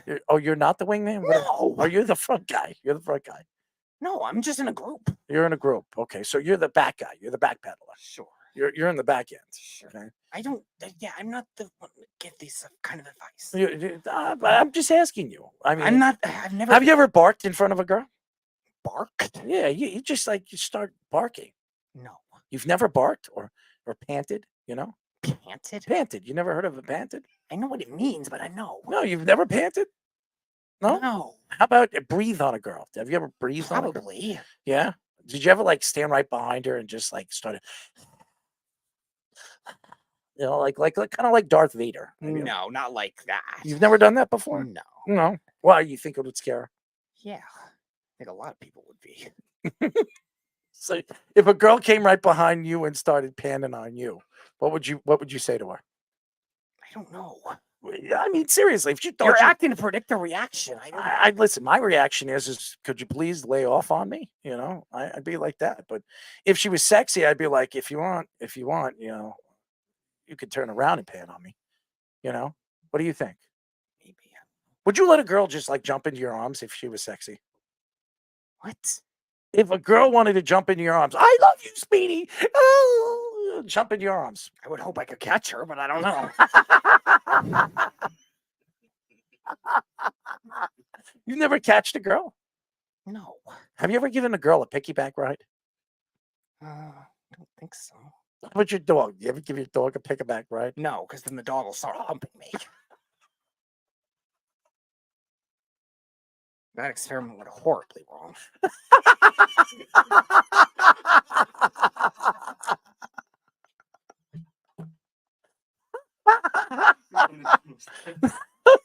The dog will start humping me. How's your dog like cats? You like cats? He actually is more friendly with them than you would think. He likes pussycats? In the little bits of experience he's had with them, yeah. Yeah. So he doesn't really like pussy. He said he's fine with it compared to most dogs. So he's okay with pussy. Yeah. Do you like pussycats? They're fine. Do you like the pussy? They're okay. Okay. They're okay. What do you like about them? They're not like wild cats. They're not going to be aggressive. They're wild animals. I mean, they're domesticated. But... What do you like? You like them shaved? What do you like them? You like them No, furry? I'm not going to force any animal to shave it. No, I'm just saying. Do you like the shaved cats? Yes. No, I don't like Or you like shaved the stuff. you like the hairy stuff? You like the hairy cats? I would hope they have hair, yeah. I hope they have hair too. No, actually, they don't. But I mean, what do you like? You like them stripped? What do you like? What does that even mean? Like a strip. What? A strip pussy. Oh, like Yeah. a color you're Yeah, talking yeah, about? color, Yeah, yes. I wouldn't. What color do you like? I like black. I like orange. I figured. orange. So you like the ginger type? Yeah, for cats, yeah. Yeah, Not a bad color. the ginger pussy, right? Sure. Yeah, nice line, straight, Sure. clean, cut. Sure. Have you ever eaten a cat before? No. You've never eaten a cat before? How do you know you've eaten a cat? I've eaten a cat before, I think. Okay, I believe it. I mean, you go to a Chinese restaurant, you don't know when you're eating them. I don't really eat Chinese food that much. Why not? It's not one of my favorite flavors. What is your favorite flavor? Really? No, I'm asking you what's your favorite. No, I'm not talking about the sausages. We all know you like sausages. All right, so I'm all other kinds of pretty much any kind of meat. I like Mexican and some types of. What's your favorite Italian. part of Mexican? Is it hot? Do you like it? What do you like? Yeah, the flavor fusions that are good, like Flavor good fusions. spicy sauces Mm. are good. Like you can fuse many different types of hot sauces, Mm. meat flavors, anything. Even they have a lot of unique combinations. Mm. Have you ever put hot sauce on anything on a part of your body? Have you ever tried that? Yeah, a few times in college. Where did you put it? I did one of them. I did one of them straight on my tongue, just like straight, like really hot ones. Mm. Yeah, it's like a more of a dare type thing. A dare type thing. I've done it on my ear before. Oh, okay. Anything else? Your Your nipples? No, not my nipples. You've never put hot sauce on No. your nipples? I mean, I'm telling you, it's definitely something that you can enjoy. I'm not too much effort. Too much effort? I mean, all you got to do is drop the hot sauce on the nipples. Yeah, and then I have to like curl my head in an awkward position just to lick it off. No, you don't have to lick it off. You have somebody else lick it off for you. Yeah, okay. I don't want so much tongue on my chest. Yeah. Why not? Why so? You wouldn't have a woman lick off that nice hot sauce off your nipples? No, Why? I don't need that. Is there a particular woman that you would love to just hang out with? Maybe I don't know. Stop. don't know. Stop. I mean, don't just relax. Calm down. I'm just having a conversation. Me and you, we're a team here. You know. I'll tell you who I want. Okay. Okay. How about Jennifer Lopez? You like Jennifer Lopez? No, You don't find her attractive. not really. No, she's ugly, right? Yeah. How about Ben? If you had a choice between Ben Stiller, Ben Affleck, and Jennifer Lopez, where would you go? No, I'd still go jail over there. Why? What's wrong with it? Do you want to meet Ben? I like the both as actors, but Which one do you want to meet? oh, wait, meet as an actor, probably Stiller. Stiller? Yeah. So you don't like Ben Affleck? He's No, he's fine. I have nothing wrong. I'm not against either one. Who do you think? If you had three of them stand right next to each other, who do you think everybody out of all three of them? Who do you think everybody would pick? J-Lo. Why? Really? I'm asking you why. Because the appeal, The appeal of what? sexuality. Sexuality. Do you think she has a big ass? Probably. Have you ever looked at her ass? When would I even encountered her? I'm not talking about it. Did you ever see her dance? Have you ever seen her in the movies? Yes. Yes. What is your favorite part about her? I don't know. You've never seen that ass jiggle? You know? I've seen it before. I don't analyze it. I that way. analyze it. Everybody Okay. analyzes it. So you've never looked That's at what I'm saying. I'm weird. I'm not saying I'm in the majority. I'm just Well, saying I'm weird. I'm more weirder than you, just so you know. Okay. I'm a little bit more weirder than you, but it's okay. I mean, we're all. I mean, what about you, Fish? I mean, are you weird? Are you a little- Oh, I would probably say so. I don't know if I'm weird in the same way you guys are, though. Yeah, I'm a little bit weirder than all of you. I think I'm a little bit more weirder than Speedy. But I don't know. If I seen Jennifer Lopez bounce her butt, I'd like to take a couple of tags on that one. Don't you think, Speedy? Sure. How about you? I don't know, maybe. I mean, she's a legend. Well, we'll hold her down. We'll give you a What? Again, you're not putting like struggle situations. struggle situation. You're holding someone down Oh, with your upper body size that you claim is ahead of Justin Tuck's. Take that as a positive for once and a concern for holding down a woman. well, if she allows me to, would you enjoy it? Okay, enjoy. Would you like to watch me do that? I don't care. Do you- I believe you could do it. Why do you guys like? I want you to know if I want to ask. Why do you need witness proof? Oh, you were going to say witness protection. Yeah, I was. I was waiting for you. I to know say- I was. Do you need a witness protection on that? No, you shouldn't. I shouldn't do what? Need a witness to with anyone that can see your upper body. Maybe it's like Sean could believe that you could hold down Jennifer Lopez. I don't want to hold down Jennifer Lopez. I just want to. I said if I had a chance to do that, would you watch me do it? Why would you matter? I mean, it's you. Why would it matter? You just said that you would. So Again, why does it matter? If you want to hold her down, hold her down. okay, and we'll share Again, why does it matter? because we're a team. We're a good team. We're a team. I mean, seriously, Fish, are we a team? We're a team. Sure. See? Sure. All right, you two have at it. No, you got to be a part of this. No, you don't. You have to be our leader. No. Why? You're trying to have me lead that type of operation? No. Got horribly wrong. Horribly wrong. Well, anyways, that was great. Thank you, Speedy. Thank you. You've given me something to think about tonight. I could provide you with that random information. It's good information, man. It makes me feel good about who you are and what you're all about. Okay. Thank you to the fans out there for giving us the opportunity to interest you. All right, Speedy? No. You're not interested? Not really. If you were a fan, would you be interested in that conversation? Maybe. Yeah, you would be. Maybe. You would. Because they Maybe for a little while, then it'd probably be. all right, take it too far. who's your Jennifer Lopez? I don't know. You don't have any. I don't have like selective people. I'm not. You don't like it. I'm not that. Lisa Ann. Lisa Ann. I don't know. She's a sports fan, by the way. Okay. She's I got believe big you. jugs. I believe you. She's got big jugs. Okay, I believe you. You like jugs? Maybe.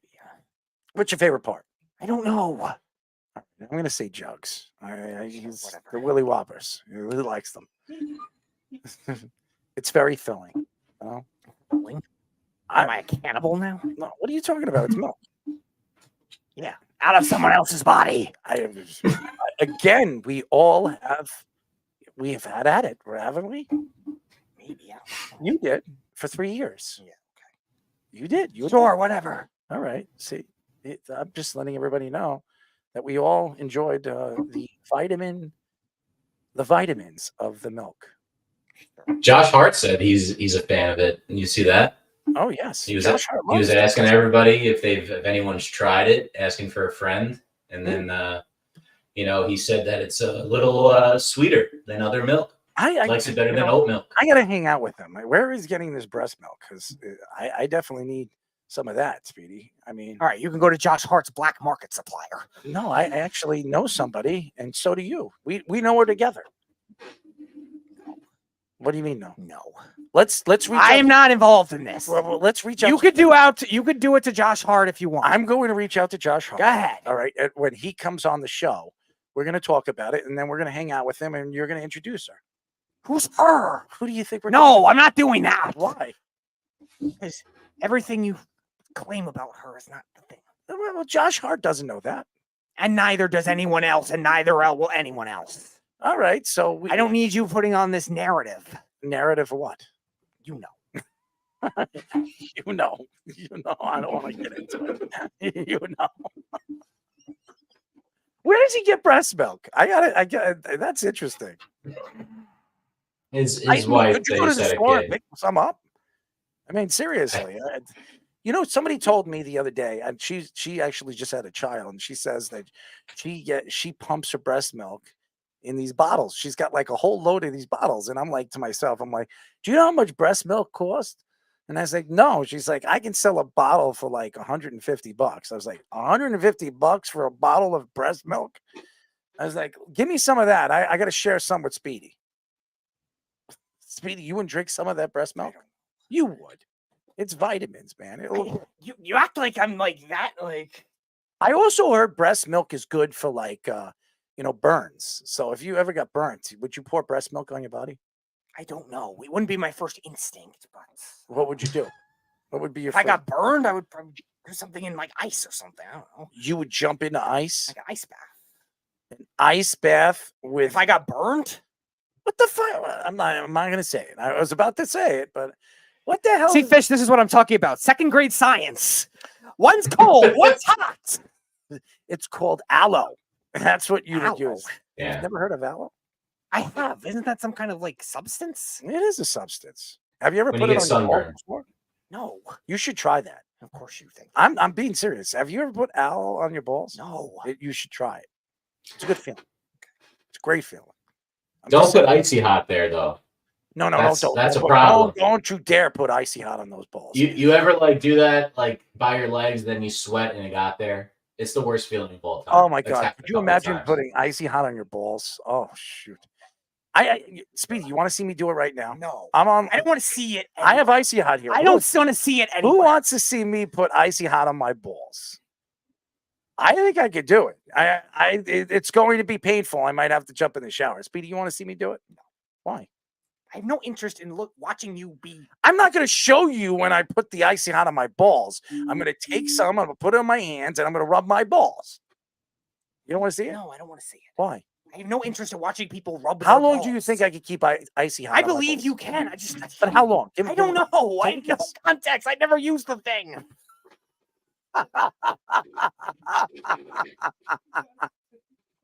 I have no context. I don't use the thing.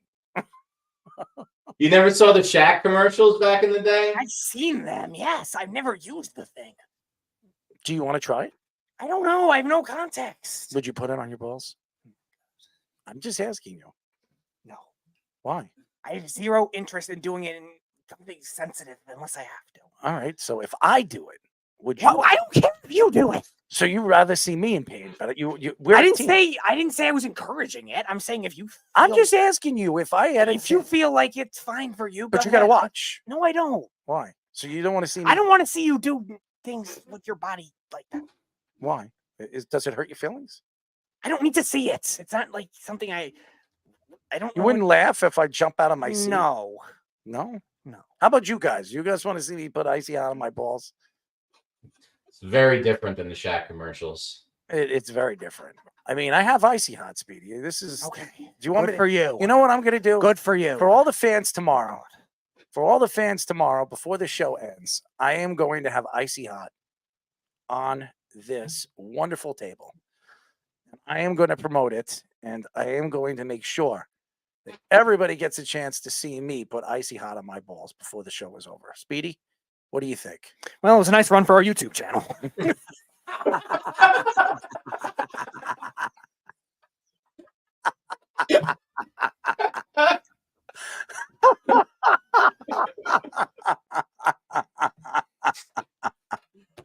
Well, that was good, but I'm being serious. I mean, anybody that so how long do you think I could keep it on before I go crazy? What do you guys think?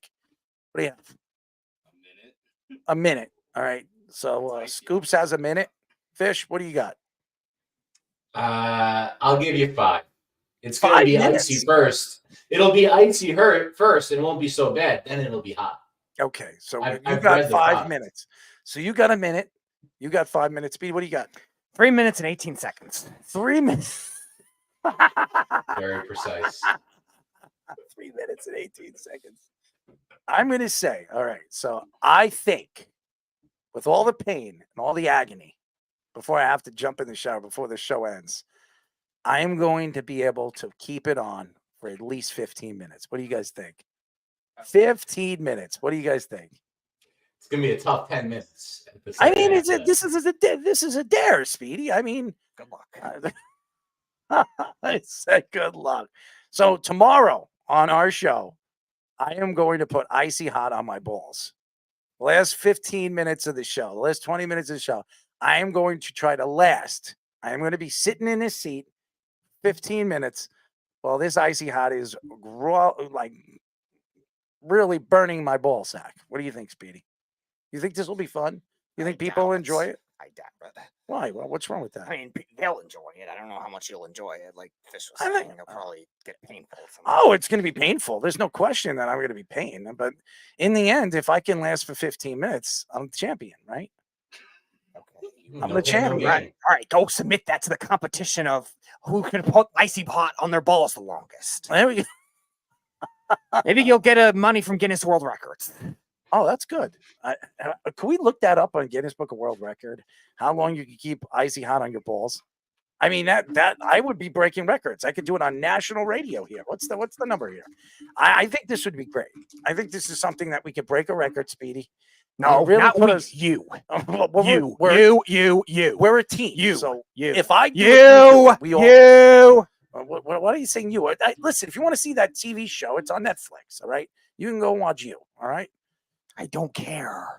there it is. She went from You to I don't care. I don't see it. Oh, so I would be the first. Keep it on for a second. It'll be a record. I would break a record. You would. Wow. we can be breaking records on this show. Yeah, you guys got to tune in tomorrow night on YouTube. You know, if you're just listening, you got to see this. This is going to be must see. I am going to keep icy hot on my balls for 15 minutes. Ladies and gentlemen, I am going to be breaking records that won't be broken on this show. Icy hot on these genitals. So there you go. It's going to be the first. A first time for everything, Speedy. We should reach out to the Guinness Book of World Records. I don't you. It's all you. No, we. No, we. We're I am not involved in We're a this. team. I am not involved in this. The sports loudmouth. No. and Errol Marks. And Speedy. Errol Marks. And Speedy. Errol Joseph Marks. Listen to me. Give me my name. What are you throwing me a curveball? Anyways, ladies and gentlemen, tomorrow on radio and on YouTube, the great Errol Marks and Speedy, as a teammate, No. he will be watching No. as I will be undergoing the burning sensation of icy hot on my genitals. So, ladies and gentlemen, if you want to see me in excruciating pain, you must watch. I have to get the shower ready because these things need to be washed after this. I mean, this is going to be really hurting, but it's going to be great, Speedy. I hope you're ready for this. Enjoy your dare. It's not a dare. This is No, you're right. If you self-inflicted it, that's right. I am breaking records here. I am going to be the record breaker, breaking icy hot ball sack. I mean, this is something that nobody's ever going to break. Even you, Speedy. I'm not going to try it. Well, you can't even see your balls. I don't care. I'm not going to try it. All right. You can hold the record as long as you can before some weirdo on TikTok probably tries to do it. This is great, and we're gonna have it, and I'm gonna rub it. You're not gonna see it. I'm not gonna show you my balls, but everybody's gonna see. I'm gonna have the hand. I'm gonna have the icy hot. I'm gonna stick it in my pants, and I'm gonna rub my balls. Okay, it's gonna be a sensation that we'll never forget. And boy, oh boy, I'm gonna be in a lot of pain, but I'm gonna sit here for 15 minutes and finish the show. It is going to be must watch, ladies and gentlemen. So stay tuned. Anyways. It was a great show, Speedy. What happened to Sean Smith? Who knows? Do you think Sean Smith would do it? Probably. I don't think he would ever do it. I don't think he has the balls.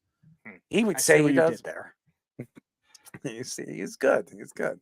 It sounds like a locker room prank that he may have seen or done one time, though. Probably. That's what I'm thinking, maybe. Probably. But it's okay. Sean Smith don't have to do it. But if you want to see me in pain, and I'm sure Jeff would, or anybody, Jeff's waiting for this moment. I'm going to get a batch of icy hot. As a matter of fact, hold on. Let me see. Oh, just stay here for a second. I have it. Hold on. At this rate, if Jeff does, if Jeff does have to endure that, we really have to make him eat dog crap at this point because he got off of that very, very easily. Fish, that was before you came in, but Jeff had to eat dog crap after Aaron Rodgers and Derek Carr. Like one of them was not going to go to the Jets. That was his thinking because obviously the Raiders were in rumors and other teams for Aaron Rodgers at the time. And that sounds like a bet Jeff would make. Yeah, so he said he'd be willing to eat dog crap. So if Errol does this, maybe we have to force Jeff to eat dog crap again. All right. All right, it's back. All right, ladies and gentlemen. Icy hot cream, baby. It's right here. It's wonderful. It's going to be burning the hell out of it. It's good for arthritis.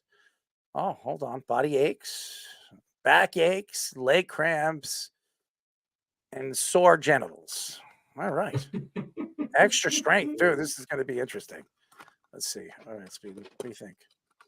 Let's open his box for a second. Hold on. There it is. Icy hot. And it was used a little bit. Speedy, did you use this? You never tried this? No. You want to try to put it on your mustache? No. How about your nose? No. Your ass? Your dog genitals? I wonder how your dog. I'm not putting it on my dog. Would you lick it off your dog? No. Okay, I'm just asking. So, ladies and gentlemen, I have icy hot right here. I'm not going to do it tonight. I'm going to be ready and able, and I'm going to break a Guinness Book of World Record, which is a second. It'll be 15 minutes. I am going to keep this on my genitals as long as I possibly can before the show ends. Speedy, do you think I'm going to be able to keep it on for 15 minutes? No. So, Speedy, there's no chance in hell, Speedy. How about you, Fish? 15 minutes? You know, I believe in you. All right. So I got one vote. How about you, Scoops? Not a chance in hell. He says 15 minutes, man. This stuff is, This is an interesting creation, let me tell you. But I'm going to tell you this right now. We will record it. It will be on live radio tomorrow on the Sports Loudmouth as Errol Marks at 9:45 on the button tomorrow will experience the hot sensation on his genitals of Icy Hot. So stay tuned for that. And by the way, I am going to do it. I do not walk away from a dare. So I will do it on national and live radio. I don't know what it's going to feel like, but if you want to know, you'll get a chance to know tomorrow. It is going to hurt.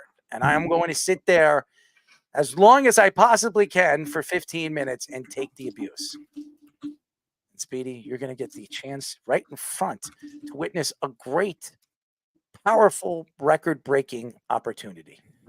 We're going to do it on national radio, and then we're going to send it to the Guinness Book of World Records. We might as well, right? Nobody's done it before. It's never been done before. I don't think anybody has the balls to put Icy Hot on their nutsack. You know, after you set this record, Errol, I think you have to challenge the big dog. You got to call out Shaq and see if he'll come on and see if he'll break that record here. Shaq is the godfather of Icy Hot, as far as I understand. Maybe we should write this Shaq and tell him that I'm going to try this and break a record. I don't think Shaq would ever do this, by the way. But I don't think anybody crazy enough would do that. But Speedy, I'm doing this for Speedy. This is something. No, you're doing this for you. No, I'm doing this for you. No, you're not. We're breaking records here. You are breaking a record. We are breaking a record. I'm doing it, but we. Yeah, you're doing it. You on national radio. We. You know what comes from me goes to you. No, that's like saying that Max Scherzer deserves credit for the Rangers winning a World Series. He does. No, he doesn't. He showed didn't up. play. He showed up, and if you show up, you No. get credit for it. No, you So don't. you get a ring too. No, you don't. So if I get a record, you get the record with me. So You don't have to do it. Congratulations to Carson Wentz on winning the Eagles a Super Bowl. Yeah, You don't okay. have to do it. I have to put this wonderful cream on my genitals. Yeah, and you get credit. We all get No, credit. you get credit. We as a group on No. national radio. Who is ever going to put Icy Hot cream on their genitals? I am. I'm going to do Yes, you. it. Yes, but we are together No. on national radio.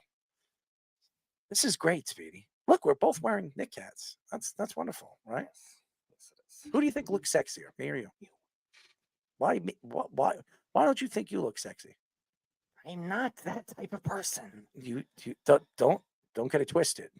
You are. You just got to believe it. And I'm going to prove it tomorrow. 'Cause No, you're not. I am not involved in this. If I could keep this on my genitals for 15 minutes, Speedy is going to go out tomorrow and he's going to pick up and use a pickup line to get a girl. No, I'm not.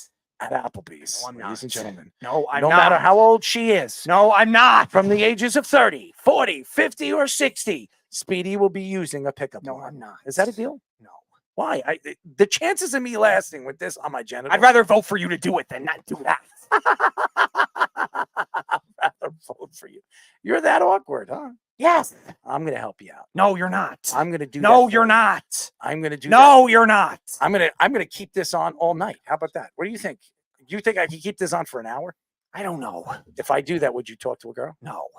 So no matter what I do, It's not going to be because I told you, not because of outside influence. I'm trying here, ladies and gentlemen. Anyways, ladies and gentlemen, I would apologize to Speedy, but I'm not. But tomorrow on national radio, this man, yes, you're looking at him. Ears looking at you, kid. No Sean Smith, no problem. I have my friend, Mr. Icy Hot, right in my hands, and he will be on my genitals. So tomorrow night at 9:45, well, close to 9:40. I'll say 9:44. It's 9:44:30. So like 30 seconds before 9:45 comes through. These will be on my nuts.